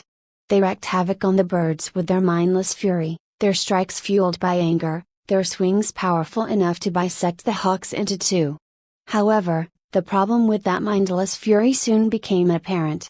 As much as the strikes were fueled by emotions, every blow still depleted stamina by 10 to 15 points, and soon they were running on empty. Once that happened, it was the sentinels that slaughtered the hawks while the group watched. During that time, Daniel realized that the sentinels gained no experience from killing hawks, and they were letting experience farming opportunity go to waste. Greed overcame their anger, and even Rahul admitted that while they didn't need a strategy to defeat the hawks, they needed one to make the most of the opportunity. So, Daniel ordered the sentinels to stand by within the hall in a defensive formation, protecting them while they recovered their stamina and came up with the best ways for the 8 of them to exterminate the avian population on their own.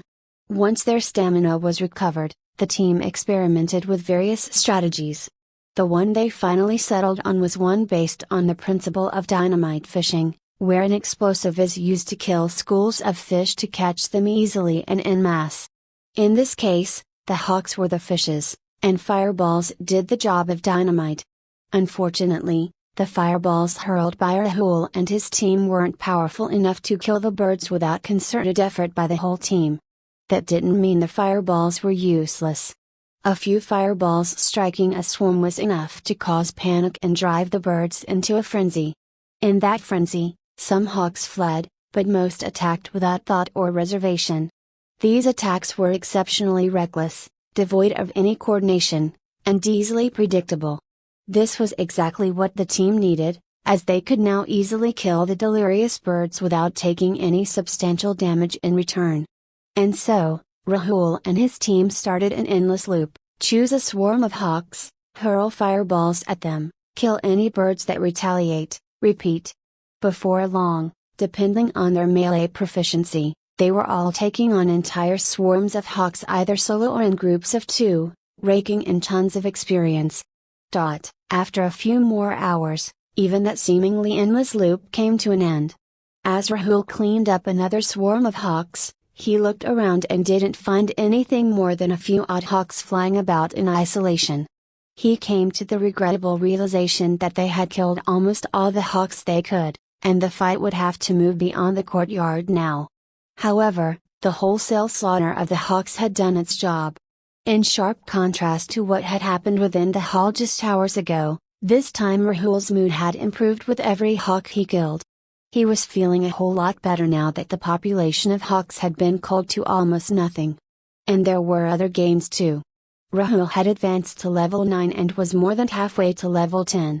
28,330 50,000 experience to the next level. The longer the fight went on, the more Rahul felt that the albatrosses were the brains of the avian bastion and the hawks were just the brawn. Perhaps calling any of those birds the brains of the operation was giving them too much credit. Still, Rahul was almost certain that the mental attack that had brought the entire settlement to a halt was because of some skill those albatrosses had. So, when Rahul went to Daniel to discuss taking on the albatrosses, his impatience was obvious. "We've hunted all the hawks we could. The albatrosses have been hovering outside the walls for hours now, waiting their turn. Why don't we oblige them?" Daniel didn't need any convincing and readily agreed. "Let's gather everyone up and climb the wall. Pick up a bow on the way. And as many arrows as you can carry. We'll rest if anyone's stamina is too low, otherwise we attack immediately." An almost mischievous smile formed on Daniel's face by the time he finished his last sentence. Between the 8 of them, they must have killed thousands of hawks. Rahul realized that the experience had been as cathartic for the others as it had been for him. Good. Thinking of what was coming next, Rahul's face twisted into a devilish grin of his own. The albatrosses owed Rahul a debt of blood, and he was coming to collect. As the team regrouped and climbed their way up to the castle's outer walls, they casually dealt with a few remaining hawks, not even pausing their conversation. Their discussions focused mostly around experience and levels, and Rahul gathered that everyone had reached level 9. Just as they reached the rooftop, Daniel's tone turned serious and he gave everyone a warning. "The protection of the defense shield doesn't extend beyond these walls. We all believe that the albatrosses were behind the mental attack. So, if you topple over the wall, you would likely survive the fall, but you might be susceptible to their mental attacks. The impact of the fall could potentially snap you out of it immediately, but we know too little about that attack. Please be careful. I can't lose anyone else." That last part Daniel whispered to himself. The warning, however, proved unnecessary. As soon as the group took their positions on the wall and readied their bows, the albatrosses started retreating from the castle walls, moving in the direction of their own bastion. "Kill as many as you can before they move out of range," Daniel shouted. Rahul did not need to be told. 2 of his arrows were already in the air before Daniel finished his sentence. "You have killed a level 11 Laysan albatross. 110 experience earned. You have killed a level 10 Laysan albatross. 100 experience earned." Apparently these albatrosses were a species native to the island and were even named after it, Rahul realized as he read the notification. But he spared no further thought for that detail, sharpening his focus on thinning the albatross population. First he fired his low stamina variant arrows at nearby albatrosses, as rapidly as he could manage. When the birds flew too far, he switched to firing arrows with normal stamina usage. Finally, when the albatrosses flew even further, he pushed extra stamina into his arrows and fired them with explosive strength. These arrows could pierce through multiple enemies before they came to a halt. Alternatively, they could fly over a long range and strike at distant targets. At present, Rahul was benefiting from this second application of firing arrows with extra stamina. Last week, Claudie had managed to figure out the trick to increasing stamina used to further empower arrows, and Rahul had immediately learned the skill from her. As Rahul expected, it was neither a new skill nor an upgrade of the Stamina Control 1 skill. Instead, it was an expansion of the scope of the skill. Stamina Control 1. Restrict the stamina flowing into your muscles when executing your attacks.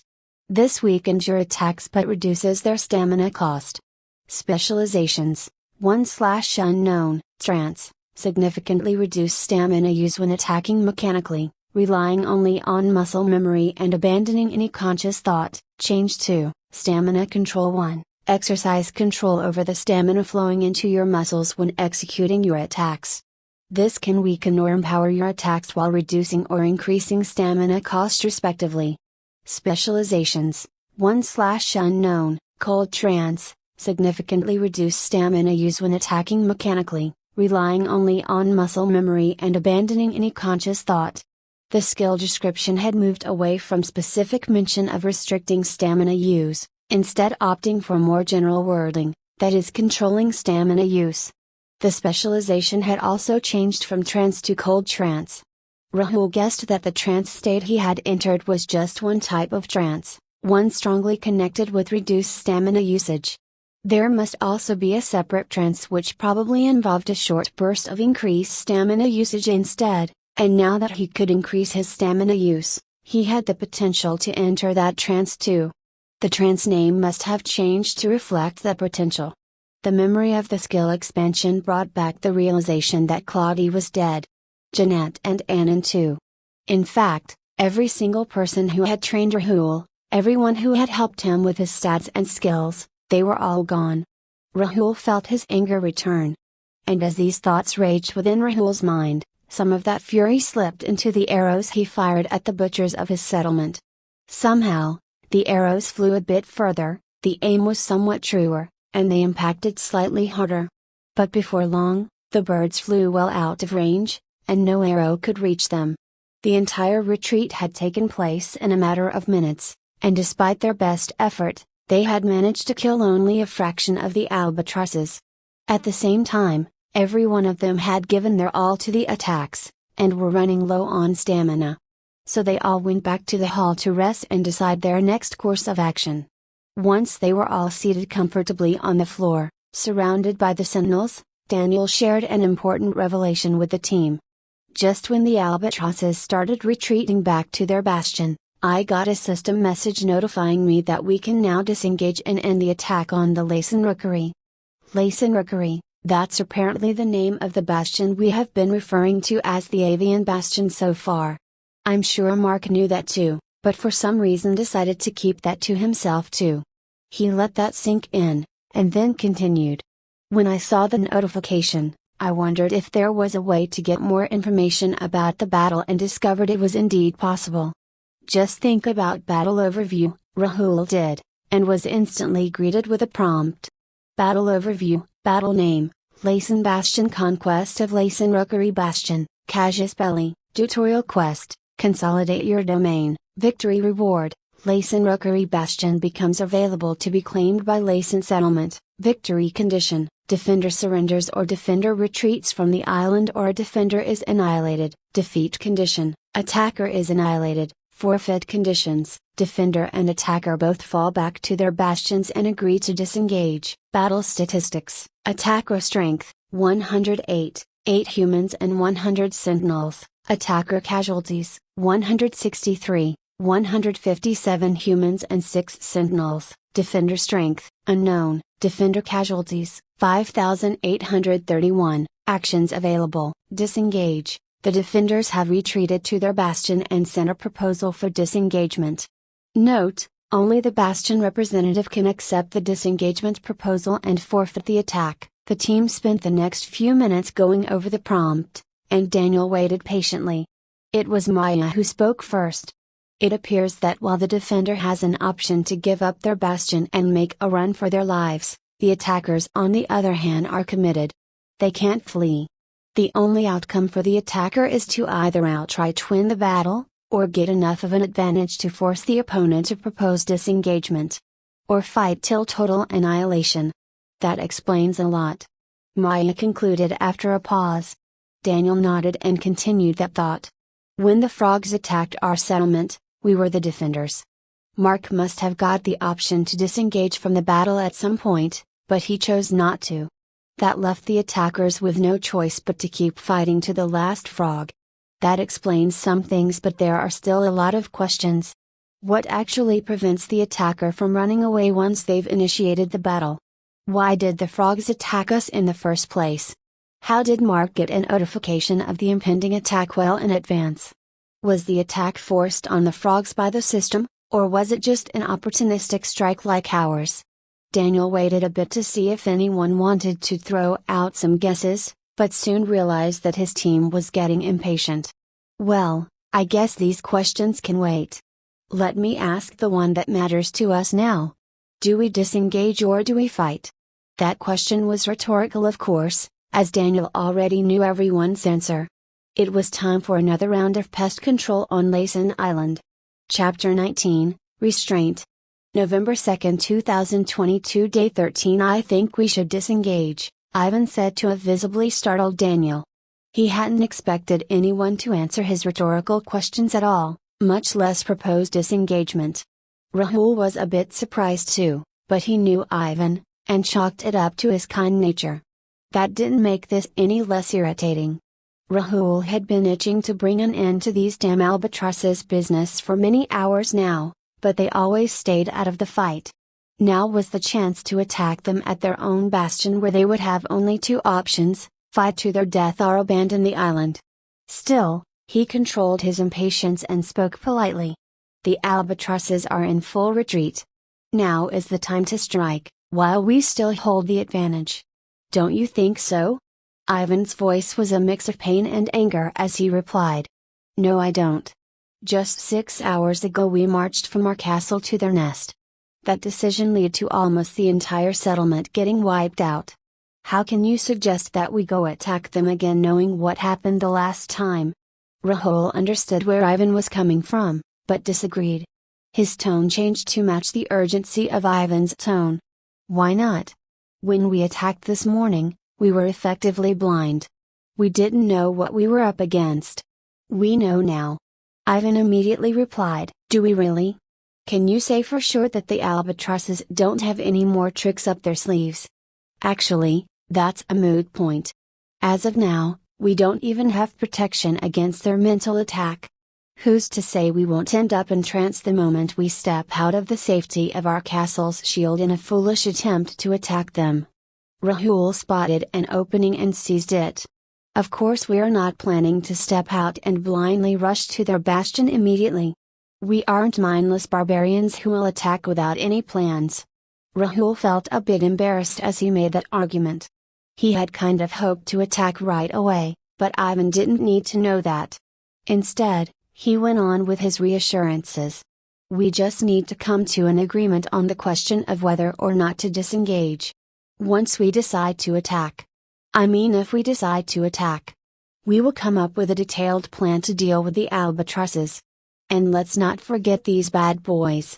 They are likely immune to mental attacks, and can start the attack on our behalf. What do you say? Rahul gestured towards the 100 sentinels standing guard around them as he said that last part. Ivan seemed a bit unsure and didn't reply immediately.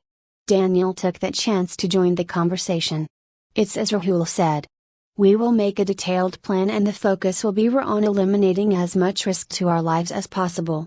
The conversation went on a bit longer, but Ivan eventually agreed. The entire team sat down to plan. The team anxiously stood on top of one of the castle towers as Daniel commanded a squad of 10 spearmen and 10 pikemen towards the enemy bastion. Their whole plan depended on this, and they were worried that there would be a limited range to Daniel's commands, but as the squad kept advancing, they slowly relaxed. At around 2/3 of the way to the enemy bastion, they abruptly stopped. Everyone looked at Daniel with concern, and his own face fell. "I can still control them, but I just got a prompt. Apparently, the influence regions of our bastion and the Lacen Rookery are clashing. The Sentinels have reached the end of our influence region. If they enter the enemy bastion, I would still be able to control them, but they would get a massive debuff to all their stats. The whole squad would likely be wiped out within a minute, not even making a dent in the enemy numbers. What if we send all 100 Sentinels? Would they be enough? We could spend points and keep reinforcing." Ivan immediately said, trying to steer the conversation away from any plan that would involve risking their own lives. Daniel replied something that Rahul didn't hear. His attention had shifted elsewhere. Over the past year, Rahul had come to learn much about the quirks and personalities of each of his teammates, and Maya had been among the easiest to read. Mainly because he himself had been the same when he first began his career. She liked to keep her head down and work, trying to avoid too much attention. She was shy and hated being in the limelight, instead letting her work speak for itself. In many companies, employees like her never get recognized for their work, often getting overshadowed by those who spend more time showcasing their work than actually doing it. Here, in Daniel's team, her brilliance was recognized and she was the go-to person for anyone stuck with a challenging problem. So, when Rahul noticed her glancing at Daniel, opening her mouth to speak but then quickly closing it, he could tell she had come up with a solution. When it happened again, he became certain that she wanted to say something but was hesitating. She was probably uncertain if what she had to say was useful enough, and didn't want to waste everyone's time. Knowing her, Rahul was sure she had come up with a good plan, and decided to help. He started by refocusing on the conversation. Ivan was giving another suggestion. "We can send a small squad to harass them and then run back, and lay an ambush with the remaining sentinels if they follow them." Daniel replied, "That's unlikely to work. They have shown enough intelligence and cowardice so far that I doubt they will go too far from their nest." That led to a small lull in the conversation, as everyone tried to come up with ideas to lure them out. Rahul took that chance to speak. "I think Maya has come up with something." Rahul felt a bit bad about putting her on the spot like this, but Maya was kind of used to it by now. This was not the first time Rahul had nudged her to speak during a meeting, though this was among the most abrupt and straightforward ways he had done so. Usually he was more subtle, but today he was running out of patience. Also, Rahul had personally checked in with her many times to make sure she didn't mind, and she didn't. On the contrary, she had been generally grateful, barring one embarrassing instance. In an exceptionally lengthy and boring meeting, Rahul had misread her thoughtful expression completely, and graciously asked her to offer her insights on the topic. He had hoped that she could bring it to a conclusion with some brilliant suggestion that everyone would like, but she had been daydreaming and had no inkling of what was being discussed. Thankfully, this time she did have quite a good suggestion. Quite an obvious one, but Rahul held the opinion that the best solutions often seemed obvious in retrospect. Yeah. Maya said, a bit unsure. Then she looked at the energetically nodding Rahul and continued with more confidence.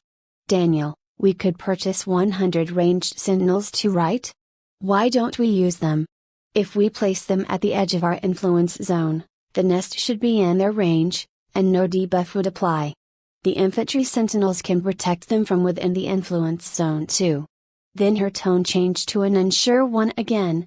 "Unless there is a restriction on taking the ranged sentinels outside the castle.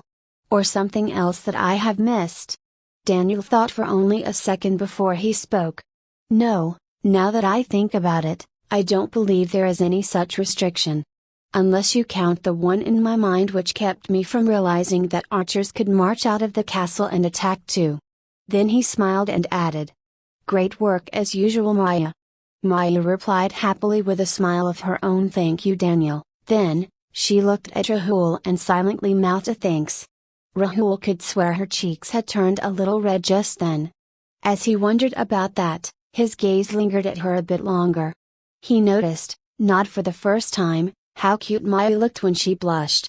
Maya caught him looking, and their eyes met for a second before Maya looked away, her cheeks completely flushed red now. The plan proceeded perfectly.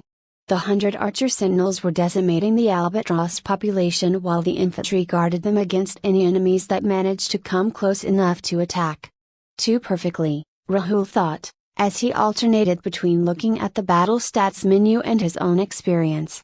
Battle statistics: attacker strength, 208, 8 humans and 200 sentinels. Attacker casualties, 163, 157 humans and 6 sentinels. Defender strength, ?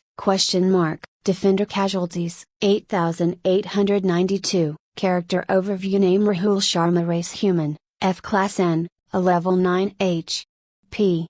220 MP 270 stamina 270 strength 23 endurance 27 dexterity 22 vitality 22 intelligence 27 42,860 50,000 experience to the next level.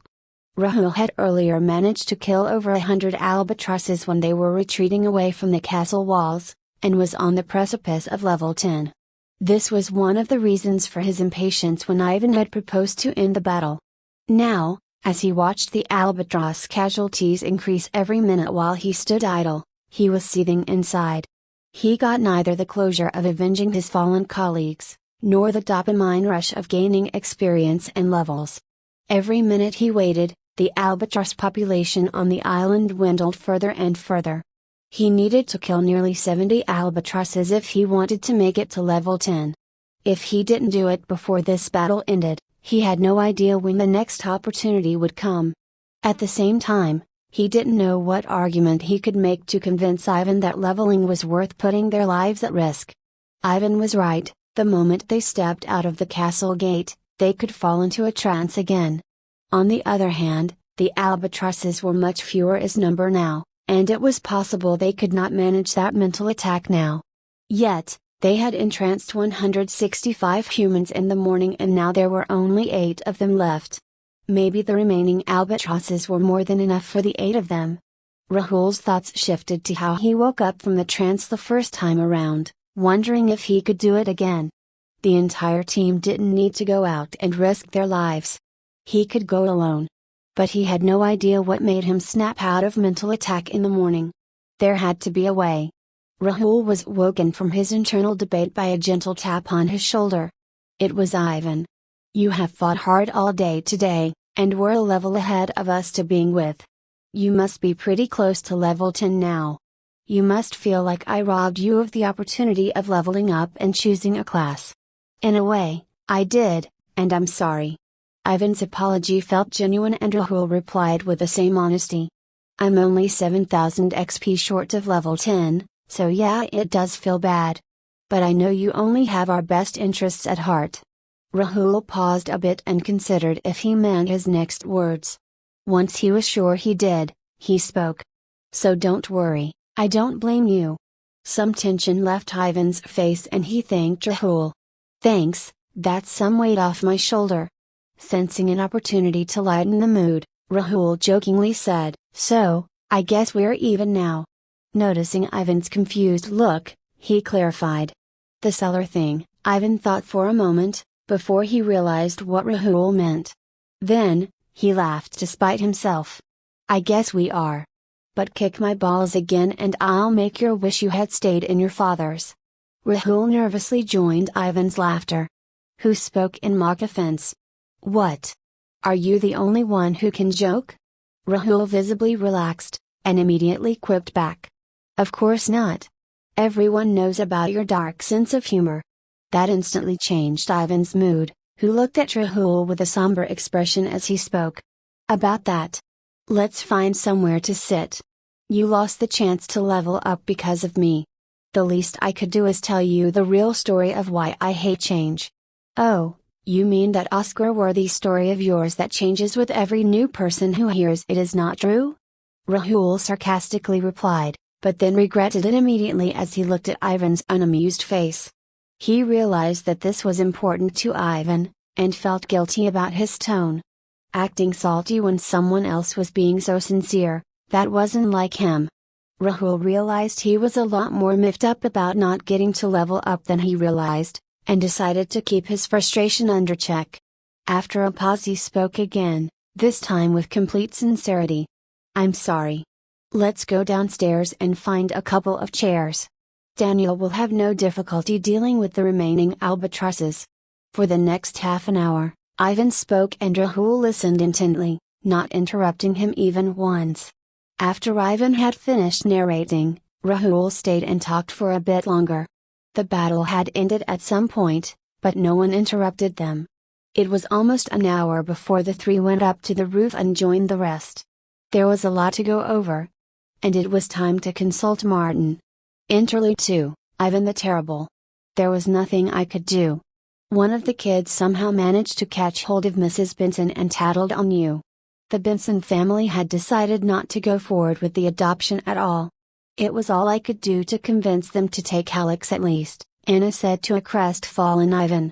The orphanage had informed the Bensons of Alex's condition and received assurances that they could take care of him. He would be able to live a normal life in America. Or at least as close to normal as was possible for someone like him. Getting separated from their siblings always caused problems for adopted children, and Anna regretted what she had been forced to do. But it'd have been even more unfortunate for Alex to lose perhaps his only opportunity of finding a loving family which was willing to take care of his special needs. There was no future for him in the orphanage. Children like him would at best find apathy in Russian orphanages. At worst, well, Anna decided it better not to think about such things. She glanced at Ivan who had been nodding solemnly, but not speaking, perhaps unsure of his ability to hold back tears if he spoke. She continued. "But Alex is refusing to go without you. He is throwing a huge tantrum and refusing to speak to anyone." After some hesitation, she spoke. "The Benson family have a flight this evening. He would listen to you. Convince him." "Yes, ma'am." Ivan's reply was as solemn as his nods, and he was hiding his pain behind a mask of stoicism. The expression seemed just strong on a kid's face. In a fair world, kids would have parents to keep them insulated from the cruelties of the world. But the world was not fair, and Anna had a reputation of her own to keep if she wanted the children of the orphanage to obey her. So, as she ordered Ivan to leave, there was no sympathy in her voice. "What are you waiting for? Go find your brother." "Yes, Miss Yakovlev," Ivan said and immediately excused himself. The whole time, not a single tear fell from his eyes. Poor kid, Ms. Yakovlev thought, as she watched him leave. She had known about the reputation Ivan had among the kids in the orphanage, and the moniker he had earned as a result. She had also known that he meant well, doing what he did so he could protect his brother. That didn't mean she condoned the bullying and violence. She had herself punished him time and again for fighting other kids.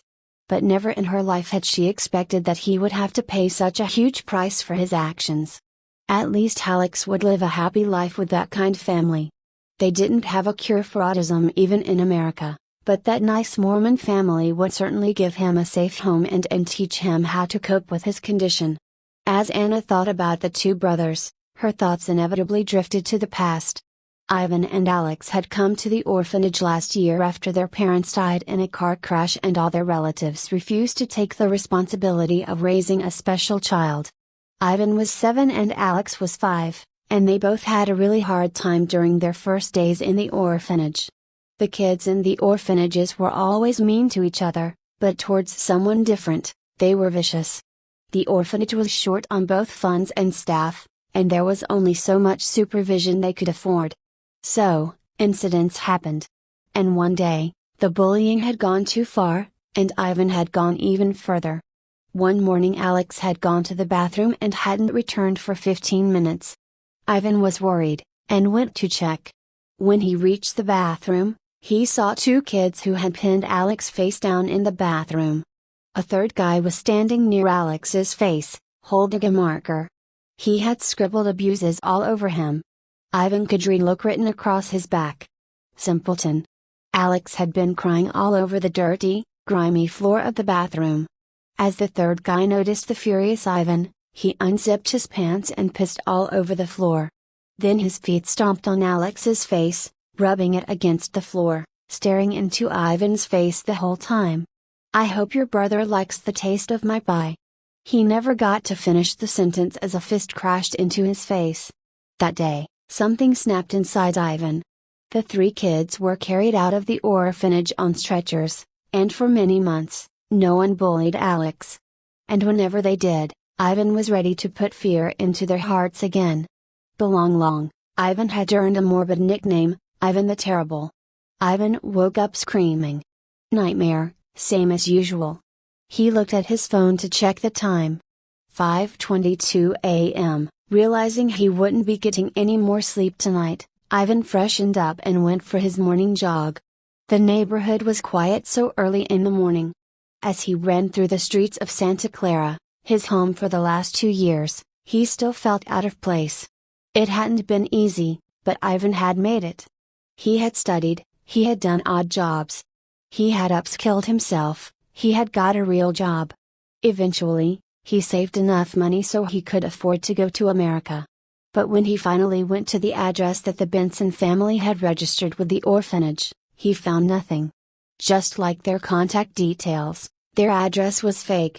Ivan was discouraged, but didn't give up. He worked harder, and finally secured a job in the Silicon Valley, moving to the US for good. As he ran, he went through the myriad of social media applications on his phone and searched for his brother's name. That had been his daily routine since moving here. No luck today either. He finished his jog, took a shower, ate a light breakfast and watched Netflix while he waited for the office shuttle to arrive. Only 15 minutes after Ivan had started his work for the day, Daniel approached. "Hey Daniel." "Hey Ivan, a new SWE has joined our team. Come, let's introduce ourselves." Daniel led Ivan to a conference room where most of the team was already seated, and the remaining soon joined. Also seated was the newest member of the team, a very young and somewhat skinny-looking guy. He seemed somewhat dazzled, and as Ivan recalled entering the office building for the first time, he could relate. When everyone had come in, Daniel closed the conference room door, and he spoke. "Hi, I'm Rahul, and I'm very excited to work with all of you." Chapter 20, Inertia. November 2, 2022, Day 13. Daniel and the others waited patiently for Ivan and Rahul to finish their discussion. Everyone had been running on anger and focusing on retribution the whole day, not daring to have an idle moment in between, afraid where their thoughts might wander off given the chance. But they knew they could only keep it up for so long. So, when Rahul and Ivan had found the opportunity to have a heartfelt conversation and lighten some of their burdens before reality came crashing in, no one interrupted them. In fact, something told Daniel that this was only the first of many such conversations that his team members would be having among themselves before this day was over. Everyone would cope with the massacre of their friends and colleagues differently, but there was really no way for a bunch of software engineers to be prepared for death and carnage at such scale. But no matter how they dealt with the trauma, he would be there for each and every one of them. He knew this new world was a ruthless one, and they all needed people they could count on to have their backs no matter what. By saving them from certain death, Rahul had already laid a strong foundation of trust between them. Their experiences today would forge a bond that would grow to perhaps even last a lifetime. Daniel would make sure they all came out of this tragedy together, and stronger than ever. But it was not time to come to terms with what happened, not yet. They couldn't go into shock, they couldn't crash, not before they tied up all the loose ends, figured out all the unknowns. Not before they know what Mark had been up to. They had to be sure that they could sleep safely in the castle tonight. So they rode the high of defeating the albatrosses and went over the spoils of war, letting it distract them. They discussed at length what they could do with the baffling stock of settlement points that Mark had managed to accumulate, and the small but still significant amount they had added to it. When they ran out of ideas, they discussed their levels, their skill progression and what they would do for their class choices.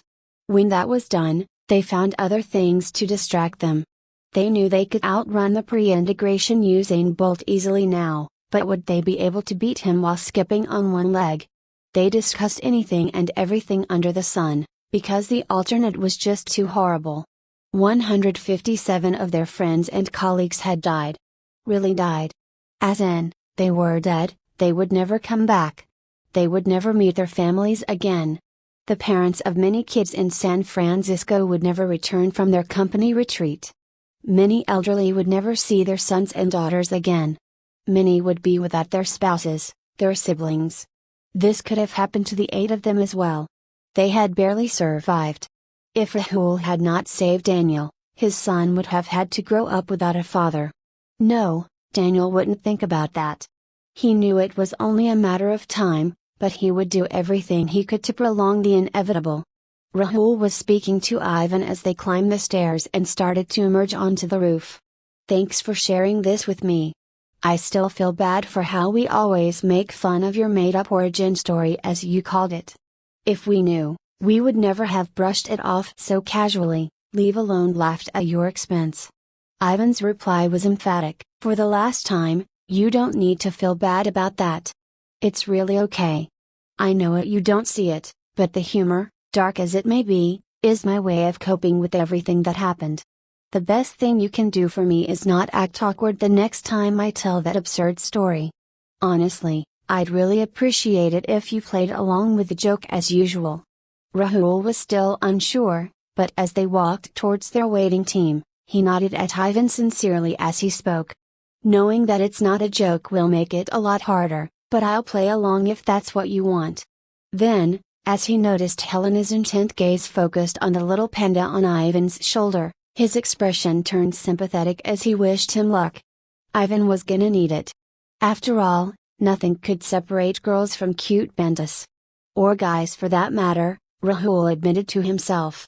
He and Ivan had spent at least 15 minutes of that last 1 hour doting over the cute little panda and trying to talk to him.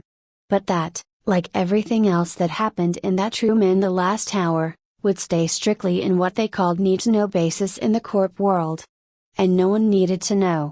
"Where did that cute little baby come from?" Helena said, immediately rushing towards Ivan the moment she noticed the panda, coming to a stop uncomfortably close to him. And before Ivan even had a chance to reply, she whispered, not wanting to wake up the softly snoring panda. "He's so cute." Again, without giving Ivan a chance to answer, she leaned further in and looked at the panda up close and spoke. "And how come he's transparent?" "Cute. But what's his name?" Then, realizing she had started squeaking towards the end, Helena covered her mouth with her hand and waited for a few moments, afraid she had woken up the little thing. Those moments of hesitation gave Ivan a short respite from the constant barrage of questions.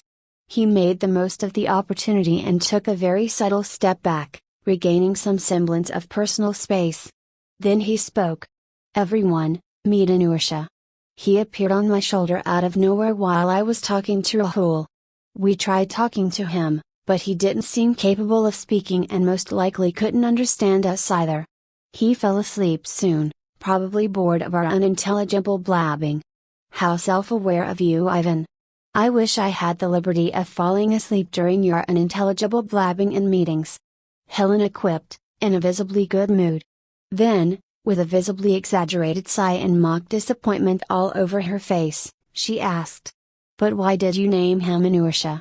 That's such a dull name." Playing along, Ivan raised his hands in surrender as he spoke. "I didn't name him. A system message told me that the high accumulation of my intent caused my presence to be born into the world. When I checked my status screen, a new section called Presence showed up on my status screen. That screen shows his name as Anusha. Character overview: name Ivan Antonov, race human, F class N, a level 9 P. 290 MP, 220 stamina, 250 strength, 28 endurance, 25 dexterity, 19 vitality, 29 intelligence, 22 presence. Name Anusha, level 1. As Ivan went over his character stats one more time, Helena shot back, "Well, That's no good at all. We need to think of a cute name for him. Who wants to be called Inursha?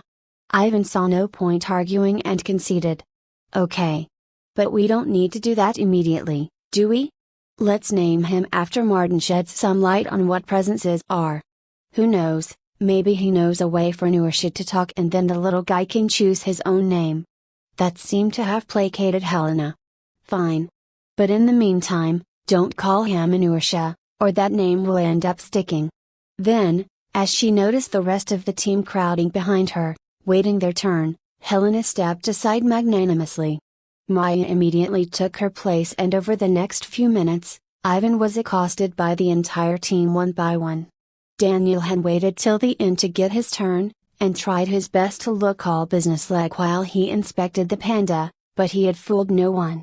When he was done doting on the cute presents, he spoke to the whole team, clearly overcompensating by taking a rather formal tone. There is no point speculating about the notification Ivan received in the whole intent accumulation business. We will definitely know more about the presents once we call Martin. For now, Rahul and Ivan need to be brought up to speed on the battle results.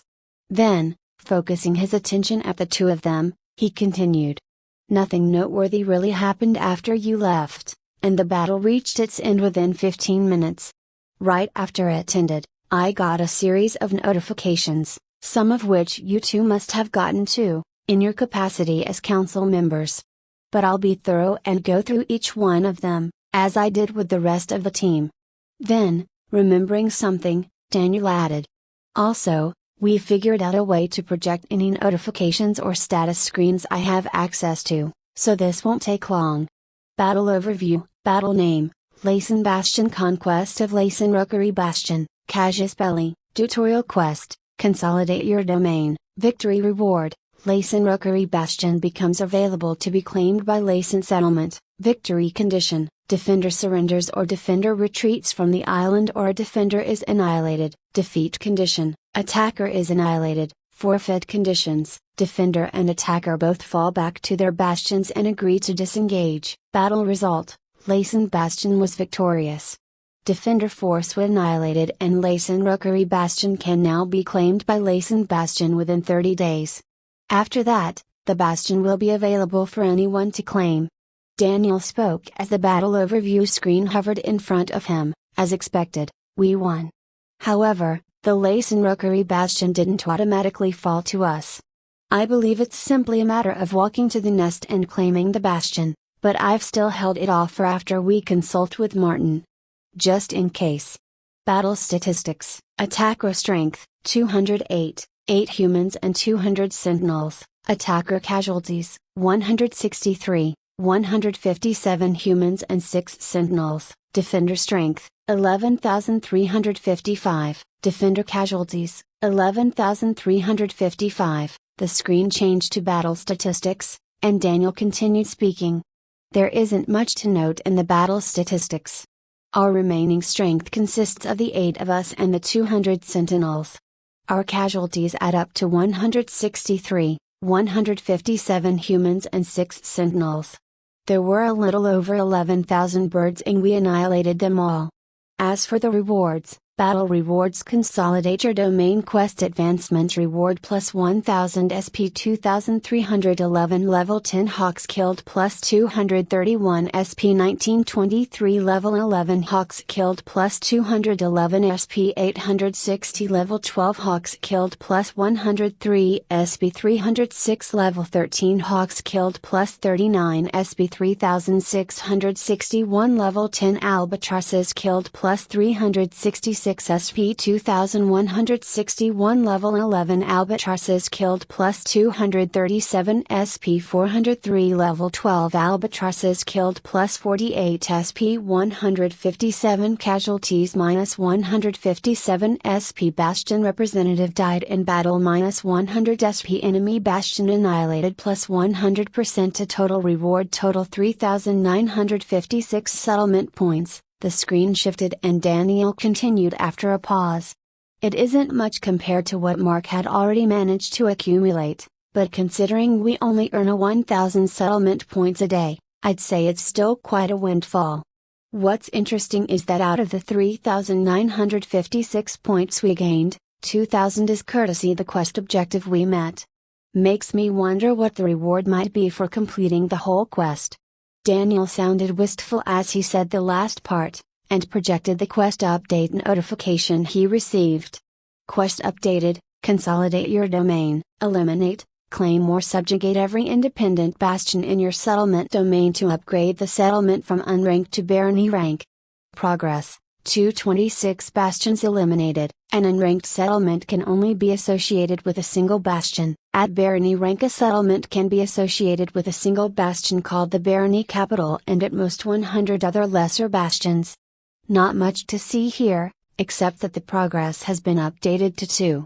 That basically covers all the battle-related notifications. Apart from 3,956 settlement points we earned, we also got 1,000 more points about an hour ago. The daily SPs I assume, though I can't figure out why they are being awarded in the afternoon. Daniel said the last part with clear confusion. About an hour ago? That's around the time when the tutorial started, isn't it? Maya asked. Daniel thought for a second, his eyes moving upward as he jogged down the memory lane. Then he nodded. You're right.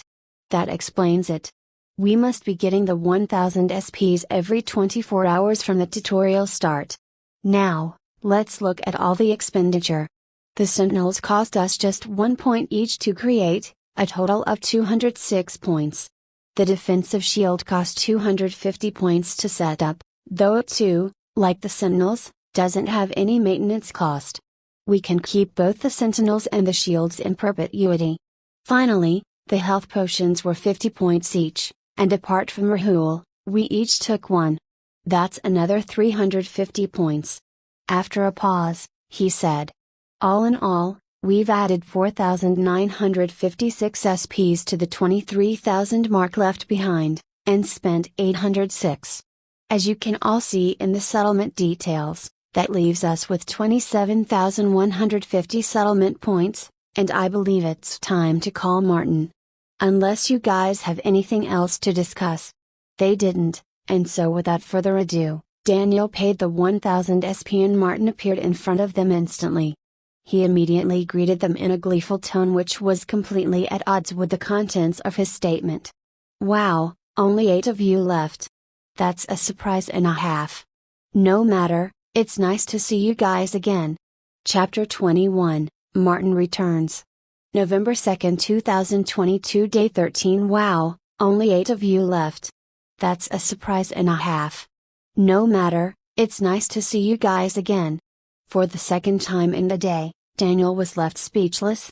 This time by the sheer aloofness with which Martin brushed off the deaths of all his colleagues. No matter? Rahul once more took over the conversation. Hi Martin, it's good to have you. Is it correct to assume, based on your surprise, that, and a half, Martin corrected Rahul with a hearty laugh, one that felt way out of place in the current situation. Excuse me? Rahul asked, confused. Surprise and a half, Martin replied, emphasizing every word. Rahul couldn't say he knew Martin well, but he still felt he was behaving uncharacteristically. When Martin had appeared last time, his actions were no nonsense and to the point, every word calculated. Now, it almost felt like he was trying to engage in banter. Still, he decided to just indulge him. Is it correct to assume, based on your surprise and a half, that you aren't privy to the events that happened after you left? How astute of you. Indeed, I have no idea what happened. Stewards are kept isolated from the rest of the world for the duration of integration of a planet. We can talk to each other, but can only directly observe outside events when summoned. As you can imagine, I have had a very boring couple weeks. Particularly since we stewards don't tend to share much with each other, information being worth its weight in gold and all. But never mind that, to come back to such glad tidings makes it all worth it. Martin replied, smiling broadly. Then after a pause, he corrected himself. Wait, that there was not a very good metaphor at all. Seeing as how information weighs nothing, calling it worth its weight in gold is like saying information is free. Which is the opposite of what I meant to say. Kindly excuse my mistake. We stewards get a primer on the traditions, history, geopolitics, religions and popular culture of the planets we get deployed to, but nothing substitutes actually living on the planet, and the system stopped planting us on planets eons ago. As you can imagine, it interferes with the natural course of events on the planets, and has been the cause of many blunders. Blunders like the Egyptian pyramids, he added after a pause, and followed it up with an animated wink. Then, completely unbothered by the unamused looks around him, he went on. But I digress. So yes, after my theatrical exit 2 weeks back, I have been completely in the dark about the status of your Bastion. All I knew is that at least one of you is alive and aligned to the Bastion, else I would have been put into deep sleep until the next integration. Rahul's patience was wearing thin as Martin went on one tangential discussion after another, completely failing to read the room. But he simply nodded, trying to avoid another detour and praying Martin would take his monologue to its natural end soon. So, you can imagine my amazement when I appeared back here, seeing the crowd thin to 8 distinguished warriors, and the settlement flush with SPs.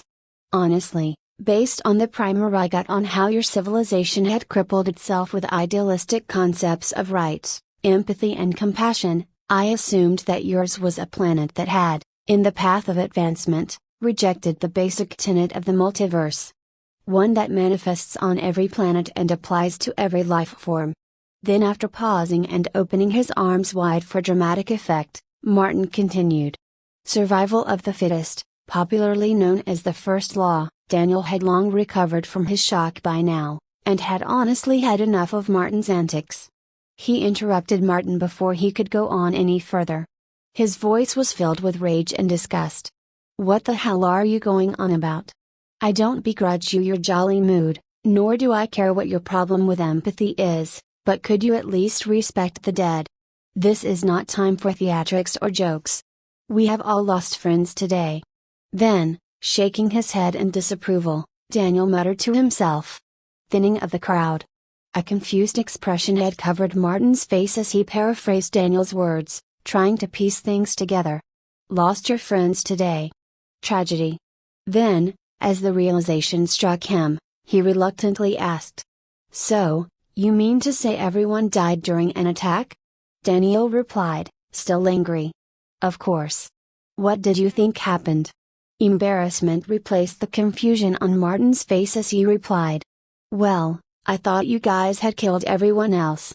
I only spoke the way I did to convey my willingness to sweep that whole uncomfortable killing business under the rug, and continue my duties as the steward. Why would you even think that? We don't need anything swept under the rug. Daniel asked dumbfoundedly. Martin replied pleadingly.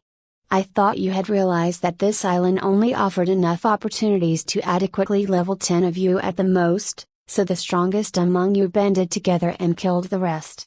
Honestly, that is what usually happens during integrations on planets with more instinctual and less civilized races. But by the time I finished my primer about Earth, I realized that only the most ruthless among the humans would be amicable to the idea of outright killing each other for the sake of resources. You would rather scheme, politic, create social inequality and class barriers. But not kill. He continued after a pause.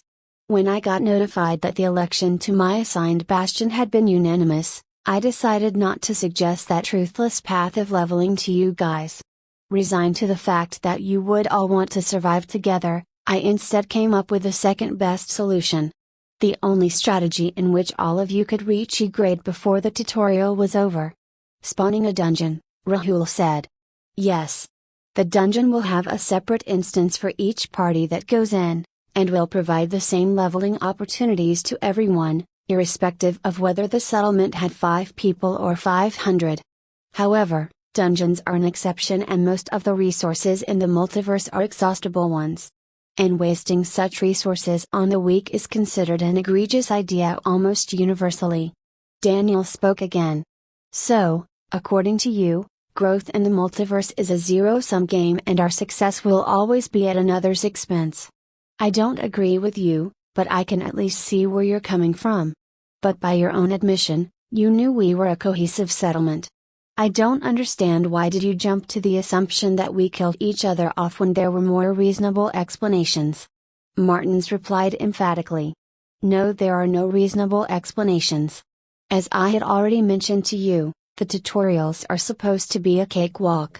The castle defenses are overpowered, and you would have to be incredibly incompetent to even lose one member during system-sanctioned events. Even the idea that almost the entirety of your settlement died in a tutorial attack, it's honestly preposterous. It'd have been a different matter entirely if you had taken my advice to heart and not spent even a single SP on settlement defenses. That had been my first thought when I appeared here and noticed that the settlement population had been reduced to 8.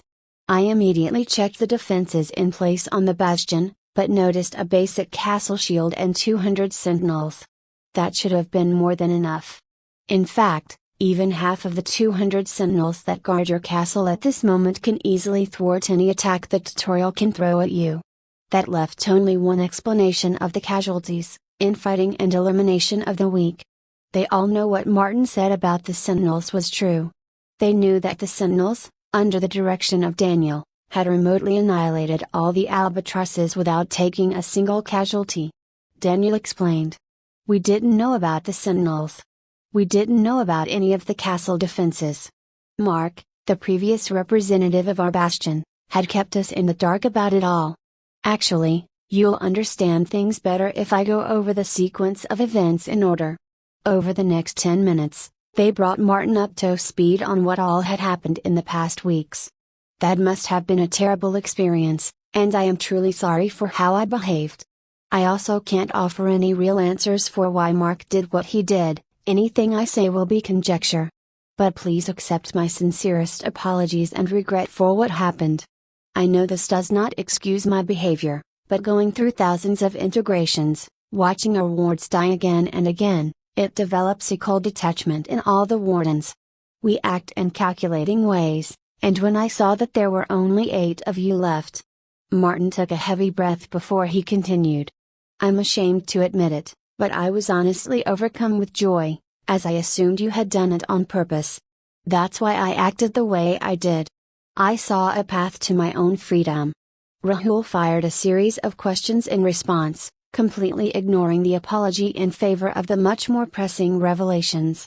Thousands of integrations? Just how old are you? And how often do your wards die? Is the survival rate during the integration of planets that low? Martin replied to them one by one. Yes, thousands. This is my assignment number 5381 if you must know. If by age, you want to know how many years has it been since I was born, that number is in millions. If you want to know how many years I have actually lived, how many years my body has aged, that would be about 15,000 years. As I mentioned, the moment all my wards die, I am put into deep sleep until the next integration. My body doesn't age while I'm in deep sleep. As for the survival rate, it's abysmal. I haven't had a single ward live through the integration in all my assignments. In fact, if I had, I would likely not be here with you. On an average, by the time a planet is integrated, only a few hundred of the planet's original inhabitants are still alive. And the stewards of those few hundred are often ransomed from their cycle of deep sleep and integration. Just a few hundred survivors. What about everyone else? Rahul said in horror. The same horror was reflected on all their faces, and Martin rushed to clarify. Oh, I'm sorry, it's not as bad as you imagine. I guess I should have told you this part first. You see, the integration of a planet is a long process that has various stages, and lasts 1,000 years in total.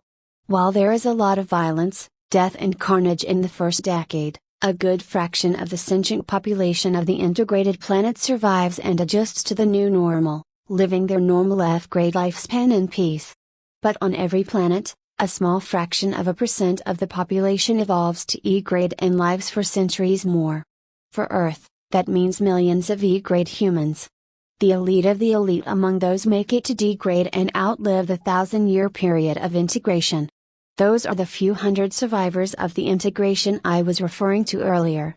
That explanation flooded everyone's faces with relief. Dying after completing their normal lifespan might mean failure of Martin's assignment, but as far as they were concerned, it was a life well lived. It was certainly better than their earlier interpretation, that the integration would kill their entire population, leaving only 100 alive. Daniel's reply mirrored all their thoughts. That's a relief. Given the already dreadful death rate on this island, I think most of us would take living a normal life with our loved ones. Martin nodded. Wanting to live a normal life with your family, that's not an uncommon sentiment during a planet's integration. After the death and disarray that the integration always brings with it, many just ignore the leveling and live out their lives at peak F grade.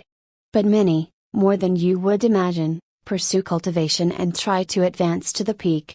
Daniel thought for some time, and then he addressed something else that had caught his attention. There's something you said that's been bothering me. You mentioned a path to your freedom earlier, and a ransom. What's that all about? Martin looked up as he replied. The path to my freedom. Well, the circumstance in which one gets employed as an integration steward are complicated. The circumstance in which that employment can end, they're even more convoluted.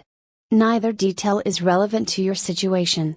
I'm sorry for my misbehavior earlier, but we can't spare any further time going over how stewardship works. We are on a clock, and it's about time we get to the actual matters at hand. Daniel reluctantly let the matter go, and then asked. All right, where do we start? The panda first, said a really excited voice. Chapter 22, The Multiverse Primer. November 2, 2022, Day 13. Yes, the presence. I didn't get a chance to tell you guys when I met you last time, but this was always going to happen. As your legendary title must have told you, the moment you were exposed to pure intent, your soul got attuned to it. And everyone attuned to pure intent eventually accumulates enough of their intent in this world that it brings their presence from the metaphysical realm into the physical one. The presences of the remaining 7 of you would manifest too, it's only a matter of time. Helena was visibly beaming at the last statement, and was just about to ask a question when Ivan beat her to it. And to her dismay, his was not the question she wanted to ask. So how powerful are these presences? And are they common in the multiverse? The second question has an easy answer, so I'll deal with that first. Presences are quite rare in the wider multiverse, but they are common on integrated planets. In fact, traveling with a presence in the multiverse while in lower grade is a dead giveaway of your origins. From the expression on Ivan's face, Martin sensed a question coming and he preempted it. You might be wondering why this disparity exists. Well, given how abruptly the integration happened, there are always people who find themselves in inopportune circumstances when it does. The system is, at least by its own standards, rather benevolent during the integration of a planet, until the tutorial ends, that is. In that benevolence, it interferes and provides pure intent to everyone who would die without it, and gives them a chance to reach a bastion and set up a base. As a side effect of this, pure touch of intent is perhaps the most common legendary skill in the entire multiverse. And everyone with that skill will manifest a presence? Ivan asked. Yes, if they survive long enough, Martin tersely replied, before continuing on. Coming back to your first question. As far as the power of the presences is concerned, they always start out weak but can grow to become insanely powerful. But to explain how they gain their power, I'll first explain exactly what the presences are. To do that, I need to explain some fundamental concepts of the multiverse, a primer if you will. Martin fished around in his pocket for something. Then, he pulled out an object that looked remarkably similar to a cigarette. He lit it with a magical spark, taking a deep puff before he spoke. So, the first thing you need to understand about the multiverse is that the lines between the physical and the metaphysical are blurred. Fundamental principles of the universe, the concepts, the laws, the possibilities, everything can take a physical form when concentrated enough. And if these physical forms survive long enough to accumulate enough density, they become sapient and start exercising their will. Some of the most powerful beings in the multiverse are in fact manifestations of powerful concepts. These manifestations too are sometimes called presences, though most just called them manifested concepts or just concepts. As he spoke, he exhaled a ring of smoke, and then another, and another, until they coalesced to form a shapeless mass of smoke. Then the mass took the shape of an orb with 2 holes for eyes. Then, looking at that orb, Martin continued. But the multiverse is not ruled by these powerful concepts. Rather, it's the myriad of races who are born with sapience, the most populous of which are humans, that rule the multiverse.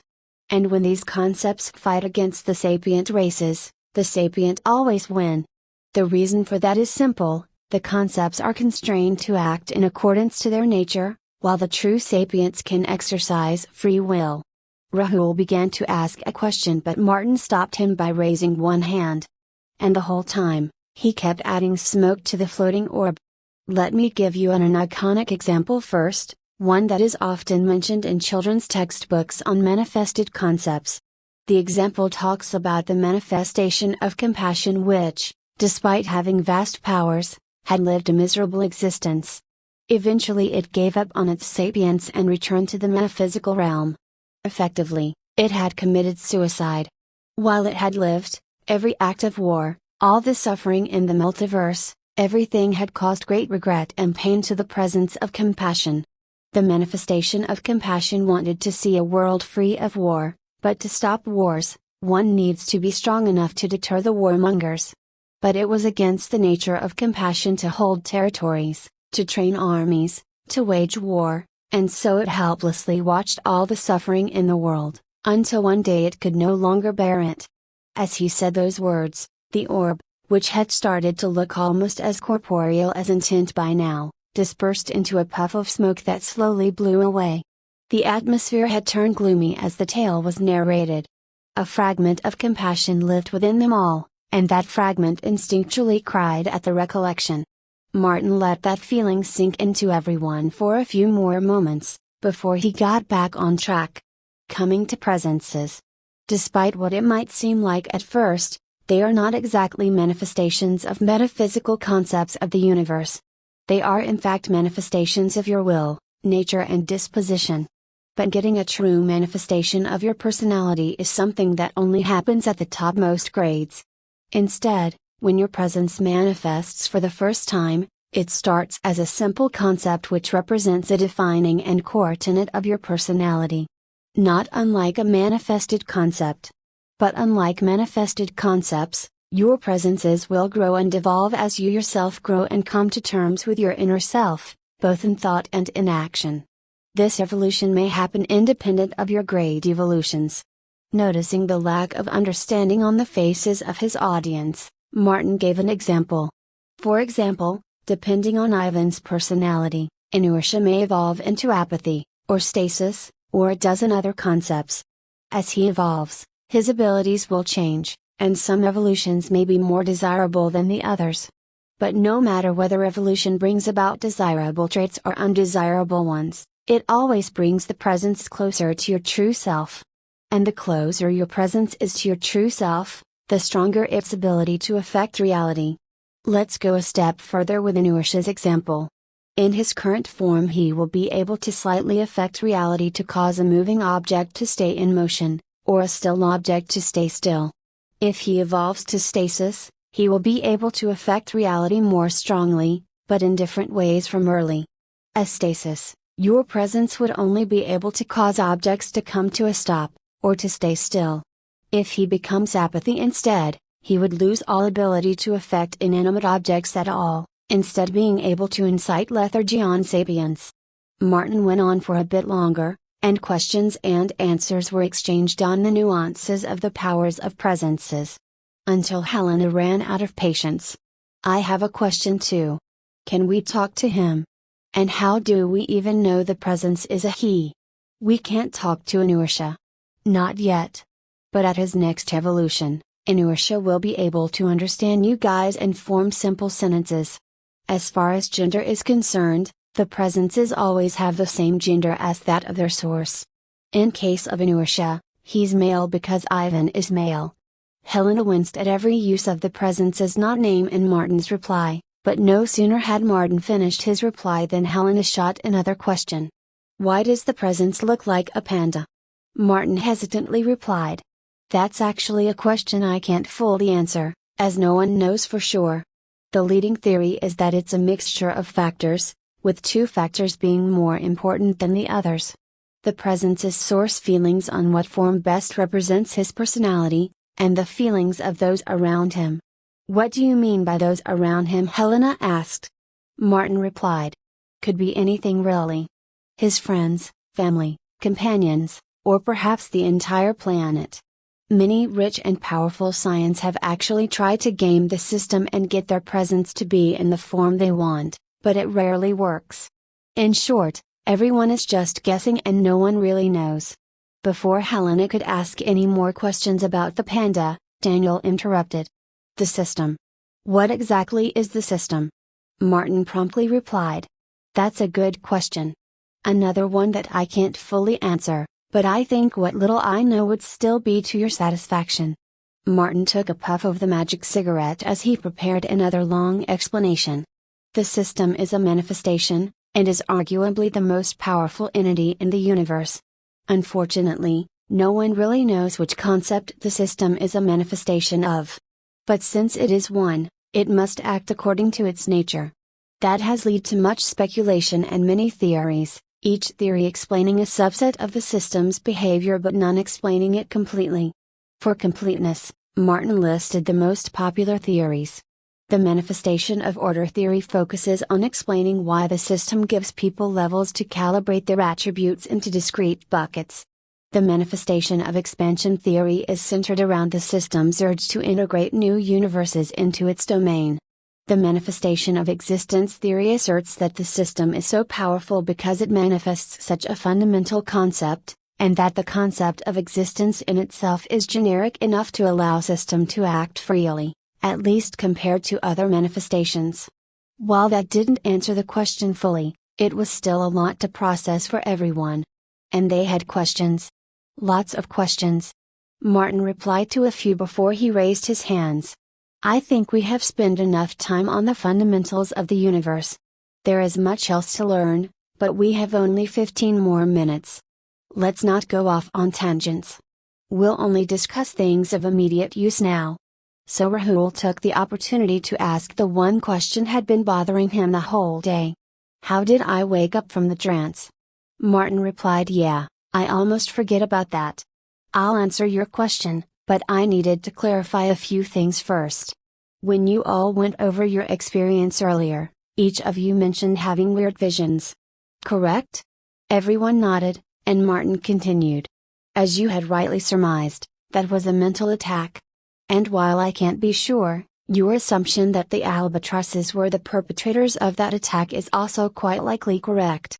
But a question that you didn't think to ask, one that is actually very important, is how did regular level 10 birds have such an overpowered attack? An attack that single-handedly brought an entire settlement to its knees. As I've said many times, the tutorial is a cakewalk. So what gives? Maya projected her title as spoke for the first time since Martin had appeared. Pure touch of intent, legendary, your soul is now fully attuned to intent energy. Passage of intent energies will not be impeded by your soul. This eliminates all innate bottlenecks associated with utilizing intent as a human, but also eliminates all innate resistance every human has against intent-based attacks. We are susceptible to intent-based attacks. A mental attack powered by intent fits what you've told us so far about intent. Martin smiled. This had been a good day so far. His wards were now a perfectly sized group for what he had planned next. They had enough SPs accumulated, and now this insightful young woman had made such a clever connection. As he looked at all his 8 remaining wards, all at level 9, he salivated internally as he hoped for a final lucky break that would just make this day the best one he had had in a millennia.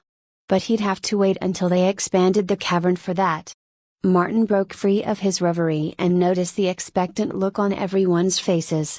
He started by repeating his line from earlier, but this time his tone conveyed sincerity rather than mirth. Very astute of you, Maya. All attacks, whether physical, magical or mental, can be enhanced by intent. Some of you may even have done so unknowingly. pay attention next time your emotions are raging, and perhaps you might even get a skill for it. But some attacks go beyond that, in that they are completely powered by intent. Martin considered the ways to explain the next part, and came up with an example. Remember how by practicing swordsmanship, you all unlocked the one-handed sword eye skill? In the same way, if Ivan does a simple exercise, trying to keeping a heavy rock in place by channeling his intent through his presence, while you all try to move the rock, he will eventually unlock a hold skill. Acquiring a skill is simply the system packing all your knowledge and experience with that particular task into a neat little box, which you can access at will without repeating all the steps. Muscle memory if you, but for lengthy processes. Actually, the system sometimes even adds something extra in the box. Realizing he was getting sidetracked again, Martin got back to the topic. But we won't get into that. My point is, if you do it willfully and often enough, the system will automate almost everything that you can do and make it a skill. That includes attacks, but it also includes things like singing, dancing, cooking, even breathing if you deliberately learn breathing techniques. So if someone utilizes their intent to try to cause confusion in their enemies, they might get a confuse skill. And that skill would be powered by intent. With beasts like the albatrosses, they get skills as part of their leveling, but if that skill's nature is to be powered by intent, then it'd be powered by intent no matter how the albatrosses got the skill. The fact that exercising intent takes a certain amount of intelligence that F-grade beasts rarely have, doesn't come into play at all, rarely. Rahul couldn't help but ask. In the multiverse, all possibilities are viable and you learn to never say never. Martin replied, silently hoping he had used that pop reference well. What was that defiant voice that whispered to me from within and broke me free? Rahul asked, getting to the crux of the question, though by now he thought he could guess. Well, let's go back to the confused skill that I used as a generic example earlier. The attack that you suffered from likely was a more specific one, with particular intent powering it. The reason that you woke up while the others didn't was because the intent behind that attack must have been irreconcilable to your own intent. Since your intent hadn't fully manifested into a presence, you still fell to the initial attack, but a battle of wills ensued post that. Your intent must have won, or at least squeezed out enough of an advantage to break you free of the spell. The voice you heard was your own intent. You could think of it as an ephemeral manifestation of your presence. Rahul nodded and thanked Martin for his explanation. And as he realized that the events in the morning might help him get an idea of the nature of his presence, he grew curious and tried to recall the visions he got. Unfortunately, his recollections were hazy, but he kept at it, trying to piece together the few details he could remember. In the meantime, as only the last 15 minutes of their counsel with Martin remained, the conversation moved to its last leg. It was time to discuss the dungeon. Chapter 23, Rejoice Denizens of the Earth. November 2, 2022, Day 13. We need to take care of the cavern business before we talk about anything else. The rest of our discussion will depend on whether the dungeon spawns or not. Martin focused his attention on Daniel as he continued speaking. Daniel, expand the cavern until the dungeon spawns, or you run out of SPs. Daniel nodded and did as told. Being a member of the Laysan Council allowed Rahul to open the settlement details screen and see the SPs decrease in real time. After spending 1000 SPs to summon Martin, they had 26,150 left. Rahul hoped it'd be enough. 26,150, 25,150, 24,150. He also noticed that the terraforming projects section had been updated and had a new entry, unnamed cavern expansion. Settlement details, settlement name, Laysan, settlement population, 8/1000, Bastion, Laysan Bastion, unique Bastion bonus, allows any humans within the domain of the collocated settlement to drink salt water without any adverse effects. Settlement bonuses, expanded settlement domain 3, dungeon spawn 2, amphibious 4, settlement domain highlights, unnamed inland hypersaline lake, unnamed cavern, unnamed coral reef formation, other bastions within settlement domain, 1 avian bastion, 1 shallow water bastions, 23 deep sea bastions, leadership bonus, N.A., council bonuses, N.A., settlement points, 24,150, buildings, castle, level 1, dock, level 1, terraforming projects, unnamed cavern expansion, ongoing, active settlement quests, consolidate your domain, 126. Everyone watched nervously as the settlement points kept falling 1,000 at a time. But as Rahul saw the settlement details screen fluidly update in real time, his mind wandered. Rahul had always been inquisitive. When he watched an online sport live stream for the first time and noticed the number of concurrent viewers, he immediately wondered how the streaming company had designed their systems to handle such heavy loads seamlessly. Most people didn't care, but as soon as the game had ended, Rahul went and read the tech blogs of the streaming company and understood the complicated interplay between the streaming servers, the CDNs and the ISPs that made live streaming at such large scales possible. When the large language models, LLMs, like ChatGPT went viral, he looked up various conference papers and presentations on LLMs and tried to understand, at least at a high level, how they worked. While his friends were busy marveling at the insane art generated by AI models like DALL-E, he read about GPT-3 and even perused the source code of similar projects which were open source. He didn't always understand it all, but he always tried.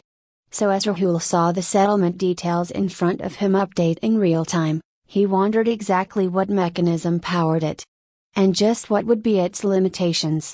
What if Rahul were sitting a million light years away, in a different galaxy? Would the information travel faster than light, and the update still be instant? Would the updates be still snappy if a million, a billion, or a trillion beings were watching the same settlement screen at once? Rahul wondered what infrastructure, no, what phenomenon was enabling such transfer of information. How was the information being fed directly to his mind? Rahul had taken a course on human-computer interaction in college, and he knew about Neuralink, but nothing came close to what the system was doing. No concept, no technology, no process or phenomenon that Rahul knew about from pre-integration Earth could explain what was happening, and just as he was about to chalk it all up to magic, Rahul was broken out of his reverie. "It's done!" Daniel exclaimed loudly. Rahul looked at the settlement details again. The information had been updated, as expected.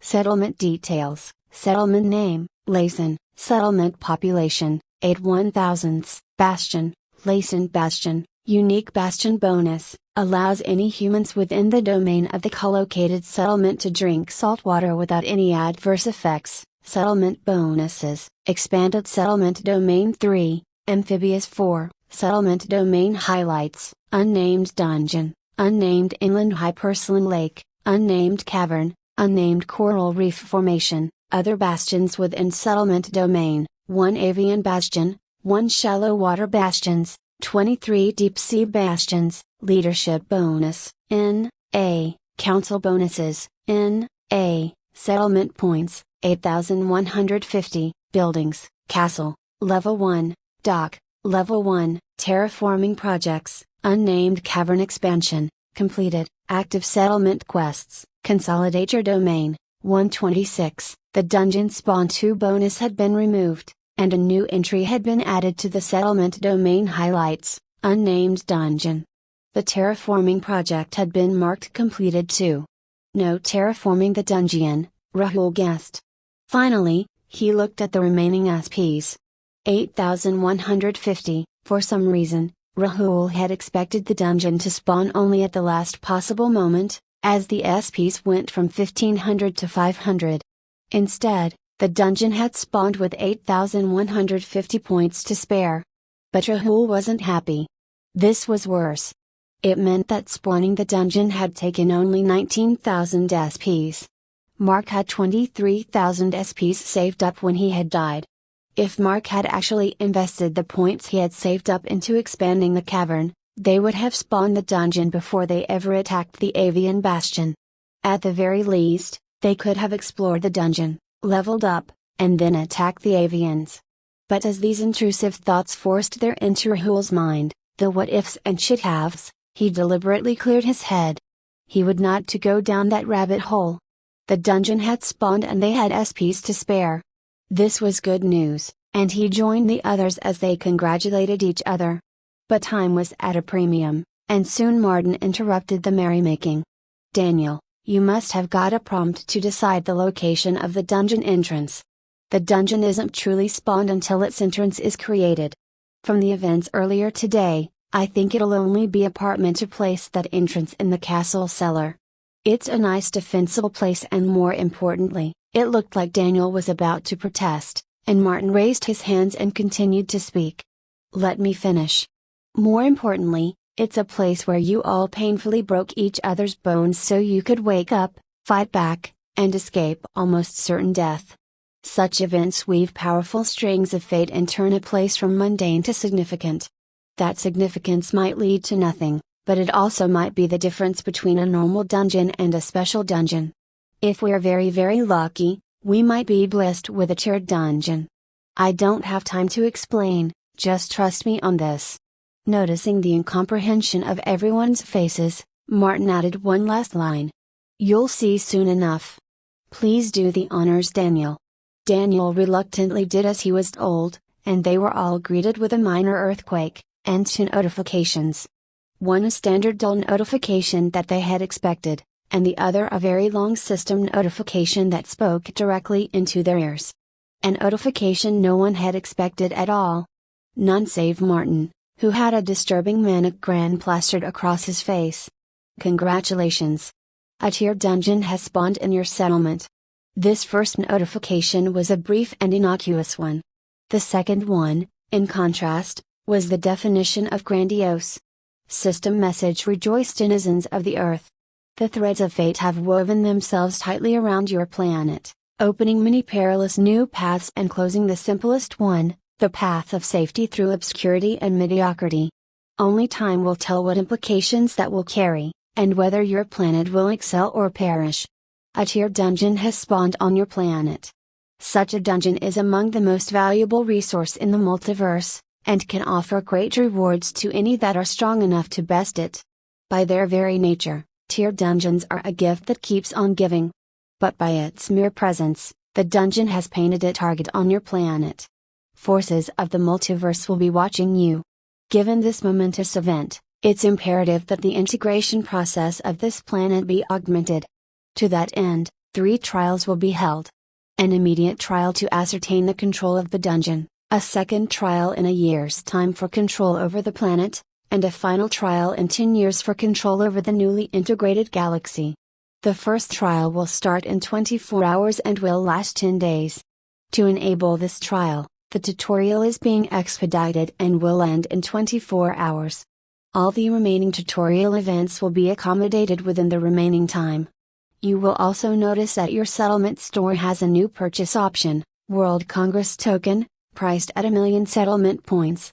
All those who have purchased the tokens before the tutorial ends will be able to send 1 delegate per token to the first World Congress. More information related to the event will be provided there. Tutorial ending in 23:59 and 59 seconds. The moment the system announcement ended, Martin interrupted them all. "Walk with me to the cellar. Ignore the event, you won't be allowed to attend anyways, and preparing for it is my responsibility. Right now you have something more urgent." As he said that, Martin projected the dungeon overview screen. Dungeon overview, dungeon name, unnamed, dungeon category, tiered dungeon, bastion, Latent Bastion, dungeon bonuses, Premier Dungeon I, Premier Special Dungeon 3. There was a lot to unpack here, but Rahul didn't get a chance to unpack anything as Martin continued speaking without pause. You can go over the exact bonus details later. What you should know is that while normal resources are finite, dungeon resources are infinite and have a separate instance for everyone who enters them. But they can only be entered once per person. Tiered dungeons go one step ahead as they have a separate instance per person per grade, so you can explore the dungeon 6 times, all the way till A grade. With Premier Special Dungeon 3, the dungeon will now have 3 instances per level, Martin noticed a mix of certain confusion and reluctant elation on everyone's faces, and realized he had failed to drive the point home. You have no idea how valuable this dungeon is. A normal dungeon has beasts and rewards of a certain level and is only suitable for warriors of particular level. If a dungeon has midi-grade monsters, it can only be explored at that strength. If you're weaker than midi-grade, you will die. If you're D-grade, you gain negligible experience and D-grade rewards that are useless to you. But a tier dungeon can be used once at every grade, generally close to the peak of each grade. A tier dungeon with 3 sub-tiers can be used 3 times at every grade. At F grade, it can be used once before you unlock your classes at level 10, once before you unlock your specialization at level 25, and once more before you reach E grade at level 100. Martin saw the elation on everyone's faces become more pronounced, but he still wasn't satisfied. They had no frame of reference to understand just how remarkable this was, so he dumbed it down for them. With this dungeon and some grinding on the outside, you should be able to reach almost level 30 within a few days. Long before the first real implications of the system event started to affect you.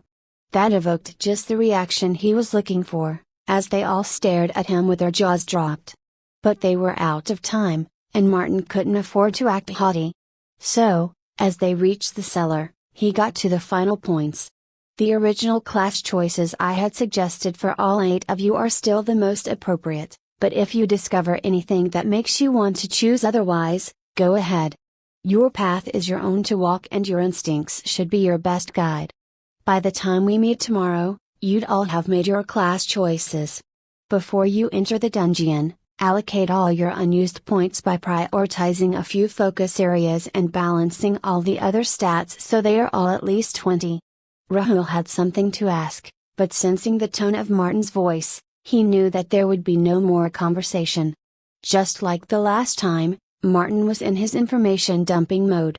Rahul and Matt, melee, rogue, focus on strength and dexterity. Ivan, melee, tank, focus on strength and vitality. Alex, range, siege, focus on intelligence and vitality.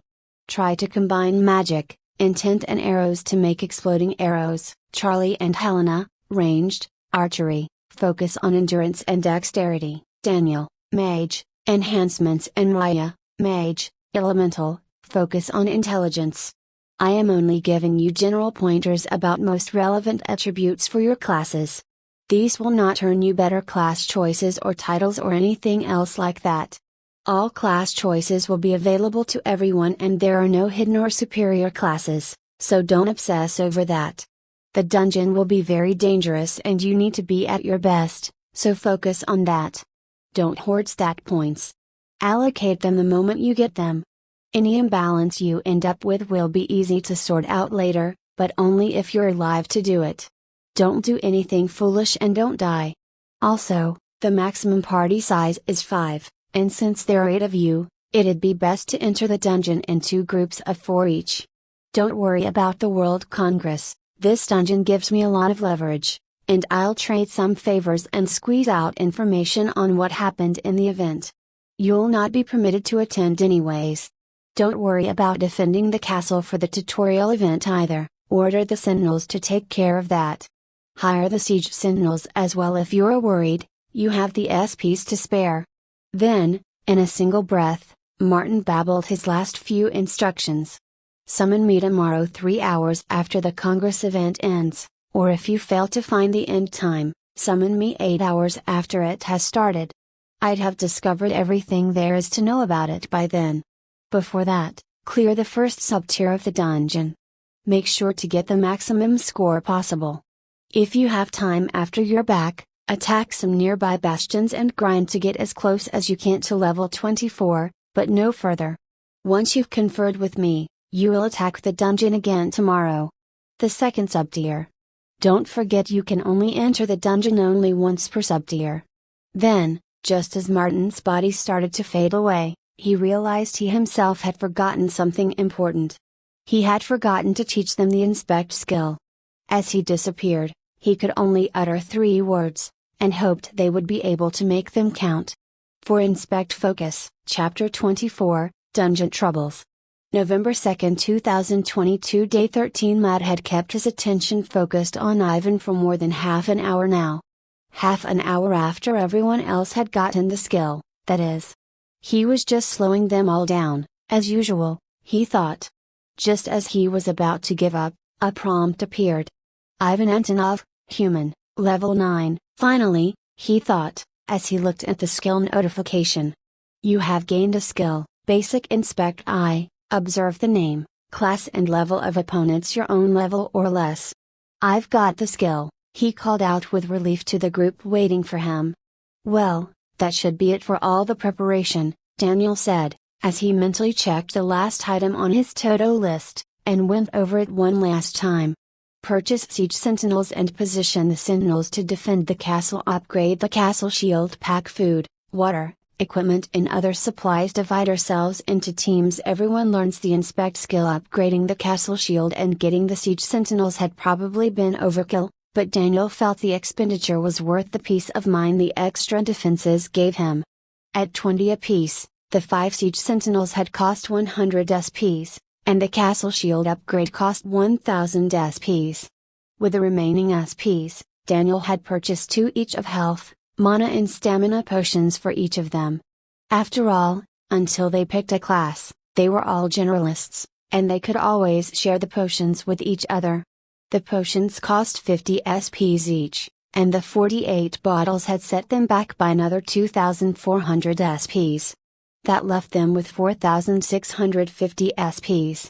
Despite the cost, purchasing the defenses and packing the supplies had been the easy part.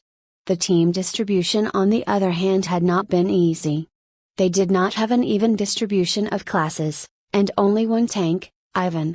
In the end, it was decided that Ivan would be in one team, and the 2 melee rogues would be in the other to make up for that.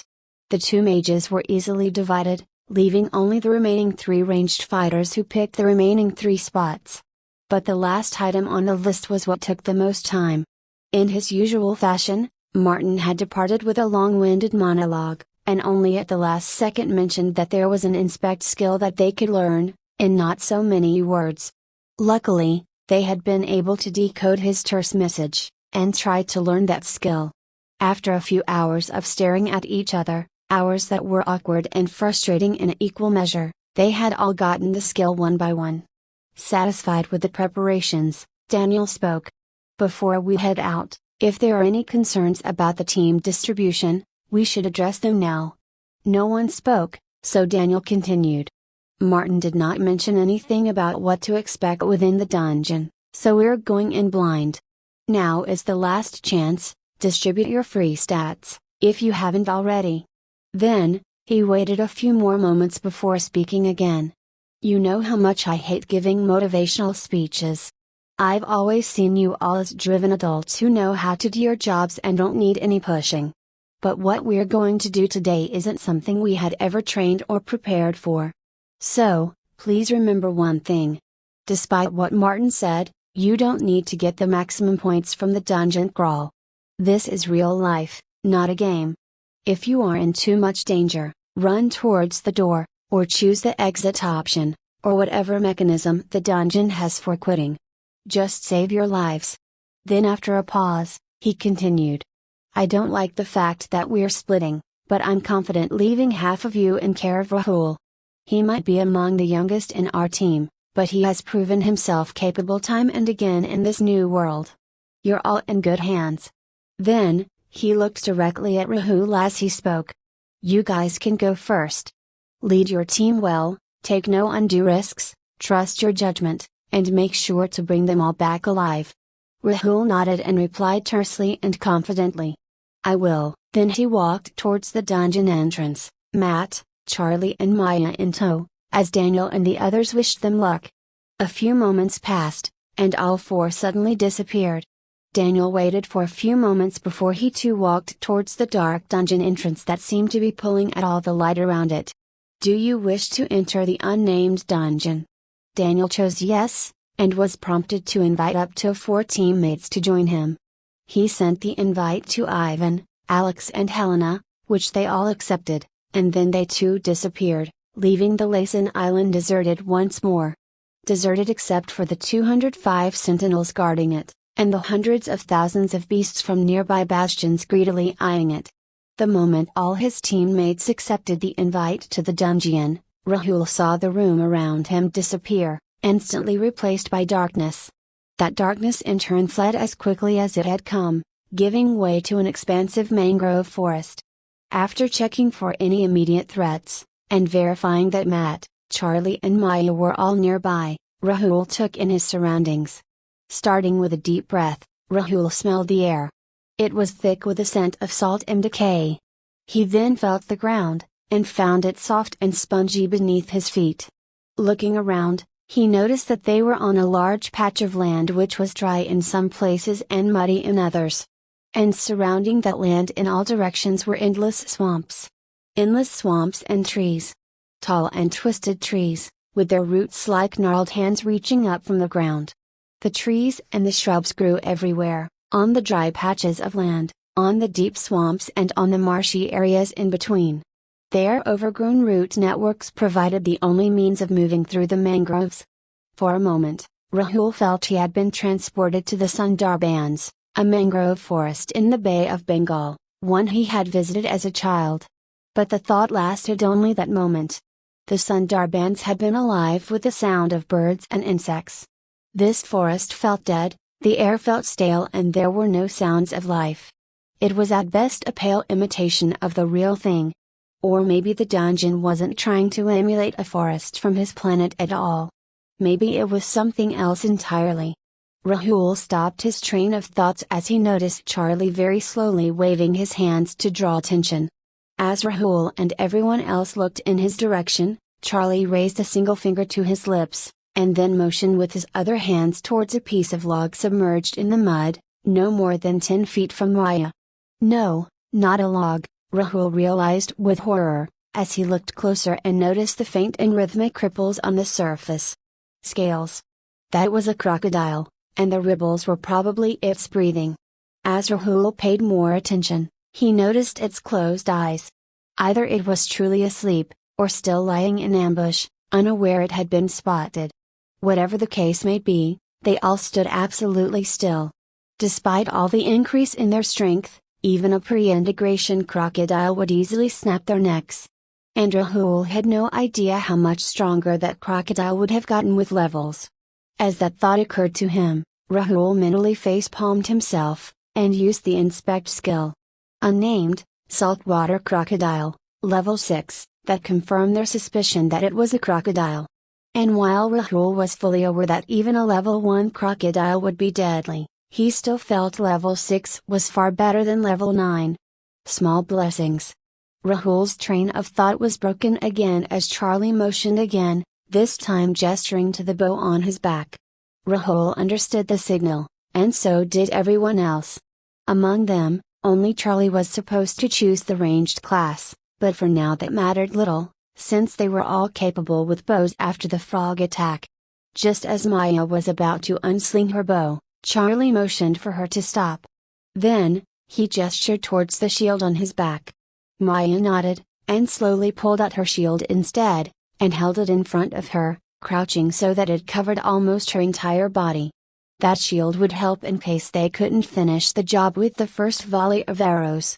Rahul, Charlie and Matt readied their bows together, and all three used Stamina Control 1 to push extra stamina into their attacks for a more devastating strike.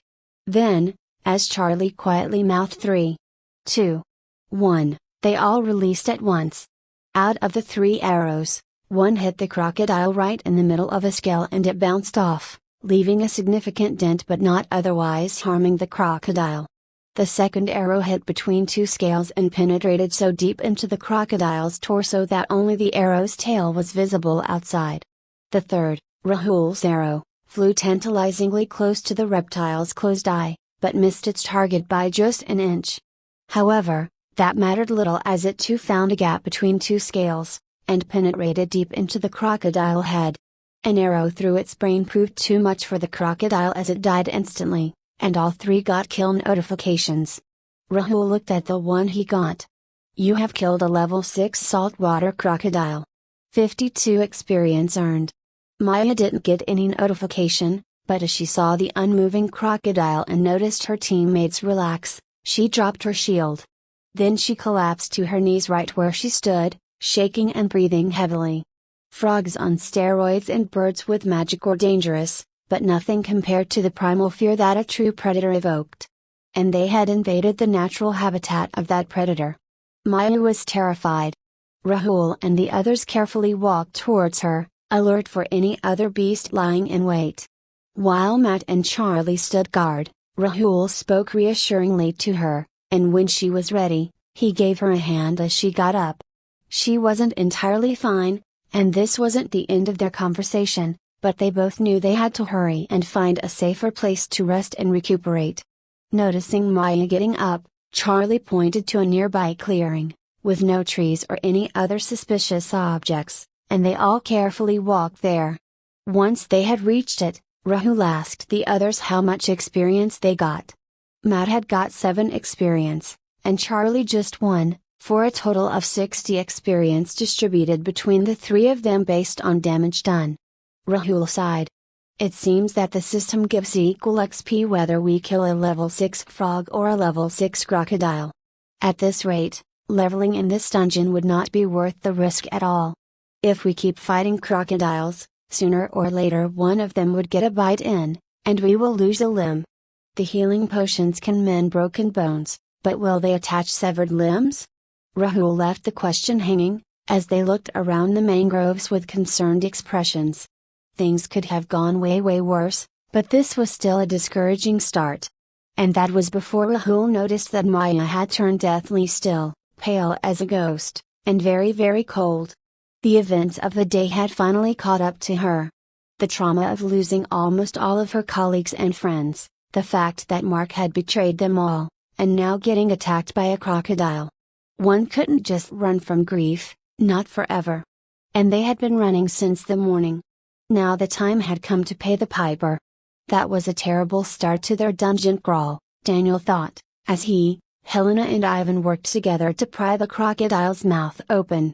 They had been ambushed by that crocodile almost the instant they spawned into the dungeon, and it had jumped straight for Alex's leg. Finally, they managed to open the dead reptile's mouth wide enough for Alex to pull his leg free.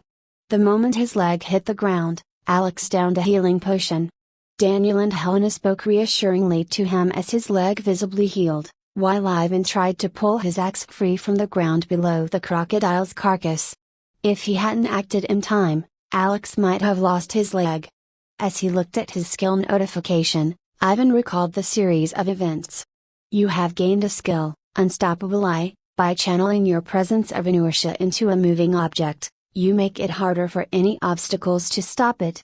Note, you will lose the skill if your presence evolves into a form incompatible with this skill. Only a few moments after they had spawned in the dungeon, they had been attacked by the crocodile.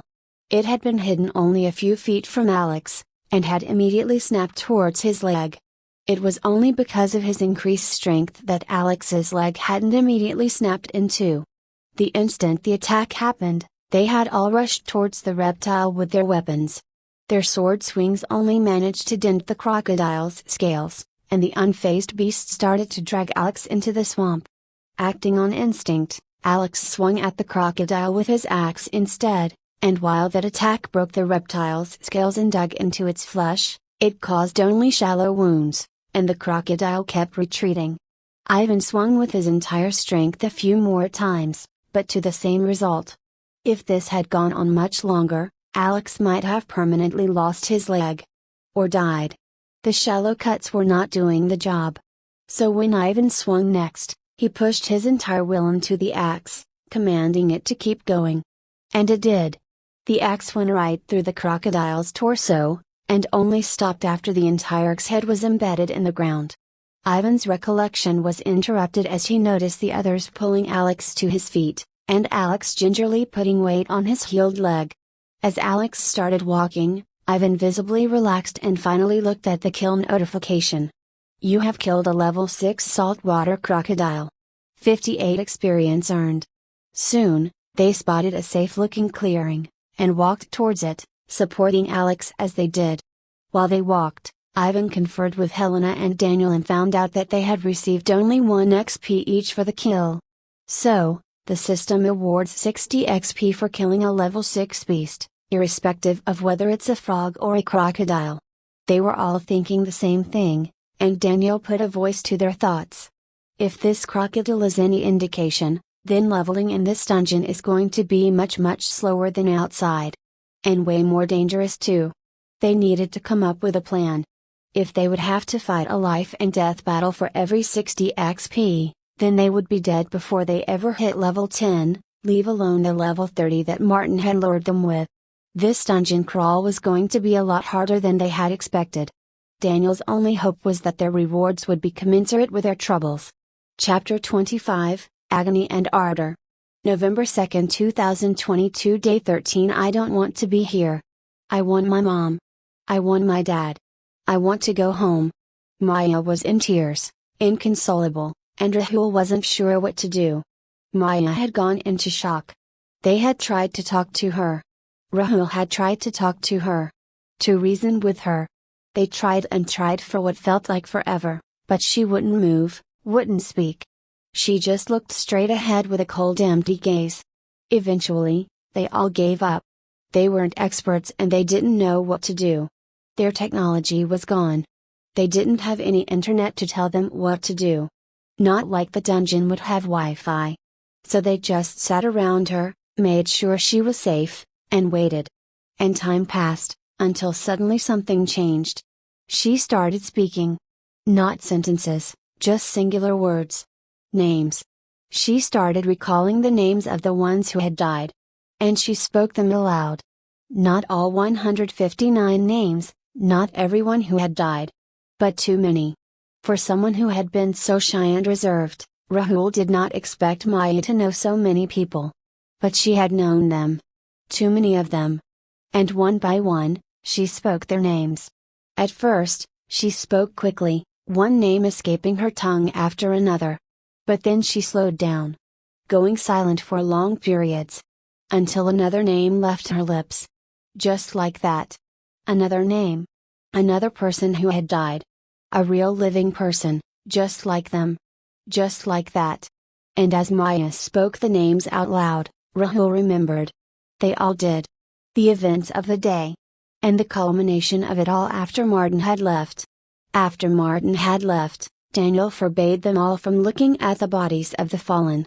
For the sake of their sanity. But they had already seen the bodies. They had been in the outer walls of the castle, shooting arrows at the retreating albatrosses, but their eyes had spotted the bodies strewn around the castle, not all of them in one piece. Some bodies had not been carried far, the hawks had dropped them within the outer walls of the castle, in the courtyard. But the team had not gone to that part of the courtyard. None of them had seen those bodies up close. Small mercies. None of them save Rahul and Matt. The two had fallen in the courtyard amid the bodies. Matt had been too disoriented by pain, but Rahul saw them. Only from the corner of his eyes, but Rahul saw. The hawks had carried his colleagues far above the roof before dropping them. The result was gruesome. So when Martin left, Daniel had the sentinels build graves for them all. Not mass graves, individual graves for each of them. He had then instructed the sentinels to bury the bodies respectfully. Only after the sentinels had filled in the graves and hidden any signs of the horrors that transpired on Laysan Island, had Daniel taken the team to pay their respects to the dead. But only for a few short moments. Daniel didn't let them linger. They must keep going, or they would soon join their colleagues. And they wouldn't have anyone left to bury them. And so they left behind the graves and the island and entered the dungeon. What they couldn't leave behind were the memories. And so for half an hour, Maya had recited names. Rahul had wondered if he too should recite, if that would give him some kind of catharsis, but he couldn't do it. Maya kept on reciting. Captain Seki. As Rahul heard that name spoken, he remembered. In their concern for their kuljas, they had all forgotten about the others, the pilot, the air hostesses, the other passengers. But Maya had remembered. She recited all their names, taking pauses in between. But every pause, no matter how long, was always followed by a name. Until it wasn't. Until there was a pause that went on for what felt like forever. After that maddeningly long pause, she took 8 more names. She knew those names well. But she still paused after every single one. It wouldn't have been right otherwise. Alex, Charlie, Matt, Helena, Ivan, Daniel, Rahul, Maya. Then, she spoke. "We will all die. Nothing's going to happen to us," Rahul implored. "We will all die. We will all fall into the jaws of crocodiles and be crunched to our deaths," Maya tonelessly spoke. "We can fight the crocodiles, you saw how we dealt with the ambush," Charlie said emphatically. "One by one, we will all die," Maya stated. "We won't let anyone die, Maya. Not one more among us will die." Matt said pleadingly. "We will all die. We will all die. We will all die." Maya kept chanting the same words again and again, without pause. Her voice reduced to a whisper and then died down to nothing, but her lips kept moving inaudibly. They all told her how they would figure out how to exit the dungeon, and then leave immediately. They wouldn't try to win the dungeon, they would get to safety and run. They would take things slow. They were strong. They had potions. They could recover from almost any injury. They said everything they could think of to assuage her fears. But all their assurances and reassurances fell on deaf ears. Until Rahul kneeled right in front of her, held her hands, and looked at her. Her lips stopped moving, and she looked up and met his eyes. "I will not let anything happen to you. Not to you, not to any one of us. We will walk out of here alive. All 4 of us. I promise." Maya stared into his eyes for a moment longer, as if considering. Then she raised her pinky finger in a gesture that Rahul had not seen since he was 5. But he complied, crossing her pinky finger in his. "Pinky promise," he said solemnly, not letting his embarrassment show. She slowly nodded, wiping away her tears. At this moment, she let herself be a kid, she let herself believe him. "You feeling better now?" Rahul asked. She nodded, then looked around herself, as if noticing the strange mangrove she was in for the first time. And then she was crying again. This time a new line repeated on her lips. "I don't want to be here. I want my mom. I want my dad. I want to go home." But this time, she was not repeating lines in an unhinged manner. She was repeating them with meaning. She did want her parents, she wanted the safety of home. She didn't want to be fighting against crocodiles. She didn't want to be anywhere near crocodiles. Maya was in tears, inconsolable, and Rahul wasn't sure what to do. And then he realized, he didn't have to do anything. Maya had faced her fears. She had let out the emotions that they all had repressed since this morning. No, not since this morning. Since the integration began. Since that damned airplane disappeared from under their damned asses. Since they flew uncontrollably in the air. Since they slept out in the open, in the sand, and had to forage and fish for food. Since they had been drinking salt water. Since they had been massacring frogs and birds. The last 13 days had fucked them all up. The death of all their colleagues had been the last straw. Until they were alive, Rahul could almost delude himself that he was just waking up and doing his job. A new assignment. After all, it was his manager giving him orders, who in turn was receiving orders from his director Mark. As if all that wasn't enough, that damned crocodile surely became the straw that broke the camel's back. All this and so much more was raging within Rahul. It had been raging within Maya too. Rahul didn't feel what happened to Maya was normal, or healthy, but in her own way, she had let it all out. But who's to say what's healthy, what's normal, in a situation like this? And whatever she had done, it was better than what Rahul was doing, what they were all doing. Keeping it in, suppressing it. Granted, many cried quietly alone at night, but not like this. Rahul looked into Maya's eyes and he could see a heavy burden had been lifted from her. It was not catharsis, not really. But it had helped her. Rahul's promise, genuine as it was just that, a promise. He knew he couldn't guarantee anyone's safety. Maya knew it too. But she had chosen to believe it. And in believing it, She has found a sliver of hope to cling to. Rahul only wished he could do the same. But he had always been taught that boys don't cry, grown-ups don't cry, men don't cry. Now more than ever before, Rahul wished they could cry. And as he thought about all this, he put words to the two emotions he had been feeling toward Maya this whole time. Relief. He cared about her and was genuinely happy she was feeling better. It didn't look like it, not now, but she was going to be fine. And envy. It was slow and it was nerve-wracking, but once they got the hang of it, killing crocodiles was not that much different from killing frogs or killing hawks. When you're at a safe distance with a bow in your hands, crocodiles are just as dangerous as frogs and birds. Which is to say, not dangerous at all. The team spotted another crocodile hiding in the swamps, and all four knocked their arrows and released. This time, Helena's arrow penetrated its hide the deepest, giving her the lion's share of the experience. As they took down the reptiles one by one, they all wondered why they needed a balance of classes at all. In every battle so far, ranged combat had served them best. But sooner or later, the enemies would come close, so they couldn't all be archers. It had been a slow grind so far, but the team didn't let themselves fall into a false sense of safety. The crocodiles were still ferocious beasts, and they only took them on one at a time, and from a distance. If their shots set too many of the reptiles in motion, they would flee and attack another area. The crocodiles were content to go back to their rest, and never followed them too far. Humans on the other hand weren't the kind to stay content for long. After 2 hours of killing crocodiles, they barely managed to eliminate 100 of them. That was around 6,000 experience distributed between the four of them. And as Ivan looked at his experience bar, he realized he was no closer to leveling up than when he had first entered the dungeon. 13,360 50,000 experience to the next level.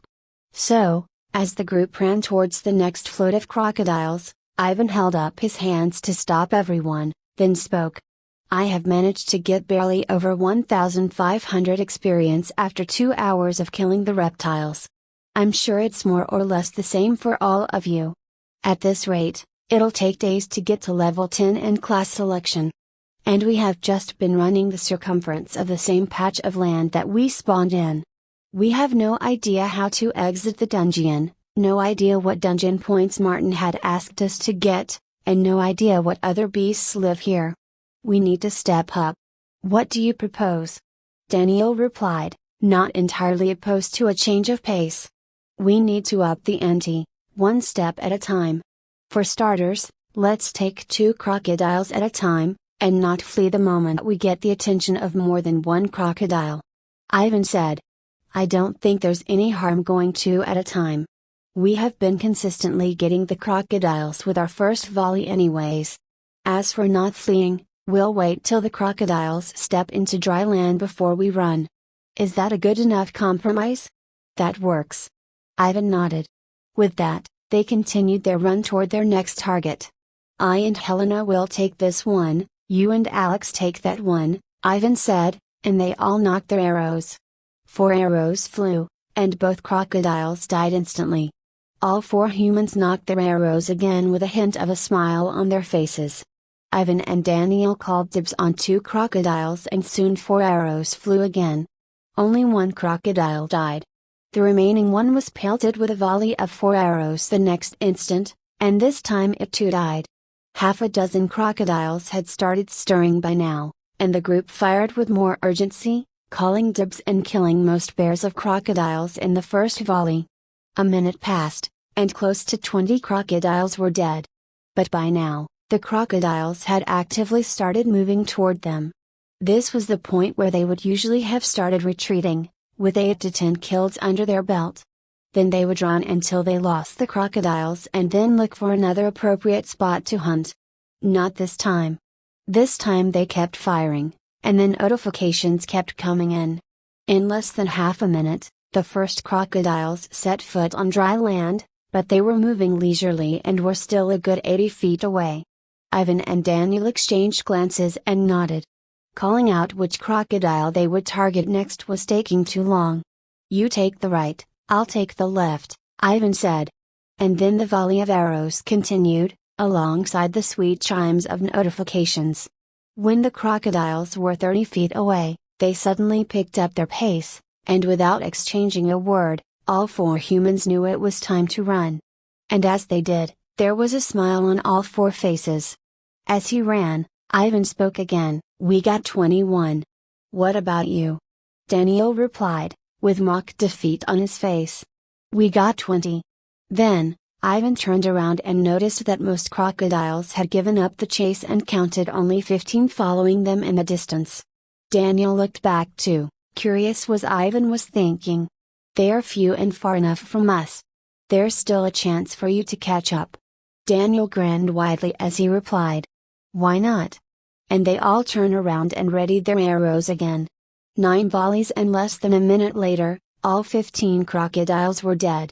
Unfortunately for Daniel, Helena had gotten really good at hitting the spot between the scales, and Team Ivan's lead only got wider. "We won. 29-27, Ivan said confidently. Daniel replied immediately, with a challenging smile. "Of course you did. You've got a designated marksman on your side. Swap her for Alex and then we'll see." Alex promptly protested. "Hey! I'm a designated marksman too." Daniel replied, "Yeah, but ranged siege doesn't count. Unless you have already figured out how to make your arrows go boom?" As he said that last part, Daniel closed both his fists in front of his face and then opened them wide. "No." Alex replied, trying to make a hurt face as he did, but he couldn't hold his laughter. "Was that gesture supposed to indicate an explosion?" Alex said, still laughing, as he copied Daniel. Daniel looked at that absurd hand gesture, paused for a second, and then he too started laughing. Soon, they were all laughing. Making boom gestures with their hands and laughing. Really laughing. For a moment, all was forgotten, everything that had happened since the integration began. They laughed some more, but too soon, the moment ended, and Daniel spoke. "Jokes aside, this new strategy was very productive. We killed half as many of the reptiles in 5 minutes as we did in 2 hours. More than all of us targeting a single crocodile, the retreating and running around was slowing us down. But let us not get too carefree. They are still apex predators." As Daniel said that, he looked at the crocodile which had managed to come the nearest, lying only 20 feet away, with 6 arrows sticking to its body. "Yeah, let's not cut it that close." Helena agreed.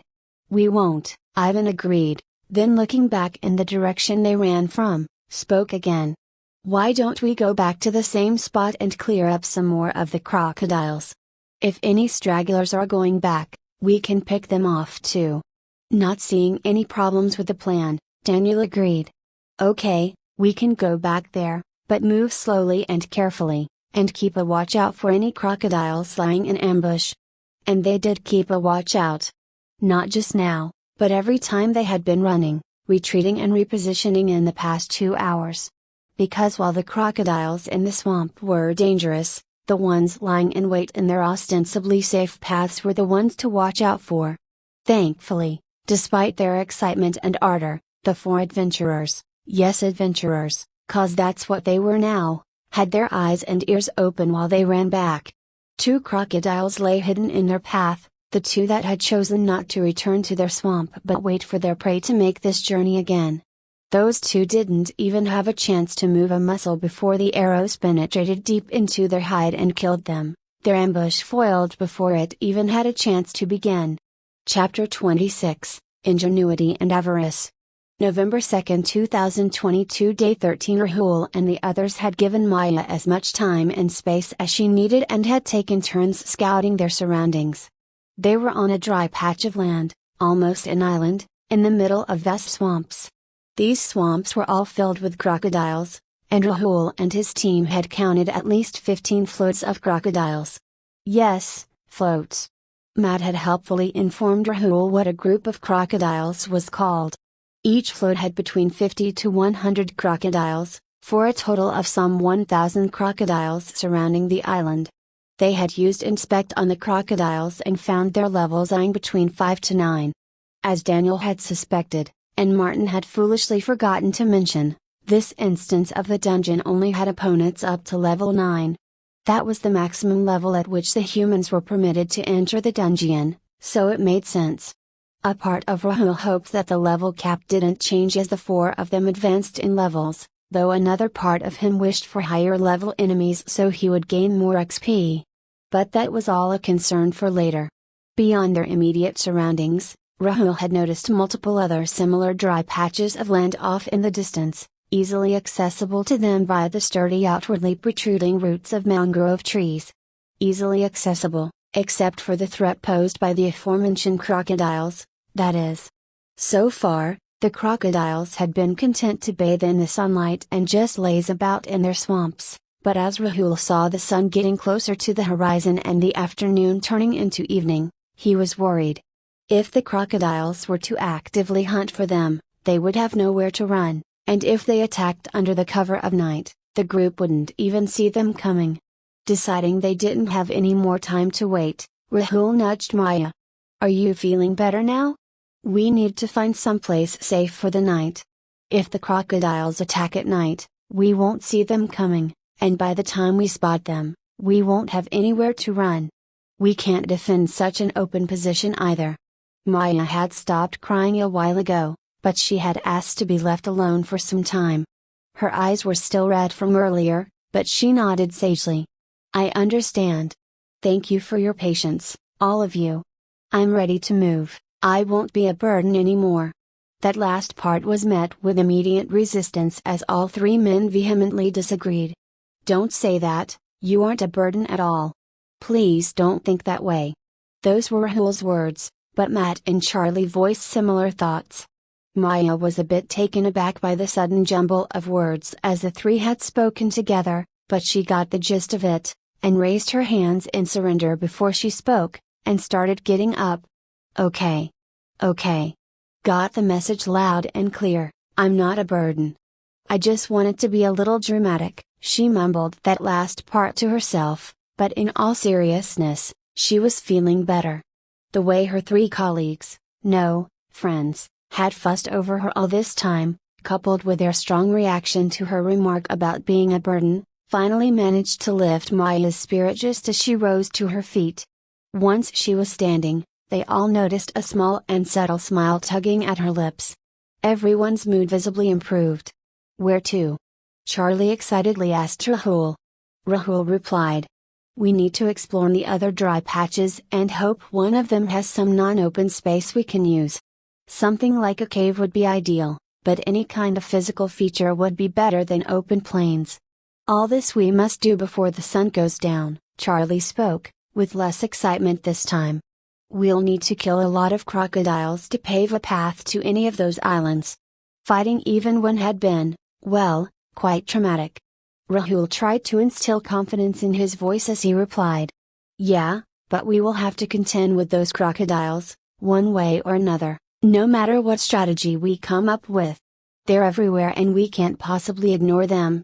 We had a lucky break earlier, with you spotting the crocodile in time. But we will need to face them again, sooner or later. With the sun setting, I think sooner is a lot better than later. That's not to say we will fight without a plan." Charlie nodded and replied. "Yeah, I guess there's no way to avoid the crocodiles completely, but yeah, let's come up with a strategy first. That reminds me, did you guys notice something different about the crocodiles?" Rahul had a hunch, and he nodded. Maya and Matt however had confused looks on their faces. Charlie replied. "Let's go back to the site where we encountered that crocodile." Charlie looked at Maya with concern as he finished speaking. Maya shook her head and spoke. "Don't worry, I'll be fine. But let's keep an eye out for any other nasty surprises." So, the party slowly retraced their steps back to their spawn point and noticed the saltwater crocodile. Even dead, it looked quite menacing. Charlie gathered all his courage and went closer to the reptile's body, bending and inspecting the 2 arrows that had penetrated its scales, one in the torso, and the other in the head. Then he checked the dent on the scale where the 3rd arrow had hit and bounced off. He only had to look for a few seconds before he nodded to himself and joined the others who were standing at a distance. Charlie spoke. Earlier today, when we were at the outer walls, I had fired many enhanced stamina arrows, and saw a few pierce right through an albatross and go on further to kill another. In terms of penetrative force, that puts our enhanced arrows at least at par with a bullet shot from a hunting rifle. Possibly even stronger than that. That fact made me think. Those rifles can certainly pierce a crocodile's scales, even a strong enough jab with a sharp knife can. So how come one of the arrows bounced straight off the crocodile's scale? The answer was easy for everyone to guess. It was level 6 inches, Rahul said. Charlie nodded and replied. Leveling seems to have made the crocodile scales tougher, perhaps even bulletproof. But if you look closely, you'll notice one other thing. Their scales are structurally changed. They are now layered like a dragon's scales, or maybe like the tiles on a rooftop. My point is, a normal crocodile's scales may be a little bumpy, but it is otherwise continuous and without any exploitable weaknesses in between. Then, pointing at the level 6 crocodile, Charlie said.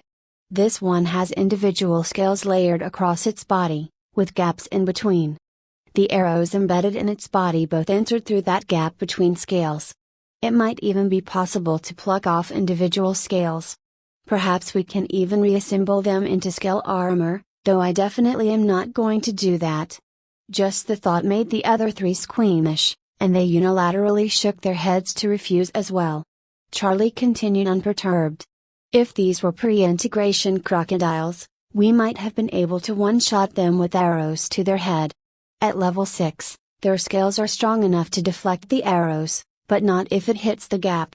That chink in their armor saved our life, but we need to exploit it further. What are you proposing? Rahul asked dubiously. Charlie replied, the crocodile's armor is what prevents us from killing them en masse as we did the frogs and birds. Still, we know that if we fire enough arrows, some will find the gaps and kill the crocodile. But sooner or later, we will run into one at close range, and we need a way to deal with them without arrows. We need to see if we can cut them with our swords or damage them with our fireballs. The latter would need testing on a live target, but for the former, we have practice armor right in front of us. I know it seems like we're defiling a corpse, but it just might save our lives. Everyone was hesitant at first, but eventually, Rahul, Charlie, and Matt all took out their swords and looked at Maya. You're a mage. You don't have to if you don't want to, Charlie said. No, I need to be able to defend myself, Maya said, as she too unsheathed the sword hanging at her waist. For the next 15 minutes, they all took turns and attacked the crocodile with swords, axes, and knives. They tried overhead swings, vertical and horizontal cuts, stabs, and everything else they could think of. Swings were completely ineffective, the long edge of the blade unable to get between the gaps in the scales. Cuts could sometimes find purchase and enter the gaps, but the stabs proved most effective. Stabbing at the proper angle and continuous application of force made the tip of the blade slide across the scale, in contrast to arrows that would lose all their momentum and bounce off the scales. The sliding blade would eventually reach the point that marks the end of that scale and the start of the next one, the chink in the armor. The blade would then easily slide into the gap and penetrate the reptile's hide. The group believed they had found a way to fight the reptiles in melee combat, and were ready to put their experiments to the test. As they all wiped the disgusting blood off their swords and knives, Rahul spoke excitedly. Let's see if our blades can still pierce the scales when we go up against crocodiles that move, resist and bite back. Rahul hoped that outwardly excitement would mask his inner unease, as he silently wondered how many crocodiles they'll have to kill in the limited hours before nightfall if they wish to explore the other hospitable patches of land. We're going fast, but we need to go faster if we want to clear up enough of the crocodiles to safely venture towards one of the other dry patch lands before the sun sets, Ivan said to Daniel as they retreated after another successful raid on a large crocodile float. The group had been fighting for the past few hours, only taking short rests in between to recover stamina naturally.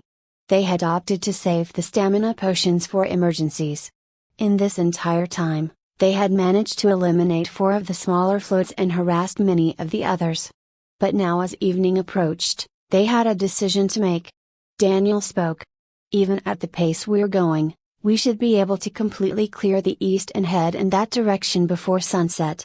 But we'll be cutting it close, and that will leave us in peril if we don't manage to find a defensible natural feature in the large dry land mass to the east. If we go faster, we might have enough time to explore 2 or even 3 such land masses. We have a choice to make. Ivan's reply was immediate. As I've been telling you, every minute we spend retreating is a minute we waste. Let me switch to melee and hold the line, while you guys use the arrows. We will fight till we kill every last crocodile around. If I get into trouble, hit them with the fireball and I'll use the mayhem to get away. Ivan had suggested various strategies in the last few hours, and Daniel had acceded to almost everything. By now, they had done away with the 2-team structure and were all peppering different targets, only retreating when the crocodiles came within 20 feet. Even while running, they would frequently stop and turn around to loose some arrows. All in all, they had optimized their strategy to maximize killing efficacy while minimizing risk as much as possible. Daniel had agreed to all of Ivan's suggestion, all but one. So far, Daniel had turned Ivan down every time he requested to fight in melee as it exposed him to mortal danger. This time, Daniel gave in. Fine. You're the only tank in our team, and we need to come to terms with the fact that you'll be in the most dangerous positions. But be careful. The first sign of trouble, and I'll light up your vicinity with fireballs. Use that opportunity to run, and immediately use a healing potion if you are hurt or burned. Don't worry, I won't take any unnecessary risk. Ivan replied with complete sincerity. Be careful, Ivan. Helena and Alex both said those lines, and Ivan nodded as the team ran east intending to eliminate all the remaining floats in that direction in one go. Once they found an appropriate location for Ivan to defend, they all took positions around him and knocked their arrows. Ivan did the same. His axe would make an appearance later. And so it began. 4 arrows zipped through the air and met 4 targets. 3 crocodiles died instantly, and the rest stirred. The team launched 4 more volleys in rapid succession before the crocodiles started moving toward them with intent. As 2 more volleys followed, the crocodiles swimming grew more frantic and fast. The team had already let loose 10 volleys before the first crocodiles set foot on the dry land. 5 more volleys and the crocodiles were 30 feet away. Time to switch weapons and tactics. Ivan threw his bow and quiver to the side as he picked up his axe. The others retreated and continued raining arrows from Ivan's flanks. As the first crocodile came within 15 feet of Ivan, he raised his axe overhead and looked at the tiny pendant on his shoulder. He wasn't allowed to call him Inursha, so he had just started calling him Bud. Helena was not happy about that either, insisting that Bud would stick, but Ivan had to call the little guy something. You ready, Bud? Martin had said that the presence would not understand human speech till he leveled up, but Ivan could swear he felt the panda stand a bit straighter. The next moment, the crocodile covered the remaining distance in a blur of motion, leaping at Ivan with a speed belying its large form. But Ivan was ready, and just before the reptile's jaw could clench around Ivan's leg, 6 inches of steel struck from above and split its brain in 2. Ivan pulled with all his strength to get the axe out of the ground, and it came out not a moment too soon as another crocodile jumped for Ivan. This time, the axe head split its jaw in half, but the reptile kept thrashing and did not die immediately. As Ivan tried to pull his axe out again, a well-positioned arrow from Helena to the reptile's head finished the job. Ivan nodded his thanks as he cursed himself. This was one of the reasons Daniel was so adamant about not letting Ivan participate. The unstoppable ice skill didn't have any cooldown, though it consumed stamina faster and caused mental exhaustion. Ivan had tested the skill against a bunch of trees and found out he could use it 15 times before he grew too exhausted to concentrate. In this context, that was enough. He would kill 15 crocodiles, and buy his team enough time to down a few dozen with arrows. The problem with Unstoppable Eye was that no matter how hard Ivan tried, it was impossible to moderate. And Daniel worried for the safety of Ivan if he couldn't pull his axe out in time. And Daniel wasn't wrong. As Ivan killed another crocodile and struggled to pull out the buried axe head, he vowed to carry a pack of as many axes as he could on his back next time. No matter how cumbersome they would be to carry or how ridiculous he looked. Chapter 27, Conditioning and Preparation. November 2, 2022, Day 13. Rahul led his team to a slightly elevated spot with a clear line of sight to a small float of crocodiles. After making sure they were all ready, he instructed everyone to start shooting at the crocodiles at random. The rain of arrows resulted in about a dozen easy kills within a few minutes, but that was not their objective. The moment the crocodiles started giving chase, the group started a slow retreat.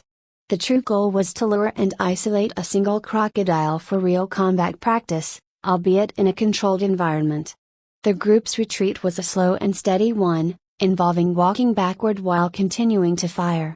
They let the crocodiles close the distance, but not too fast. Seeing the humans retreat, many crocodiles lost interest and gave up the chase right away, but many more followed. The continuous barrage of arrows that accompanied the retreating humans steadily persuaded many more reptiles to give up. The combination of desertion and attrition caused the crocodile numbers to dwindle, and before long, only one of the crocodiles remained alive. At this point, the group halted their retreat and stopped firing. As the four humans circled the reptile, they noticed how close they stood to the location they had spawned at many hours ago. When they had faced a lone crocodile earlier today, the crocodile was the predator, lying in wait to ambush them. This time, they were the predators and the crocodile was the prey that had fallen into their trap. The complete reversal of fortunes wasn't lost on them. Rahul's plan had worked perfectly. They had managed to lure a single crocodile and surrounded it. What's more, it had been surprisingly easy. Once the group had overcome their initial fear of the crocodiles, showering them with arrows was barely a challenge, and each one of them had several kills to their names. As Charlie had theorized, their stamina-charged arrows were probably as strong as hunting rifle shots, and Rahul supposed what they were doing wasn't much different from big game hunting in the pre-integration world. As long as they attacked from a distance, the crocodiles just didn't look quite as menacing. It felt too easy, effortless even. That's not to say it wasn't exciting. Isolating that single crocodile and then surrounding it had filled Rahul with adrenaline. As the four former engineers in tattered techie t-shirts awkwardly circled the unctuous reptile in what must have looked like a ridiculous parody scene pulled right out of Monty Python and the Holy Grail, Rahul felt everything fall into place. The only thing that was left to do was for Rahul to strike the crocodile with his sword and see if he could manage to penetrate its scales, to confirm if their stabbing techniques would work on an opponent which wasn't quite as cooperative as the corpse they practiced on. Rahul felt more than ready. 10 minutes later, Rahul's excitement had all but evaporated as his heart's thumping continued to get louder in his chest and he dodged the crocodile's lunge one more time. Executing the last step of his plan turned out to be a lot harder than Rahul had anticipated. Rahul and Matt had taken turns trying to fight the crocodile in melee, but all they could do was dodge. Rahul wouldn't have minded that at all, had the crocodile been leagues above them in strength or speed or any other attribute, but it wasn't the case. The crocodile lunged at Rahul again, unnaturally fast for its size, certainly faster than any pre-integration crocodile. But Rahul wasn't his former self either and dodged easily, the crocodile failing to get even within 2 feet of, well, Rahul's feet. Rahul had invested a lot of points in dexterity, and it wouldn't be an exaggeration to call his movements superhuman.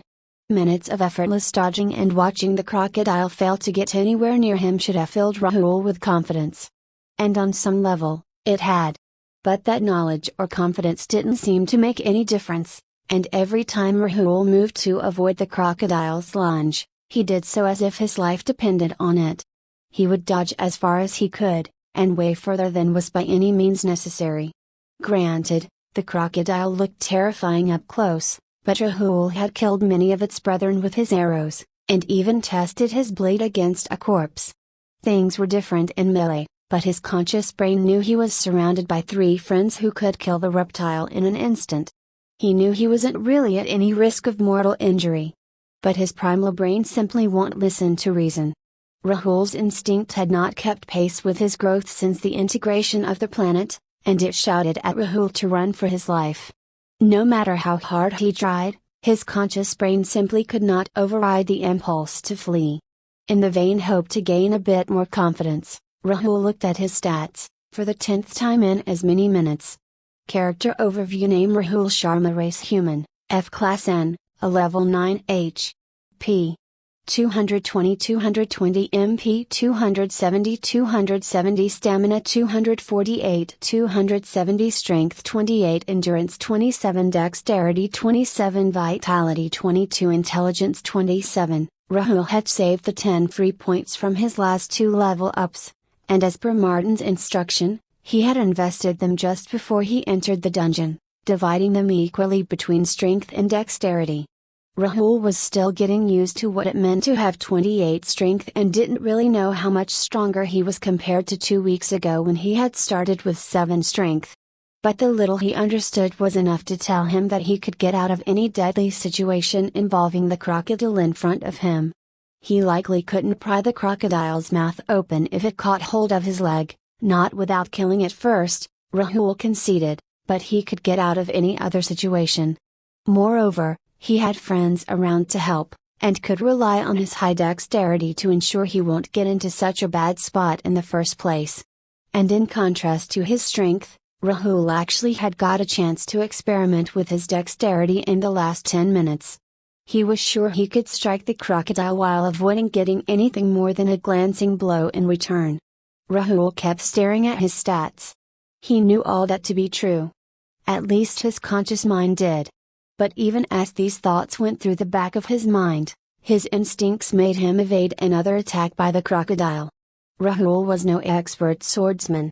He had never held a sword in his life before Captain Seki taught him. But once he acquired the basic one-handed sword eye skill, his body acquired muscle memory that let him swing and cut like someone with years of training. That same skill also gave him instincts on when and where to hit his opponents and enemies. And when the crocodile lunged at him recklessly, that skill-induced instinct screamed at him, telling him the crocodile was wide open for a counterattack. But even that scream was completely drowned out by the deafening roar of his survival instinct, and as the crocodile lunged at Rahul, once more every logical thought and every other instinct was abandoned in a needless scramble to preserve Rahul's life. A life that wasn't in any real danger at all in the first place, as Rahul comfortably sidestepped the charge and turned around to face the reptile again.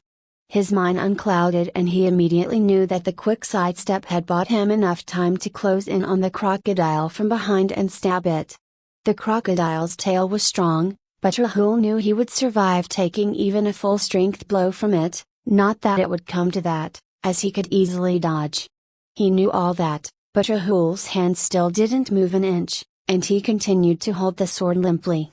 Rahul's thoughts were interrupted again, not by the crocodile, but by Mad walking in his direction to speak. He too had tried to go against the crocodile for a few minutes but to the same effect. This isn't working. Neither of us is quite ready to accept the fact that we can take such a dangerous predator on in a straight melee fight using nothing but a steel sword. And I can't blame us for not being able to shed instincts that humanity has acquired over countless millennia. We need to ease ourselves into it. Let's surround it and try to find risk-free openings. We can start with shallow and grazing cuts, and we'll pick up the tempo as we get comfortable. Rahul thought only for a second before nodding, and the two took diametrically opposite positions around the crocodile. The crocodile first eyed the two humans warily, then suddenly lunged at Rahul, who was more than ready to dodge. As the crocodile moved in Rahul's direction, Matt took an experimental stab at its tail. The sword clinked lightly against the steely scale and bounced off without doing any damage. The reptile thrashed its tail in response, but Matt was already far out of reach. The reptile turned to face Rahul again, who had dodged to his left, and Matt accordingly adjusted his position to chase the reptile's tail again. As the crocodile lunged at Rahul, Matt stabbed one more time, this time with more intensity, but still lacking commitment. His body was leaning away from the stab, in an awkward stance meant to allow him to quickly fall back. In fact, Matt was already retreating when the tiny pinching pain of the stab registered in the crocodile's brain. By the time the reptile lashed its tail at Matt, he had not only pulled back but also taken a few extra steps back for good measure. The dance between the two humans and the frenzied crocodile continued, and Matt took 3 more stabs at the crocodile, each time failing to do any real damage. At the same time, the crocodile's tail had been a far cry from hitting even Matt's shadow, nor was his jaw ever close to threatening Rahul's legs. But when Matt stabbed the reptile the 6th time, confidently committing to the attack, the stalemate ended. Matt's sword encountered the reptile's scales with a loud clang, but this time he continued to push. Instead of getting deflected, the blade slid on until it encountered the gap between the scales and slid into the reptile's muscles. The reptile's living muscles were harder to pierce than that of his dead relative, but that only meant the blade did not pierce quite as deep as it could have. It had still cut enough, and that triggered a spinal reflex in the crocodile as it instantly thrashed its tail. Matt had not expected such an immediate and violent reaction and lost the grip of his sword as it was flung into the air, landing 20 feet away. But Matt's body was just out of the tail's reach, and he suffered no real injury beyond a slightly aching wrist. He carefully created some distance between himself and the crocodile, counting on Rahul to hold it back, and then ran to pick up his sword. And as he picked up his blade, he was smiling.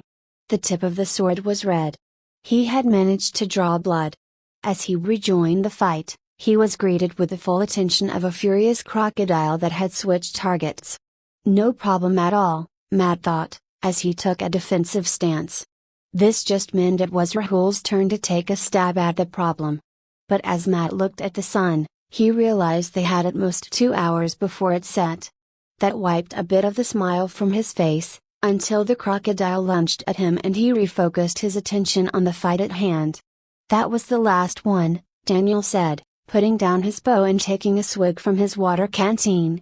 Ivan sat on the ground right where he stood, with a loud thump, and took out his own canteen and some dry meat. Everyone crowded around him, giving him a chance to catch his breath and drink some water. Not for too long though, as Alex spoke, motioning to the dead crocodiles all around him. We could all use a rest, but let's sit somewhere else. Ivan looked around, as if noticing the bloodshed and corpses around him for the first time, and grudgingly got up. They walked a small distance away from the site of the battle, and everyone looked around for a nice place to sit. Ivan just swung his axe and cut off a tree. Then he swung again and cut off a large portion of the trunk. He then lifted it and placed it in front of the stump of the tree. As he sat on the stump, the others sat on the log. Helena whistled appreciatively. "Try it yourself, you should be able to lift it too," Ivan told her. Daniel and Alex got up and let Helena try to lift the log. The look on her face was priceless when she realized she could lift it effortlessly. That prompted Daniel and Alex to try as well, and they were equally surprised. Daniel spoke.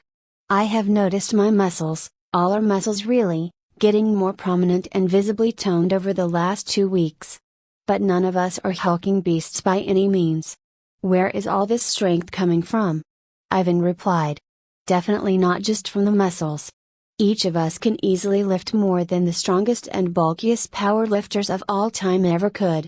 If our muscles grew in proportion to our strength, we would all start looking like a grotesque mix between humans and elephants by the time we have 100 strength. Even at 15 strength, I believe we would have started looking like gorillas more than humans. I think the power comes from some kind of magic." Daniel shrugged. "You're right, it can't be the muscles." "Well, it doesn't really matter at this moment, does it? We can always ask Martin when we meet him tomorrow.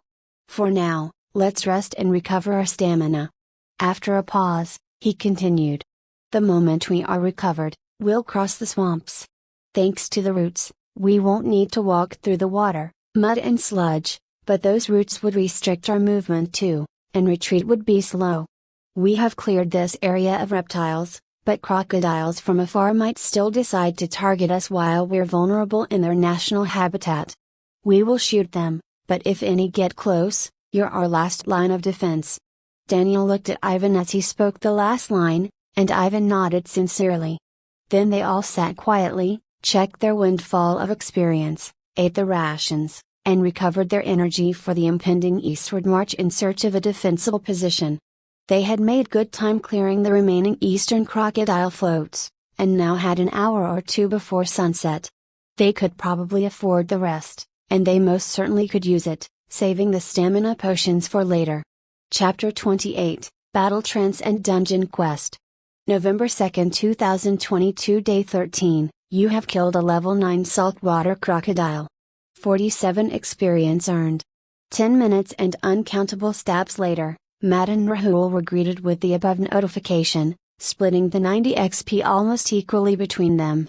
They were tired, sweaty, out of breath, and panting like dogs, but Maya and Charlie could see the glint in their eyes and weren't at all surprised when Rahul stopped heaving long enough to get a sentence out.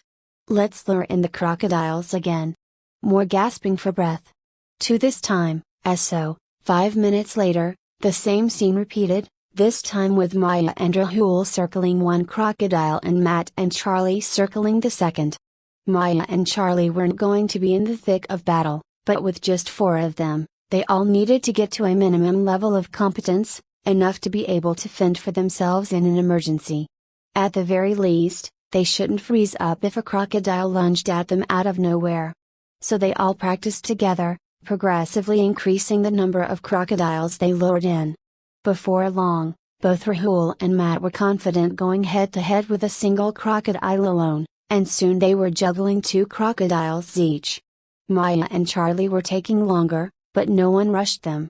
After some time, Charlie got his first solo crocodile kill, and Maya got hers not long after. After they had done that 3 more times, Rahul spoke. In about an hour of our practice, we have, somewhat unintentionally, caused quite the carnage to the south. Most of the floats there have a dozen or 2 reptiles left at most. Let's target the biggest one, but instead of killing them all at range, we will leave about 15 alive. This time, we won't lead them to the training area. Instead, we'll fight them right here. In case of any real danger, we'll retreat and fall back to skirmish tactics. If we are confident enough to deal with one float with just melee, then we will go back to a mix of arrows and melee and exterminate all the crocodiles in this vicinity. There were no objections, and so they peppered the largest nearby float until exactly 15 crocodiles remained, and then simply waited for them to crawl into melee range. Then, surrounded by 15 deadly reptiles, the 4 sets of feet moved in a delicate dance of death as they pushed themselves and broke through limits. They had increased in levels. They had improved their stats. But they had failed to fully understand the true implications of their stats. On the island, the group successfully applied their increased strength and skills with the bow in both their battles. They had pulled their bows with superhuman strength and shot with unnatural accuracy, hitting faraway targets and tearing through multiple preys before losing momentum. Few had used bows and arrows before, and so they had little preconceived notions of their limitations. Even the few seemingly hard to comprehend details were explained away by skills and stat points. But when they had swung their swords, they had been unable to let go of their former notions of what was and what wasn't possible to do with a sword. They had wielded their swords as if they were just fitter, stronger versions of themselves. But that wasn't the case at all. Their strength, dexterity, and endurance were at a level far surpassing the strongest humans, easily rivaling the strongest predators from before integration. And to make full use of their capabilities, they had to learn to move in ways no human sword master had thought of before. The skills would take them halfway there, but the footwork and movements and feints and tactics would only come with actual life and death battles. Not from slaughtering frogs or birds, but true predators. The crocodiles fit the bill, and against their thick hides and deadly lunges, the 4 surpassed their self-imposed limits and began to realize the potential of their increased stats. And so as they struck down their foes one by one, in a deft dance of dodges and counterattacks, no one noticed the translucent rolling stone on Rahul's shoulder. But they were affected by it all the same. Rahul sidestepped as a crocodile lunged at him from behind, his movements far more refined than the crude and exaggerated ones only an hour ago.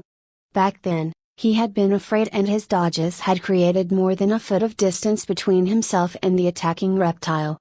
This time, the crocodile passed just inches from him, and Rahul could feel the air displaced by its passing on his skin.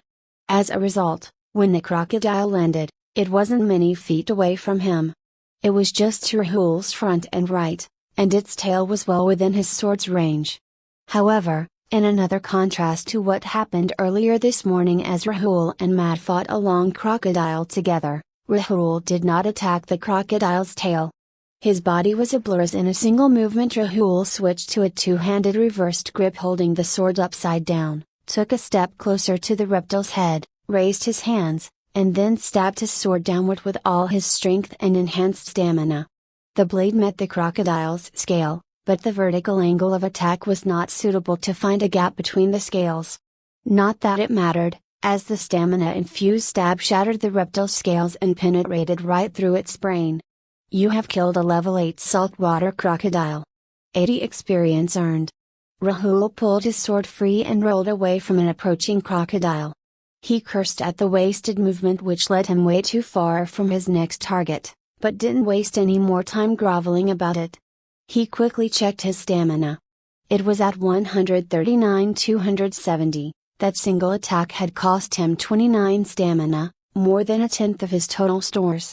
That was the fourth time he had used that stamina-infused strike, and Rahul had to admit, it was getting addictive.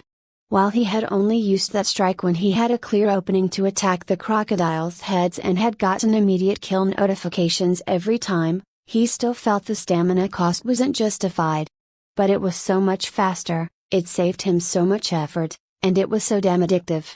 Getting the right angle and pushing through the gaps was slow, tedious, and honestly quite difficult with so many crocodiles around. It took patience and more often than not, it took multiple stabs to kill the crocodile. He had only managed to kill 3 crocodiles the right and painstakingly slow way, 4 if he smugly counted the fast approaching crocodile that Rahul had just rolled away from, and was about to kill. Yeah, he'll make it 4, Rahul determinedly thought to himself, and he moved slightly to the left and stabbed at the lunging crocodile just as it passed next to him. The crocodile noticed the blade approaching its neck and turned its head to bite at Rahul's hands, but its own momentum carried it away and his jaw clamped shut inches from Rahul. The sword, however, found its mark and stabbed into the reptile's neck. But not deep enough, Rahul thought, as he got no kill notification as he pulled out the sword that he had to let go, and the crocodile shook in pain. Then it turned around and lunged furiously at Rahul. He'd skid in annoyance, having to deal with a foe that would already have been dead if he had enough stamina reserves to supercharge every strike. Resignedly, Rahul saw the crocodile lunging to repeat the exact same attack, and decided to repeat his own maneuver, sidestepping and pulling his sword back to stab at the reptile. Just as he was about to plunge his sword into the crocodile's neck again, he ducked and completely fell to the ground, only narrowly avoiding the flick of the crocodile's tail. The crocodile had improvised, and Rahul had barely avoided getting thrashed by its tail. The impact itself would have been bad, resulting in bruised or even broken ribs. But the possibility of getting thrown at the jaws of another crocodile was much worse. Rahul quickly got back to his feet and saw the crocodile lunging at him again. Once again, he stepped out of the way, but this time he didn't stab at the crocodile. Instead, he swung his sword horizontally at the approaching jaw with as much stamina as he could infuse in one strike. The crocodile saw the sword coming at its open jaw and immediately tried to snap its jaw shut. Too late. The sword almost bisected the crocodile in two, starting from its gaping jaw and stopping midway through its torso. You have killed a level 9 saltwater crocodile. 90 experience earned. Rahul pulled his sword out from the corpse and wiped the blood off his face. The rest of his body too was covered in a spray of blood and guts, but there wasn't much he could do about it at the moment. In any case, Rahul didn't get any time to brood on his unfortunate state of being, as another crocodile lunged straight at him in a blatant frontal attack. Rahul looked at his stamina. 39,270. That last attack consumed a whopping 100 stamina in one go. He couldn't afford another stamina-infused attack. But was in no mood to play tag with the crocodiles either. Inspired in part by his previous strike which passed right through the crocodile's open jaw, and in part by foolish recklessness, Rahul decided to take a risk. Instead of dodging, he got on his knees to lower his body and waited, holding his sword behind him in a death grip. At the last moment, he pointed it forward, right at the approaching maw of the crocodile. It all took a split second, but Rahul was sure he saw the crocodile's eyes widen as it realized what was happening. But it was in midair, and there wasn't much it could do to get out of the way. The thought of snapping its jaw shut occurred a bit too late to the crocodile, and just as the sword was entering the crocodile's jaw, Rahul tilted his wrists a bit and adjusted the sword to point toward the crocodile's brain. You have killed a level 9 saltwater crocodile. 90 experience earned. Rahul painfully wrested his sword and his hands free of the crocodile's jaw. He belatedly realized that his hands were covered in blood, and not all of it belonged to the last 2 crocodiles he had slain.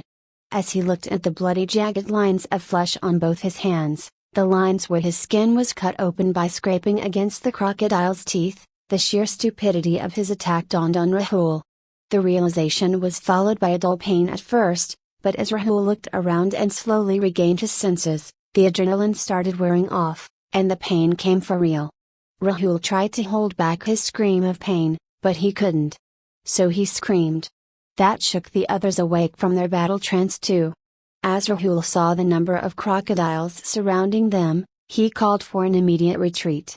Not that it was strictly necessary, as they all had slowly started inching away from the thickest mass of crocodiles.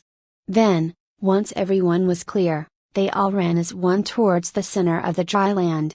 When they had gained enough distance, everyone except Rahul took out their arrows and started firing at the chasing crocodiles. Rahul pulled out a bottle of healing potion from his belt and took a small sip. It might have been unnecessary for a flesh wound, but as the cuts on his skin closed and the pain subsided, Rahul told himself it was worth it. Except for that uncomfortable but buffeted fall from the roof this morning, this was surprisingly the first time Rahul had suffered an actual injury since the integration began. And it hurt. A lot. In his former life, the most pain Rahul had felt involved scraped knees and other small injuries as a child while playing sports. And that usually involved him crying and running home, where his parents would clean the wound and bandage him. As an adult, Rahul had never been in any major accident or had any other health condition that caused severe pain. At most, he got headaches after working on his laptop for too long. So the pain of getting his skin torn open from his wrists to his elbow was not something he was prepared for. And he definitely could not shoot arrows and fend for his life in that state. His wrists were hurting too after he had pulled them out of the crocodile's mouth. It was probably the odd angle at which he had held the sword, coupled with the fact that his wrists probably absorbed a lot of the momentum of the lunging reptile. The potion had thankfully fixed it all, and the lack of pain gave Rahul a chance to think clearly. How long had they been fighting? How many crocodiles had they killed? The initial 15 they had been fighting must all be long dead by now. More must have reinforced their numbers. Rahul looked at the sky and estimated that the sun was at most an hour from setting. Rahul wanted to ask the others about their kills and so many other things, but he never got a chance as Matt and Maya spoke at the same time. What's that rolling ball on your shoulder? You need to take a bath, ASAP. Everyone ready to go? Daniel asked. Upon receiving 3 nods, he set foot on the gnarled mangrove roots and started walking east, toward the closest island in that direction. He was followed by Alex and Helena, with Ivan guarding the rear. Not that the rear was particularly vulnerable. They were surrounded by marshes on all sides, and if crocodiles were hiding beneath, they could be attacked from any direction. Thankfully, there were no hidden crocodiles. Over the past few hours, the swamps had been thoroughly denuded of any reptilian life, and the 4 humans walked unmolested over the uneven root system that covered a large part of the mangrove forest. For half their journey at least. The moment the group is halfway to their destination, they were greeted with an notification, and the otherwise sedentary reptiles for miles around them immediately started swimming in their direction. New quest received, eliminate the alphas. You have entered the territory of one of the alpha crocodiles that live in this mangrove. Eliminate this and all other alpha crocodiles to complete this dungeon. Eliminating an alpha will provide dungeon points and open a portal that can be used to exit this dungeon. Progress: 04 alphas eliminated. The team took a moment to skim through the notification, but then focused on the more immediate problem. If we run, we should be able to reach the island before the crocodiles swim to us. Ivan said with unmistakable urgency in his tone. But there might be more crocodiles waiting on that island, and we would get sandwiched on both sides. We can instead make a stand here and fire at the distant crocodiles. We should be able to take care of most of them before they even get here. Alex immediately countered. Most, but not all. Still, on the island, we have the alpha to contend with, that's an unknown factor. Helena added. Daniel listened to them all and nodded, but did not reply immediately. He went over all the possibilities and arrived at a decision. Knowing that there was no time for consensus building, Daniel spoke with command in his voice. Fall back to our starting island. In their panic, Daniel's 3 companions had missed that seemingly obvious solution, and for a fraction of a second, they looked uncomprehendingly at him. Then they nodded and the party retreated. Within a few minutes, they reached the shores of their island, and the closest crocodiles were still at least a minute away. Fire at will, Daniel shouted, and immediately felt embarrassed at his choice of words. However, noting the lack of reaction from his colleagues, he shrugged it off and equipped his bow. And so, it was almost as if the 4 software engineers were back on the walls of their castle, raining arrows at waves of approaching enemies. 10 minutes later, the waves of crocodiles stopped, and in that time, the 4 of them together had killed nearly 200 crocodiles. Fortunately, none of them had any injuries, as not a single crocodile managed to get close, all dying to arrows instead. Unfortunately, the enhanced stamina put a huge strain on stamina, costing a minimum of 5 SP per shot, and many crocodiles took more than 1 arrow before they died. As a result, the whole team was forced to drink half of a stamina potion each in the middle of the battle, and by the time the battle ended, they were low again. Let's rest, eat, drink, and recover our stamina. Then we'll go pay that alpha crocodile a visit. Chapter 29, Crescendo. We seem to have lost him, Maya said to Matt and Charlie in mock anguish, as they all saw Rahul, lost in his thoughts, grinning and mumbling inaudibly. Alas! The pressure of leadership was too much for our young friend, Charlie added with a dramatic flourish. All 3 nodded jovially, their narrow escape failing to dampen their spirits. Rather, taking on about 50 crocodiles at once and killing more than half of them had them filled with confidence. They had individually killed between 6 to 8 crocodiles, twice the number they thought themselves capable of. They all remembered getting into the fight with about 15 crocodiles, but had gotten lost in the flow of battle and no one could recall exactly when or how the crocodile numbers had been reinforced. There was a sneaking suspicion that the rolling ball on Rahul's shoulder had something to do with it, but Rahul hadn't even told them its name. In that merry mood, as Maya patiently waited for answers, the sight of Rahul covered in red triggered a certain memory. A happy one for a change. She thought back to her childhood in India. She remembered celebrating Holi, and how she and her friends would be drenched in colors not unlike how Rahul was drenched in red. Granted, the colors were a lot more vibrant. Who would want to play Holi with just red? God, I miss the festival of colors. Maya thought to herself and reminisced, until a breeze carrying the distinct metallic smell of blood forced her back to reality. This red was neither the delightful natural ghoul nor was it the toxic chemical color that some of her less considerate friends used. This was blood. Actual blood. Unhappy thoughts tried flooding Maya's mind unabated, but she held them back.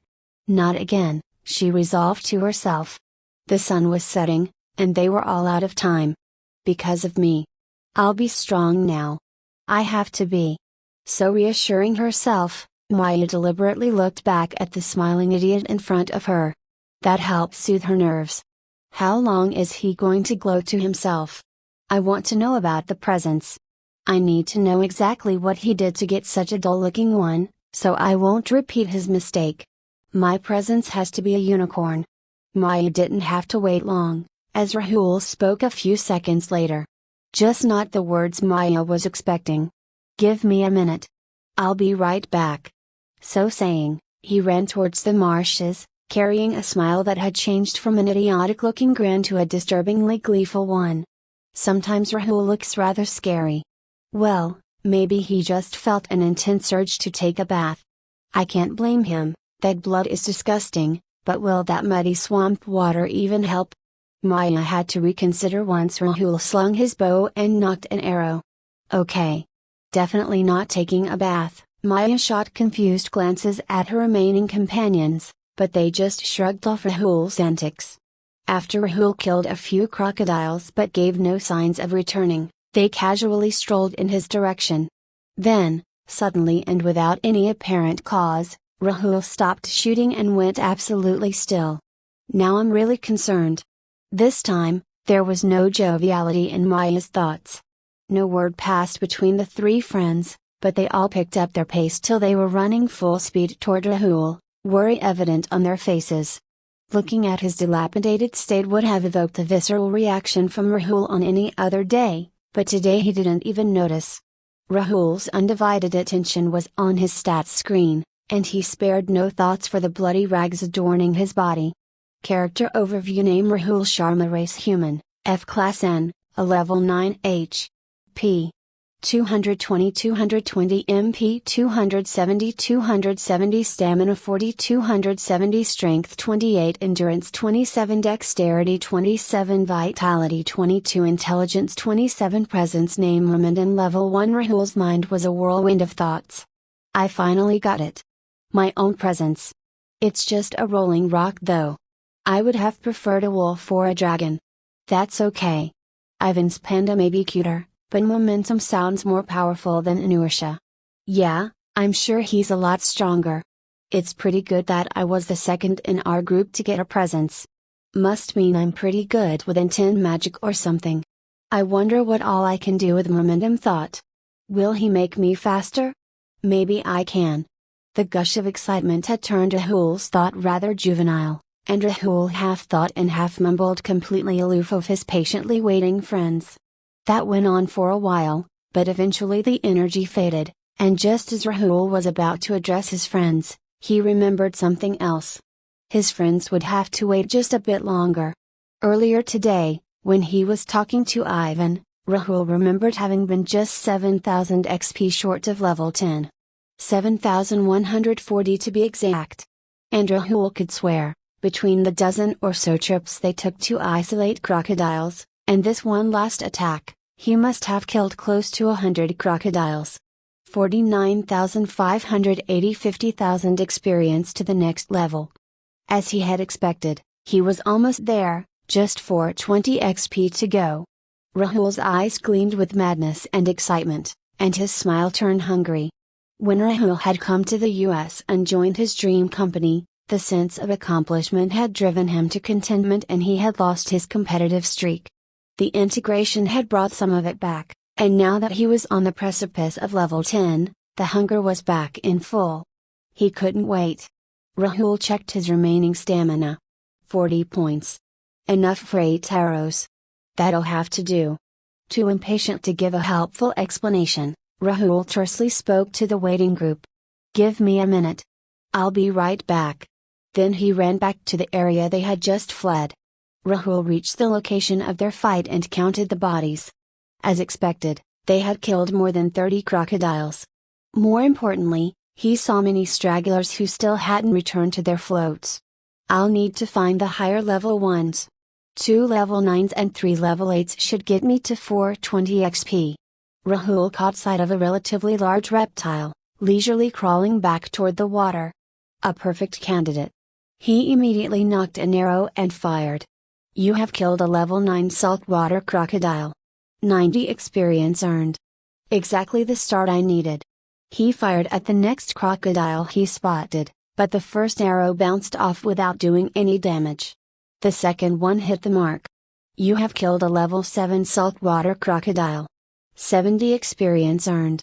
Not a level 7, damn it. And it took 2 arrows.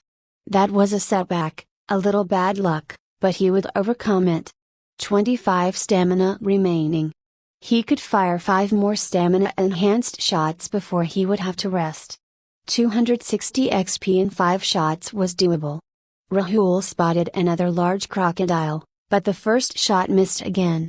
The second hit the mark, but it appeared as if luck had abandoned him completely. You have killed a level 7 saltwater crocodile. 70 experience earned. 190 XP and 3 shots left. That was almost impossible. Just as Rahul was about to give up and wait to recover some stamina while he explained the situation to his friends, he noticed something. Rahul held his breath. He felt energy coursing through his veins. He felt momentum rolling rapidly above his shoulder. Rahul closed his eyes. He went deadly quiet and still, and the entire forest went quiet with him. And then he heard it. The music. The moment he heard it, it all clicked. Memories came to life with details he hadn't even felt when he had experienced those moments for the first time. But his brain had held on to even those mysterious details, should they become meaningful later. And now they had. The same music had been playing in his mind the entire time while he was caught in the albatross's hallucinations. The music played and played until it had reached a crescendo, and then his presence spoke, and Rahul was set free. The same music had been playing when he and his friend did a dance of death with the crocodiles, completely unaware of the tune they danced to. Now Rahul knew, and as he did, he became aware of so much more. He understood the pace of the battle, the direction it was going. Rahul could feel the momentum that had built up during that fight as something tangible. This battle flow was similar, yet completely different from the low stamina trance he had gone into with the frogs. The momentum, the song, it had been building up to something. But due to Rahul's decision to retreat, that energy started dissipating. Now, as Rahul got back into battle, driven by an intense desire to level up, the music returned. And Rahul could hear the crescendo. The build-up and the energy gave Rahul an idea of what his presence could do. A theory he immediately put to test. He spotted 3 crocodiles lounging on the shore, his unwitting test subjects. They had perhaps decided that a bit of sunbathing was in order before they returned to the mud. A costly decision. Rahul took one deep breath and steadied the excited trembling of his hands. Then, without any fanfare, he rapidly shot at each of them. All 3 arrows were in the air even before the first hit its target. Rahul's stamina immediately hit 0, and he had to hunker down to catch his breath. Momentum ground to a halt next to him. They were both exhausted. As he rested his palms on his knees and took in huge gulps of air, Rahul lost sight of the crocodiles and the arrows. But he had felt the power streaming into the arrows and knew the result even before the 3 notifications flashed in quick succession. You have killed a level 8 saltwater crocodile. 80 experience earned. You have killed a level 9 saltwater crocodile. 90 experience earned. You have killed a level 8 saltwater crocodile. 80 experience earned. My presence is awesome. Rahul was over the moon as he turned to look at Momentum, his new companion. It had no eyes or mouth, but Rahul could feel his presence's attention, and the guy deserved all the positive reinforcement in the world. Rahul whispered to Momentum, speaking between breaths. Sorry for getting you guys so worried. I get like this sometimes, it has been a long-running bad habit. But that's no excuse. I'm sorry, my behavior wasn't one befitting a team leader at all. We thought you'd lost it.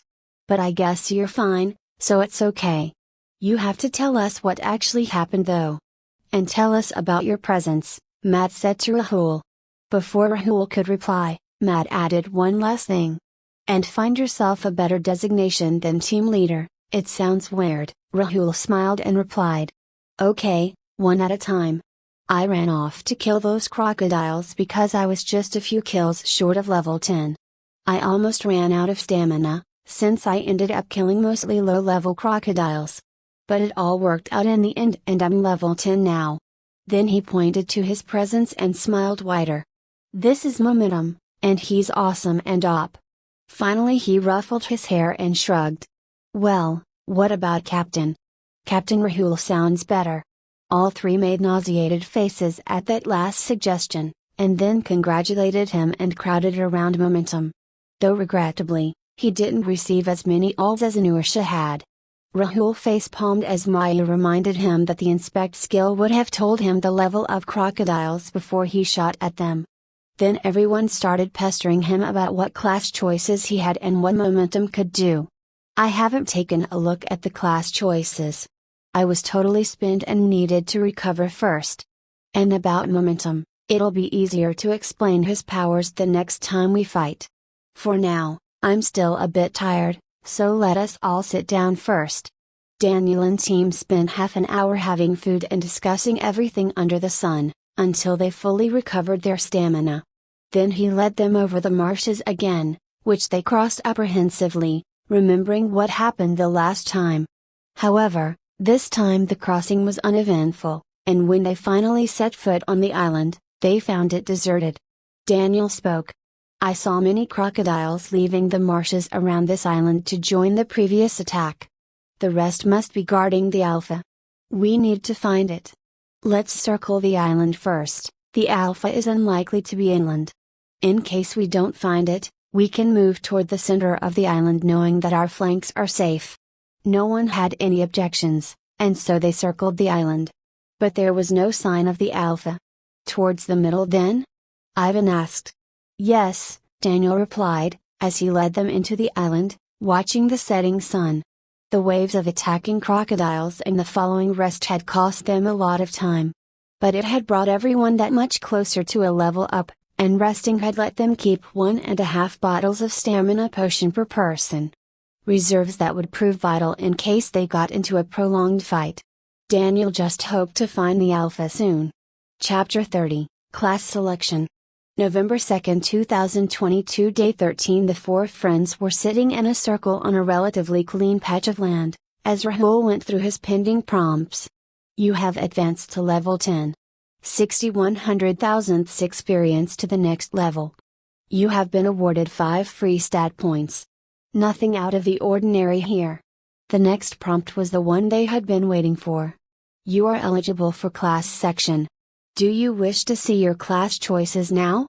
Please be informed that you won't have to make a selection immediately upon seeing the choices. You can decide at any point, but note that you won't be able to advance to level 11 until you do. Looking at the class choices seemed harmless, and Martin had told them that all choices are visible to everyone without any minimum requirements. So, Rahul thought yes and was greeted by the class selection screen. Available class choices: Combat classes, Melee, Ranged Mage, Non-Combat classes, Gatherer, Crafter, Enchanter, Trader, Scholar, Administrator. For some reason, Rahul had been expecting choices like Melee Tank and Melee Rogue. If these generic classes were all that were available at level 10, it wasn't surprising that there were no stat requirements. Rahul expected they would be there at level 25 for specialization selection. And now that Rahul actually thought about it, he recalled the first time Martin had spoken on the topic. He had mentioned class selection at level 10 and specialization at level 25. Since Martin had not anticipated coming back till the tutorial was near its end, he must have thought it best to tell them the choices to make at level 10 and level 25.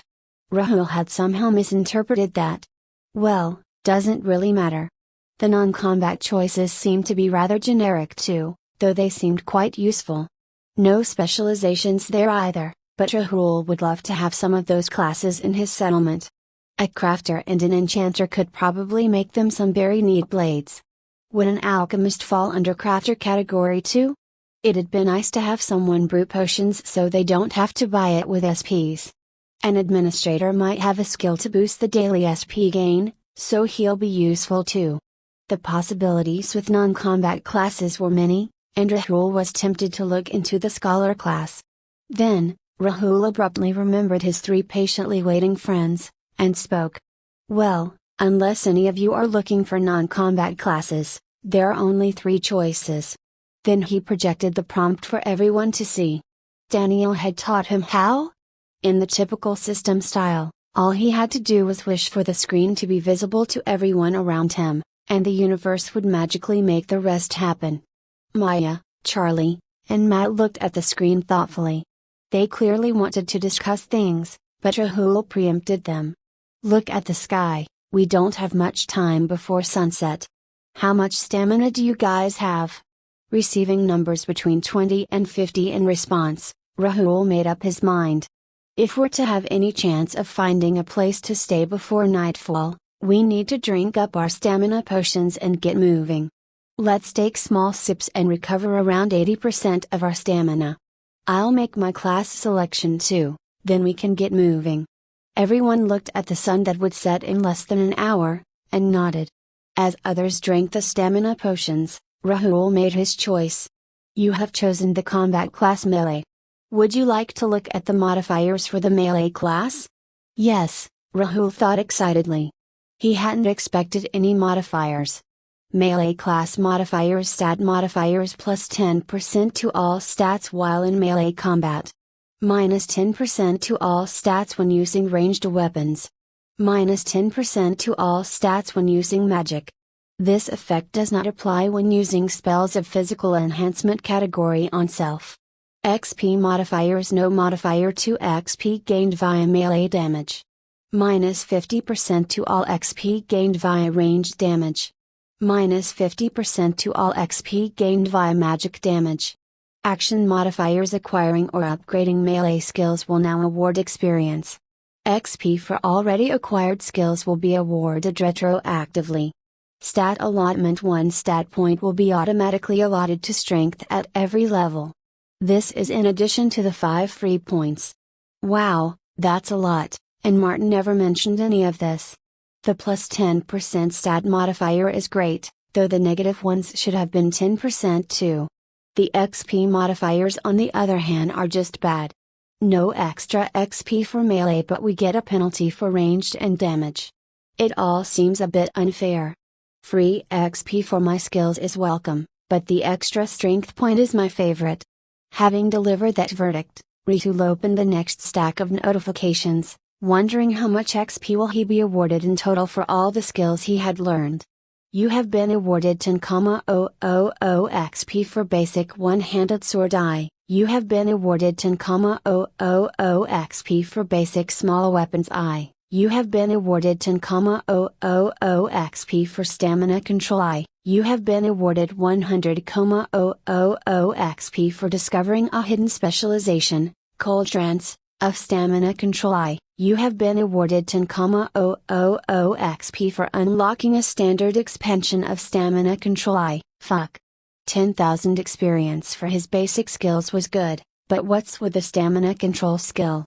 10,000 XP for discovering the skill with reduced stamina, 10,000 XP for the enhanced stamina expansion, and a whopping 100,000 XP for the cold trance.